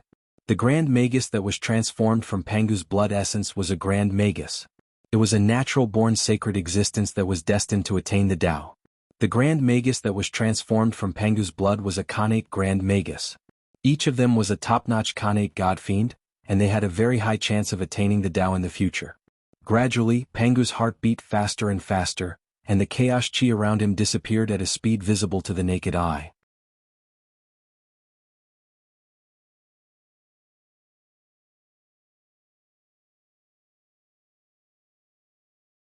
Chapter 821. The purple blood in Pangu's heart flowed faster and faster, and the Du Tian divine murderous chi became denser. Not long after, wisps of magical life force burst out of Pangu's heart and spread across the place. A new Khanate Grand Magus was born. After so many years, a new Khanate Grand Magus was born in Pangu's heart again. And this Khanate Grand Magus was the Khanate divine demon that Goddess Hutu used to fight for the first opportunity. In the North Continent, where the demons were, Dong Huangtai looked at the Khanate godly fetus in front of him with nostalgia in his eyes. One could see that the Khanate godly fetus in front of Dong Huangtai was surrounded by a layer of dazzling true sun fire. Through the dazzling golden flames, one could see that there was a three-legged golden crow in the Khanate godly fetus, slowly spreading its wings. This Khanate godly fetus had given birth to a little golden crow. Not on the sun but in the North Continent in the demon's base camp. It was unbelievable that a creature like the great sun golden crow was born outside the sun star. Then how did it come to be? It wasn't that Dong Huang Tai's methods were heaven-defying, but he found the corpses of the 9 little golden crows that had died long ago. He used a supreme divine power to merge the origins of the 9 little golden crows. At the same time, he used a heaven-defying method to cut off a trace of the creation chi of heaven and earth, which gave birth to the 13th little golden crow in the eldritch world. This connate godly fetus was born with the power of the 9 little golden crows. Once it was born, it would be a top-tier connate divine demon. And it was the candidate that Tai used to fight for the first opportunity this time. At the end of the distant sea, there was a small island filled with chaotic chi. No one knew when it was born or when it existed. In short, it was very mysterious. However, the spiritual aura on the island was quite shocking. It was not inferior to a top-tier blessed grotto heaven. It was not much weaker than the 3-deity island of the Shenqing sect. This island was another top-tier holy land. At this moment, a mysterious purple-clothed man suddenly appeared on this uninhabited island. The person who came was very strong. The connate formation on the island seemed to not exist in front of him, allowing him to pass through it easily. Soon, the mysterious man in purple arrived at the center of the island, where the innate divine fetus was shrouded in chaotic chi. That's right, there was also an innate divine fetus on this mysterious island. Judging from the chaotic energy swirling around it, it was clear that the innate god born from this innate divine fetus would be ridiculously strong. Even the weakest one would be a top innate god.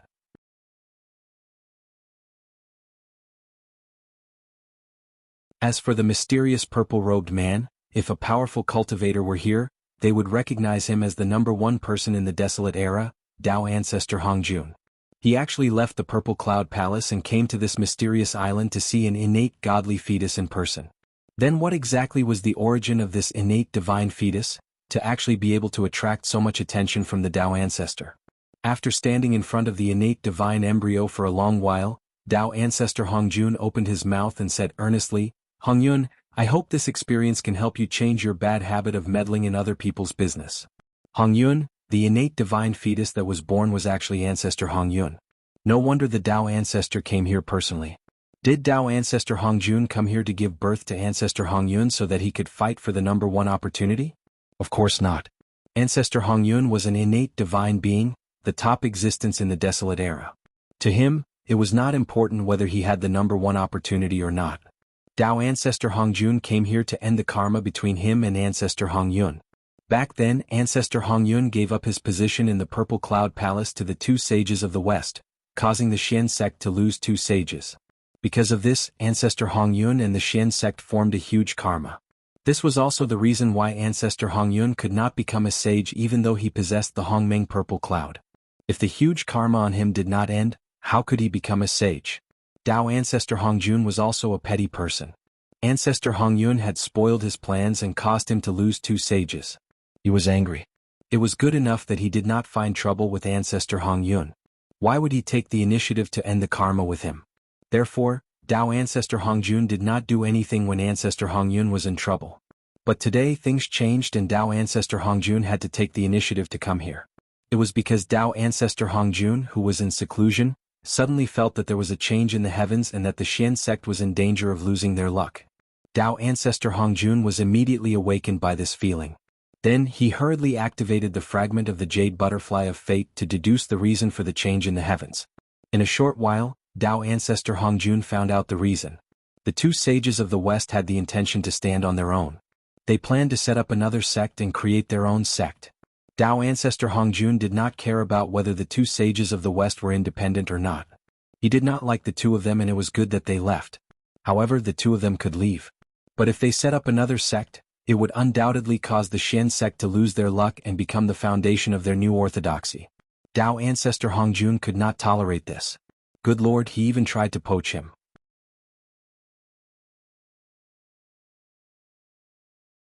What was the meaning of this? Did he really think that he, Hongjun, was old and couldn't lift a knife? Unfortunately, even if Dao ancestor Hongjun had supreme abilities, he could not do anything. The independence of the 2 sages of the West was the inevitable result of the evolution of the heavenly way. As a part of the heavenly way, Dao ancestor Hongjun could not disobey the heavenly way and attack the 2 sages of the West. Therefore, even if he was unwilling, Dao ancestor Hongjun could not stop them. It seemed that the independence of the two sages of the West was inevitable. In the Purple Cloud Palace, the more Tao ancestor Hongjun thought about it, the angrier he became. The Xian sect was his painstaking effort. How could he tolerate the two traitorous disciples destroying his painstaking effort? It had to be said that Tao ancestor Hongjun was indeed the most cunning old man in the primitive world. After sitting cross-legged in the Purple Cloud Palace for a few days, he really thought of a way to break the situation. Since he could not stop the two sages of the West from establishing their own sect, he would let nature take its course and ignore it.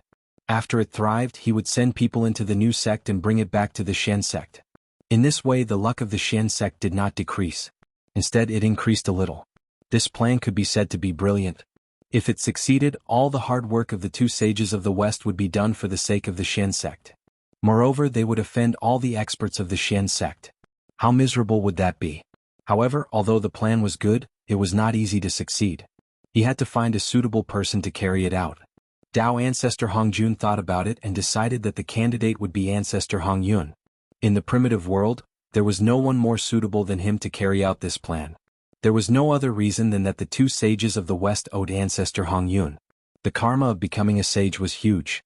If ancestor Hongyun joined the Western sect, the two sages of the West would at least confer him the title of the third sect master. They would not dare to look down on him. Tao ancestor Hongjun sent ancestor Hongyun to convert the new sect established by the two sages of the West. Therefore, Tao ancestor Hongjun personally came to the birthplace of ancestor Hongyun. He planned to suppress him and delay his birth so that he could be born when the two sages of the West established their own sect. Delaying the birth of ancestor Hongyun was easy for Tao ancestor Hongjun. He did not need to use any underhanded means. He only needed to preach to the innate godly fetus that gave birth to ancestor Hongyun. After ancestor Hongyun listened to the preaching of Tao ancestor, he was enlightened and naturally entered the state of enlightenment. This affected the timing of his birth. This was not a problem at all.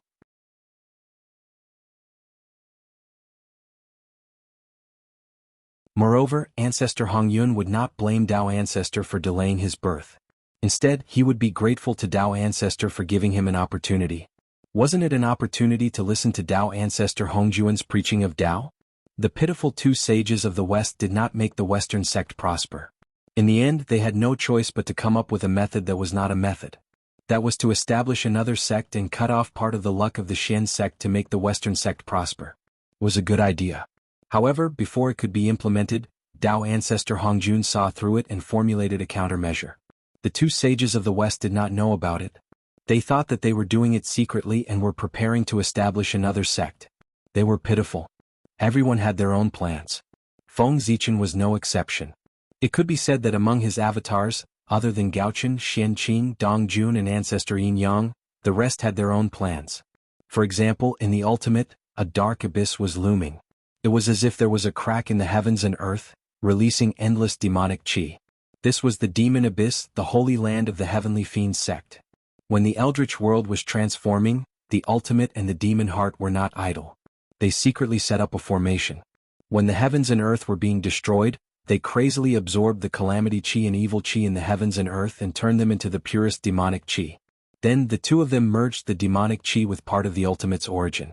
Using it as a foundation, they created a holy land of the demonic sect. It was the demonic abyss in front of them. The demonic abyss was boundless and had no end. It merged with the ultimate's origin and stood in the void. It could spontaneously absorb the calamity qi and evil qi in the heavens and earth and turn them into pure demonic qi. In order to create the demonic abyss, the ultimate and the demon heart had invested all of their wealth. Even so, the demonic abyss in front of them had not been truly born. It was only a half-finished product.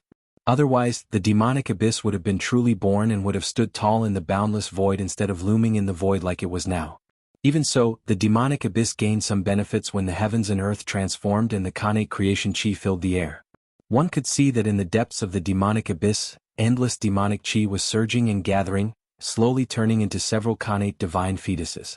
These Khanate divine fetuses were the future of the heavenly fiend sect. They were the Khanate divine fiends that the heavenly Tao had specially nurtured in order to prosper the heavenly fiend sect. At this moment, the ultimate and the demon heart were working together, using all their strength to gather the world's origin and slowly strengthening these Khanate divine fetuses. The demonic abyss's origin was weak.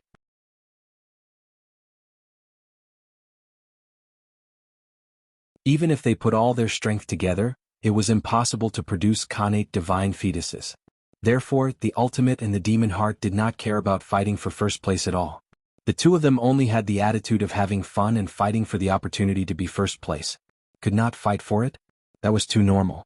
It would be abnormal if they succeeded. The ultimate and the demon heart were not in a hurry because they knew that with the primordial self's backup plan, they would definitely win this fight for first place. After all, the connate divine fetuses in the primordial self's hands were too special and too precious. Even the connate divine fetuses in the ruins of Mount Buzhou might not be comparable to the one in Feng Zichen's hands. Feng Zichen used honorifics instead of honorifics to show how much Feng Zichen valued him. In the underworld, endless yin qi filled the air and gathered in one place. It was the ancestral land of the ghost Dao, Fengdu Mountain. One could see that at the peak of Fengdu Mountain, an connate divine fetuses surrounded by ghost qi was releasing a strange light. The connate yin qi that surged from all over the underworld was absorbed by the connate divine fetuses as the light swallowed it. And this connate divine fetuses gave birth to the first connate god fiend of the ghost Dao. His appearance was a sign of the prosperity of the ghost Dao. There was more than one connate divine fetuses born in the underworld. There were even better ones. However, the emperor of Fengdu valued this connate divine fetuses the most because they carried the future of the ghost Dao. The connate god fiend born from this connate divine fetuses would definitely lead the ghost Dao out of the underworld and let the entire three realms hear of the ghost Dao's name. Apart from this connate god fiend, there were many other wonderful connate races born in the underworld. Among them, the one that caught the emperor of Fengdu's attention the most was the special race born from the ghost Dao, the ghost race. Even ghosts could be born from heaven and earth. This world was getting more and more mysterious. To be honest, the ghost emperor of Fengdu valued the connate divine fetuses very much. If it weren't for the fact that the connate divine fetuses in his true body was too powerful, he would have helped this connate divine fetuses fight for the first place. In the central divine region, the ancestral land of the human race. Under the world tree, 9 human prodigies gathered. They bathed in the world tree's radiance and kept swallowing the world origin that it emitted. Compared to the others, the North Star was much more realistic. He didn't need to look for connate divine fetuses to nurture. There were so many human prodigies who cultivated the godfiend Dao and were about to transform into connate godfiends.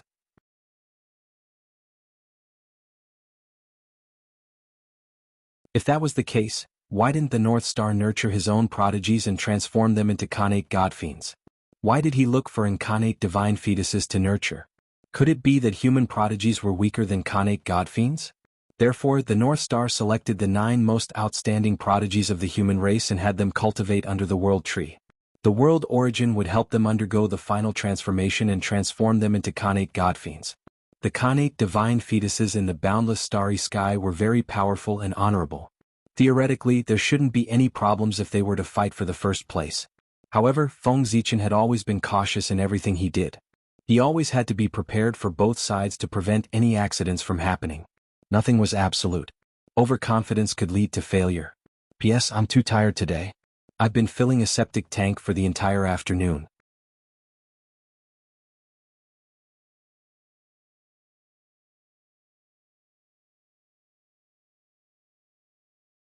Chapter 822.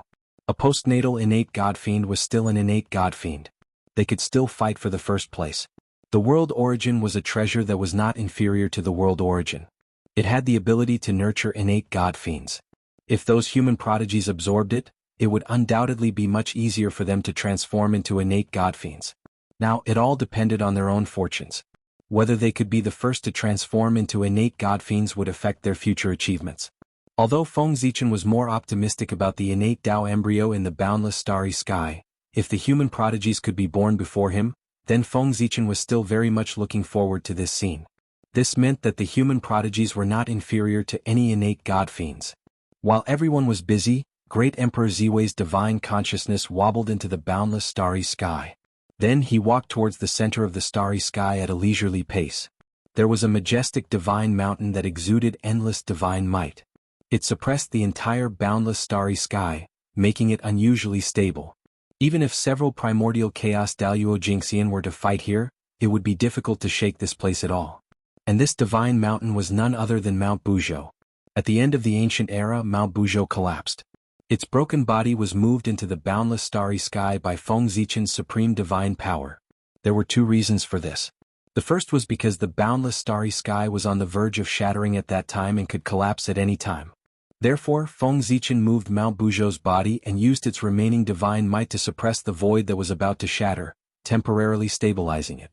The second reason was because of Feng Zichen's selfishness. He wanted to see if he could restore Mount Buzhou to its peak with the power of the god Pangu.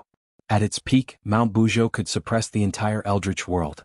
Its power was not inferior to that of a chaos supreme treasure.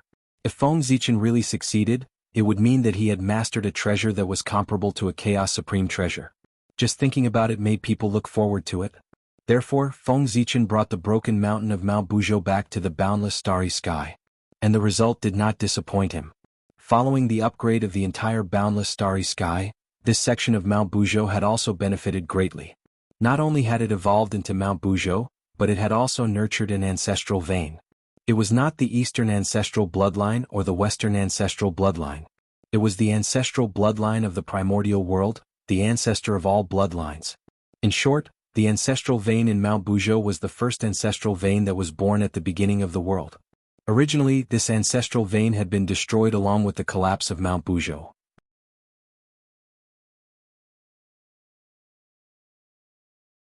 However, at this moment, Mount Buzhou had been transformed into the divine Mount Buzhou. The ancestral veins that were supposed to be dead inside the mountain were affected and were rejuvenated. What a great fortune! The new divine Mount Buzhou naturally could not be compared to the original one. However, it could not be underestimated.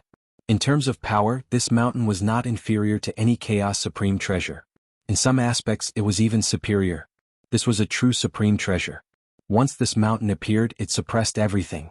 Under the Wuji Daluo Jingxian, there was no way to resist. There was no other possibility except that everything was frozen. Moreover, with the suppression of the small Mount Buzhou in the boundless starry sky, there was no need to worry about it being breached by outsiders. If one wanted to shatter the boundless starry sky, one had to shatter the small Mount Buzhou first. The small Mount Buzhou was very powerful. It stood at the center of the boundless starry sky, directly below the Emperor Star. It emitted endless Pangu's divine power, stabilizing the entire boundless starry sky. Feng Zichen had come for it. That's right, the innate divine fetus that Feng Zichen valued so much was nurtured by the small Mount Buzhou. Even Feng Zichen did not discover that there was a trace of Pangu's essence left in the broken Mount Buzhou. This trace of Pangu's essence, along with the broken Mount Buzhou, was brought into the boundless starry sky by Feng Zichen, and nourished by the power of Pangu's divine power. And with the nourishment of Pangu's divine power, this trace of Pangu's essence gradually gave birth to a faint trace of vitality. The vitality was very weak, and there was almost no possibility of it evolving into life. But the creation of the world was just so wonderful. When the boundless starry sky was upgraded, everything in it was affected and more or less received some creation. The trace of Pangu's essence, which gathered the power of the boundless starry sky, the power of the innate ancestral veins, and the power of the small Mount Buzhou, finally underwent an unimaginable transformation and turned into an innate divine fetus. Incredible. The life formed by Pangu's essence was nurtured by Mount Buzhou. Although it was not born, Feng Zichen could already confirm that this innate divine fetus was nurturing an innate divine being, the true authentic Pangu. It was really incredible. It had been hundreds of millions of years since the creation of the world. In this era, there was actually the birth of an authentic Pangu. It was really too surprising. To be honest, when Feng Zichen noticed the birth of this innate divine fetus, he was also surprised and felt that it was very unbelievable. This authentic Pangu could really be said to be the son of miracles. He was born at an incredible time, and he had great creation and great opportunities.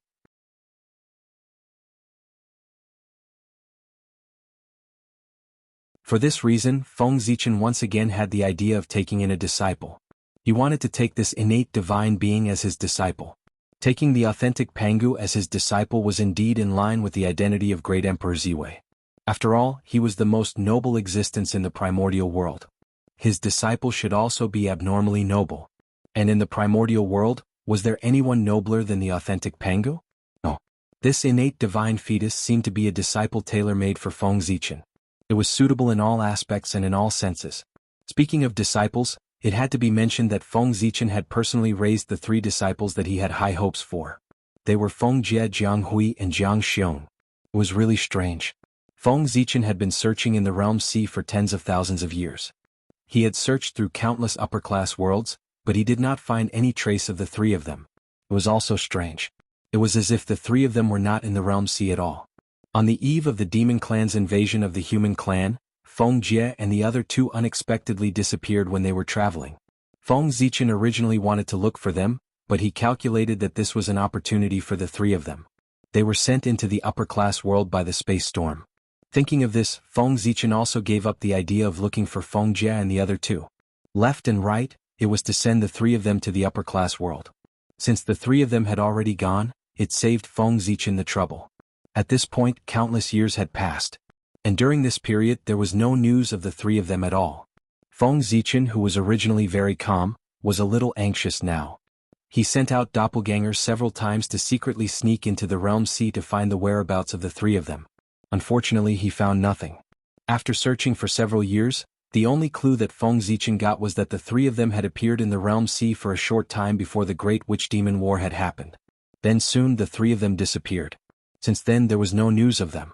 In the face of such a situation, if the feeling in his heart did not tell Feng Zichen that the three of them were not in trouble and were living well, Feng Zichen was afraid that he would have gone crazy long ago. That's right, the situation of the three of them was not very bad. Didn't you see that Feng Zichen even called the three of them, they? Obviously, the three of them had reached the realm of the Daluo Taoist priests and had walked a very long distance on this path. Well, what Feng Zichen passed on to the three of them was the most ancient realm system, which was the version without the sage-to-be realm. The realm of the Daluo Taoist priests included everything. Therefore, Feng Zichen was not very clear about how strong the three of them were.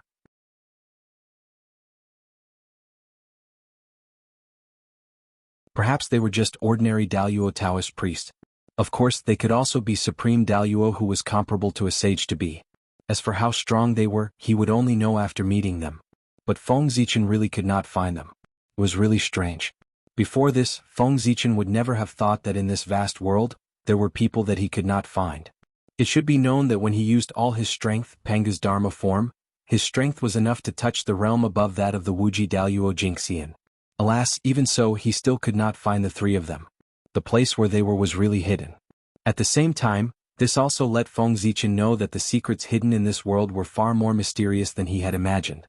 He still needed to be stronger. Not to mention the three of them, since he could not find them anyway, Feng Zichen had no other choice but to secretly pray for them. While the other masters of the origin were using various methods to induce the birth of the innate godly fetus, Feng Zichen was still walking towards Mount Buzhou unhurriedly. Feng Zichen was not in a hurry at all, nor did he need to induce the birth of the innate godly fetus. This was because he firmly believed that the innate godly fetus bred by this innate godly fetus would definitely be the first to be born.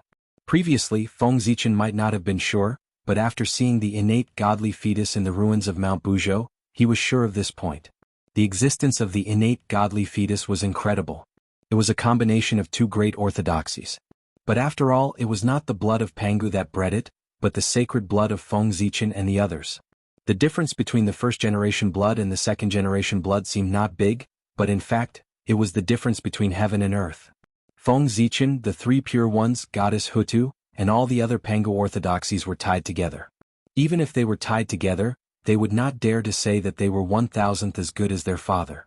In this way, it could be seen that the difference between the two was not in the same concept at all.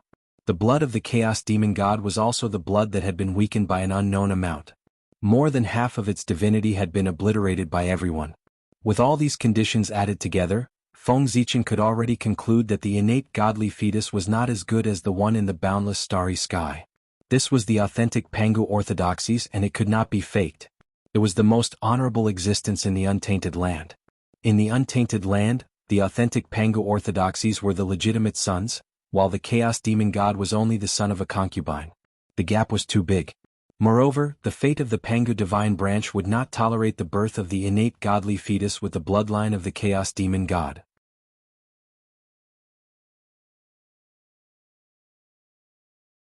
It would definitely find ways to obstruct the birth of the innate godly fetus.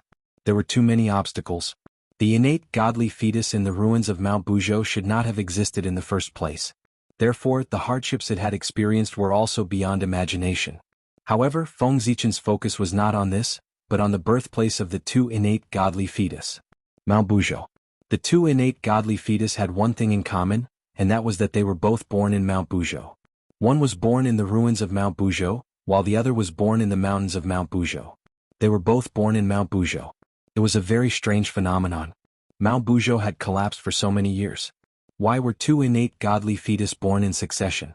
Was this a coincidence? It did not look like it. It seemed to be deliberate. However, on second thought, Feng Zichen felt that it was a coincidence. It was certain that the innate godly fetus in the ruins of Mount Buzhou was deliberately created by someone. However, the birth of the innate godly fetus in Little Mount Buzhou was probably really a coincidence.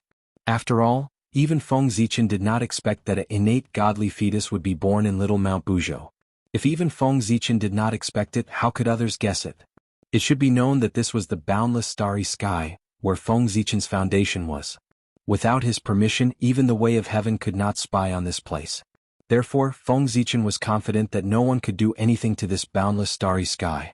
Before Feng Zichen walked to the front of Mount Buzhou, he suddenly heard a boom in front of him.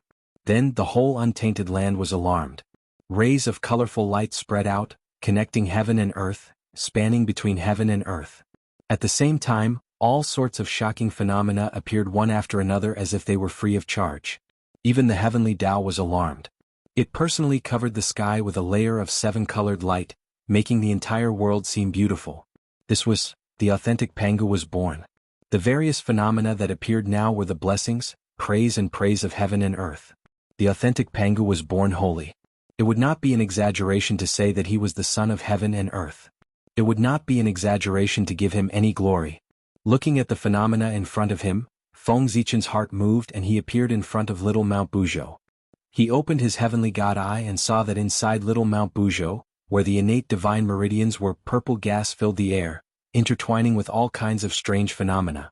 In the depths of the purple gas, there was a hazy colorful light, which was constantly twisting and shrinking. When Feng Zichen rushed here, the light had evolved to its limit. It gradually took the shape of a human and then turned into a young Taoist.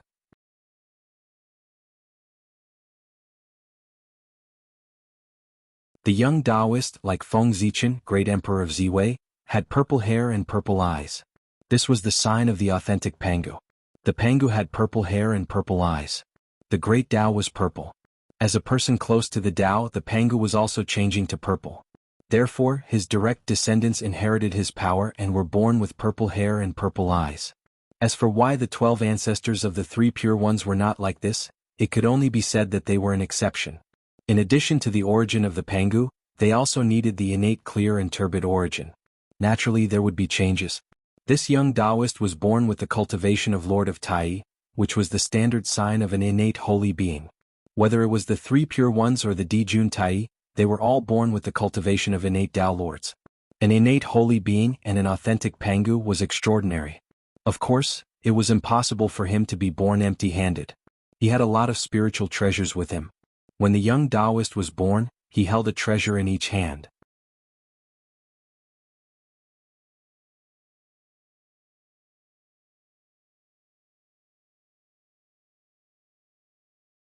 Chapter 823. The Taoist held a drum in his left hand. It was the dusk drum. The bell in his right hand was called the morning bell. When the two treasures were combined, they were called the morning bell and evening drum. They were top-notch Khanate numinous treasures that contained 45 Khanate divine restrictions. The morning bell and evening drum were treasures of the space-time attribute. They were extremely rare. In the primordial world, in terms of the Tao of space-time, only the heaven-opening treasure, the chaos bell, could suppress it. The rest could not compare to it. The power of this treasure was probably comparable to the He-Tu and the Luo-Shu. It was the best Khanate numinous treasure below the true Khanate cardinal treasures. Apart from the treasures in his hands, the Taoist robe that the young Taoist was wearing was also extraordinary. It was called the Heavenly Crown Robe. There were 12 patterns on it. Sun, moon, stars, mountain, dragon, flower, insect, zong-yi, algae, fire, pink rice, zong-yi and fu were imprinted on the robe with a special method. They were vivid as if they were real. Those were the 12 patterns that only appeared on the emperor's robe. This young Taoist was probably a natural-born emperor since he wore that robe. The 12 patterns had different symbolic meanings. It was generally believed that the sun, moon, and stars were chosen for their illumination. Mountain was chosen for its stability. Dragon was chosen for its adaptability. Flower insect, a type of pheasant, was chosen for its elegance. Zhong-yi, a type of sacrificial ritual, was chosen for its loyalty and filial piety. Algae was chosen for its cleanliness. Fire was chosen for its brightness. Pink rice was chosen for its nourishment. Zong, axe-shaped, was chosen for its decisiveness. Fu was chosen for its clarity. The virtues of an emperor were all here. Without a doubt, this robe was also a supreme-grade Khanate numinous treasure. Yes, the star crown on his head was shining brightly under the illumination of the Tao light, emitting endless Khanate spiritual aura. It was at least a superior-grade Khanate numinous treasure. 2 supreme-grade Khanate numinous treasures and 1 superior-grade Khanate numinous treasure. A total of 3 Khanate numinous treasures were born. Pengu was indeed the son of heaven and earth. The treatment was good. As soon as he was born, the treasures he had surpassed 99% of the primordial world. Only a few living beings could compare to him. He was born rich. Disciple Buzhou greets master. The young Taoist Buzhou came straight to Feng Zichen and bowed to him after he walked out of Mount Buzhou. Though Taoist Buzhou had just been born, he had gained sentience many years ago. Therefore he recognized Feng Zichen and was very familiar with him. After all, when Feng Zichen was bored, he would sometimes preach to Taoist Buzhou and show his good side.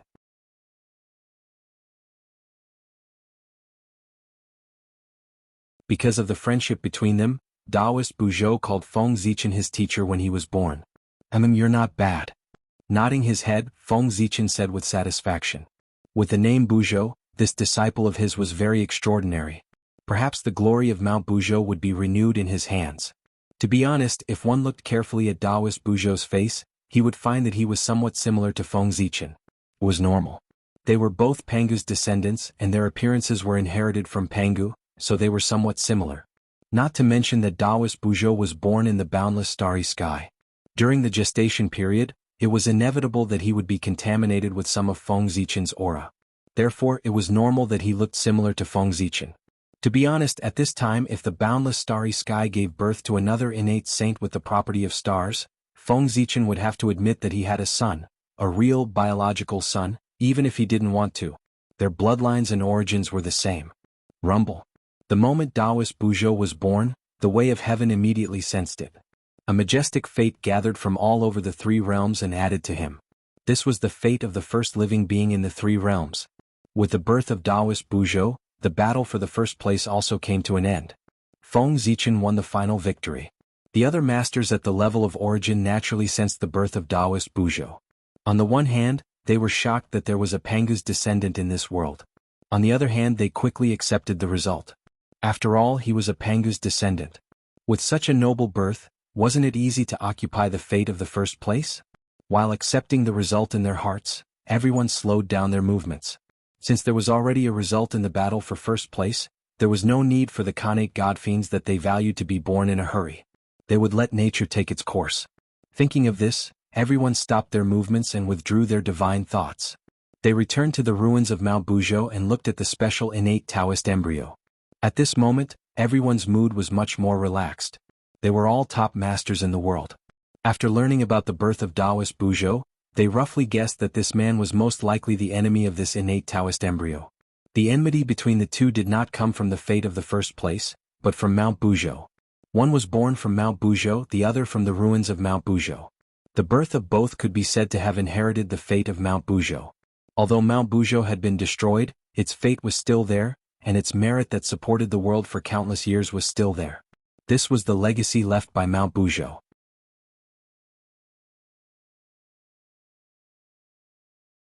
If someone could inherit it, the great Tao would be completed and he would be destined to become the Daoyuo Jingxian of origin in the future. Taoist Buzhou and this innate godly embryo were both innate gods born in Mount Buzhou. This meant that both of them were qualified to inherit the legacy of Mount Buzhou. However, there was only one legacy of Mount Buzhou. In the future, there could only be one person who could achieve the great Tao. Therefore, in the future, in order to achieve the great Tao and to compete for the legacy of Mount Buzhou, these two were bound to fight endlessly. The winner would get everything, infinity and immeasurable. He would achieve the great Tao and the fruit of origin. He would transcend the world and obtain great freedom. The loser would lose everything and have nothing. Feng Zichen naturally understood the problem that everyone could think of. He called out to Taoist Buzhou, "Let's go. Follow me to the ruins of Mount Buzhou and see your future enemy of the great Tao." While speaking, Feng Zichen's body was covered in purple gas. It wrapped around himself and Taoist Buzhou, and directly disappeared on the spot. They came to the ruins of Mount Buzhou in front of everyone. At this time, no one knew what happened to the innate godly embryo. It was still not born and was still in the stage of being born. After greeting everyone one by one, Feng Zichen pulled Taoist Buzhou to the side and introduced him to everyone. "My fellow Taoists, I have just taken in a new disciple. His name is Buzhou and he is not bad. In the future, if you meet him on the road, please take care of him for my sake. I don't want him to cause trouble for me."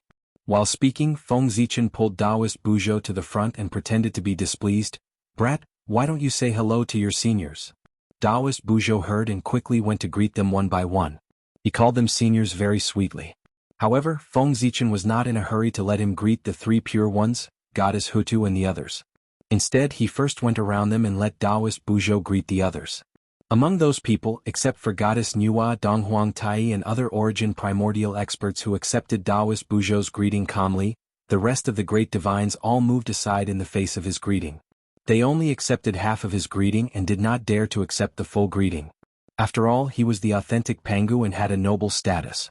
Apart from the saints, no one dared to accept his greeting. They were afraid that they would lose their luck.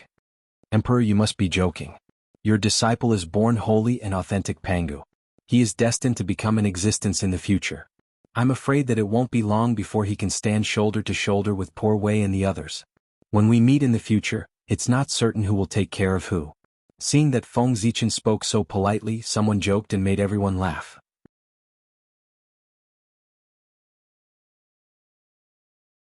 However, this sentence seemed to be a joke, but it was not necessarily not what everyone was thinking. Authentic Pangu.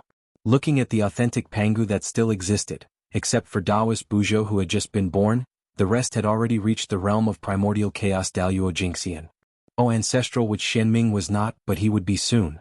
This was the future primordial chaos Taoist master. The great emperor of Ziwei had really taken in a good disciple. Faintly, everyone looked at him with envy. Why was such a good talent not their own disciple? Side jealousy, envy? Even so, the great emperor of Ziwei still said that he was not bad. He was really taking advantage of others. Everyone could not help but spit a few times at Feng Zichen in their hearts. After Taoist Buzhou greeted everyone one by one, Feng Zichen pulled him to the front of the three pure ones and said to him, "Why aren't you coming over to greet your three uncle masters?" This seniority was not based on the Xianmen. From the perspective of the Xianmen, Feng Zichen had nothing to do with the three pure ones. He was not a member of the Xianmen at all.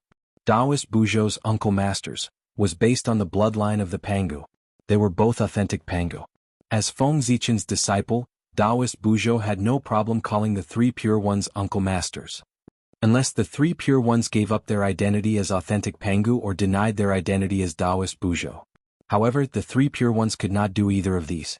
Therefore, the three pure ones could only accept this cheap apprentice nephew. As for why they were called uncle masters, and not uncle masters. Of course, it was because the three pure ones were born much earlier than Feng Zichen. They were all of the same generation. Naturally, whoever was older would be the elder. "Greetings, uncle masters." Taoist Buzhou stepped forward and bowed respectfully to the three pure ones. At the side, Feng Zichen did not say anything. He only stared at the three pure ones with a faint smile. This was the first time he was greeting the three pure ones. Feng Zichen did not believe that the three pure ones would not be embarrassed to not give a greeting gift. Just as Feng Zichen thought, the three pure ones were so proud. This was the first time they met the Taoist of Mount Buzhou. Of course, they would be embarrassed to not give a greeting gift. Not only did they have to give, but they also had to give. Otherwise, once this matter spread, everyone would say that the three pure ones were stingy. The Grand Pure One smiled and reached out to help Taoist Buzhou up. He said, "What a good child."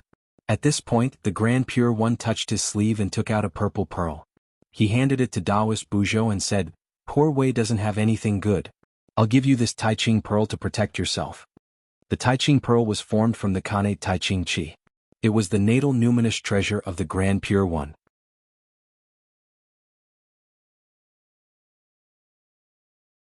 It contained 36 Khanate divine restrictions and was a rare treasure among superior-grade Khanate numinous treasures. Taoist Buzhou could not reject it. He could only accept the Taiching pearl and thank the Grand Pure One continuously. After the Grand Pure One, the Heavenly Lord of Primordial Beginning took out a jade-colored pearl.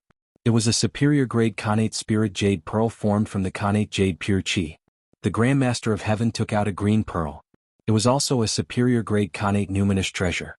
The two of them handed the treasures to Taoist Buzhou. At the side, Feng Zichen could not help but smile when he saw that. When the three pearls were combined, it would be the supreme grade Khanate Numinous treasure, the Three Pure Ones Pearl. It contained the 9 heavens clear chi and was an immortal Tao treasure with endless uses.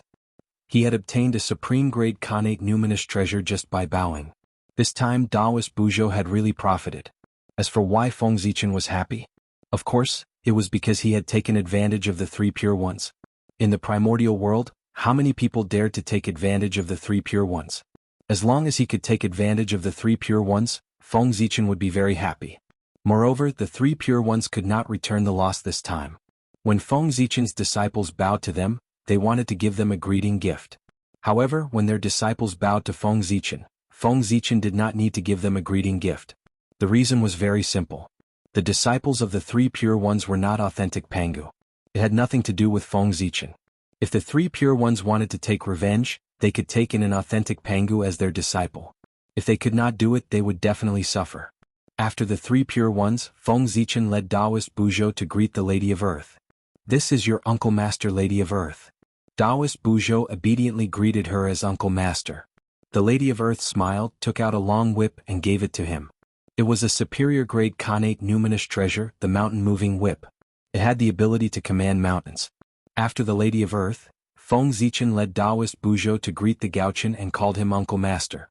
Unfortunately, the Gaochen was poor and could not take out a superior grade Khanate Numinous treasure. After all, he had the entire human race to feed.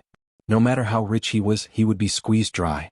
However, everyone knew that the human Emperor Gaochen and Great Emperor Ziwei were as close as brothers. At this time, if he didn't take out something good for his nephew, who knew how many rumors would be spread? After thinking about it, the Gaochen took a branch from the World Tree and gave it to Taoist Buzhou. The branch of the World Tree had endless magical uses. In terms of value, even if it was not as good as a supreme grade Khanate Numinous treasure, it was not far off.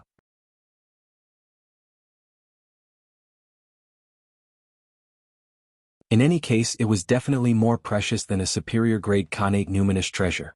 Giving such a gift was in line with the relationship between the Gaochen and Great Emperor Ziwei. He was also ruthless. In order to trick the Three Pure Ones, Feng Zichen had even tricked himself. How ruthless! Just as Taoist Buzhou was reaping a bountiful harvest, the Khanate divine fetus that had been accumulating power for a long time was finally about to be born. Boom! With a loud rumble, the colorful divine blood in the blood pool below the Khanate divine fetus suddenly began to shrink, turning into waves of powerful energy that surged into the Khanate divine fetus. Whoosh! Endless light of the way rose, and within the dazzling divine light, a huge figure gradually appeared. In an instant, an inexplicable pressure of Taoist priests spread. You're tuning in to the Han Li's Wuxia Adventures YouTube channel. We're so grateful for your support, and don't forget to subscribe to join us on this incredible journey through captivating stories. Your generosity through donations truly makes a world of difference, as it's the primary source of revenue that allows me to expand and enhance this channel for you. Thank you from the bottom of my heart for being a part of this adventure.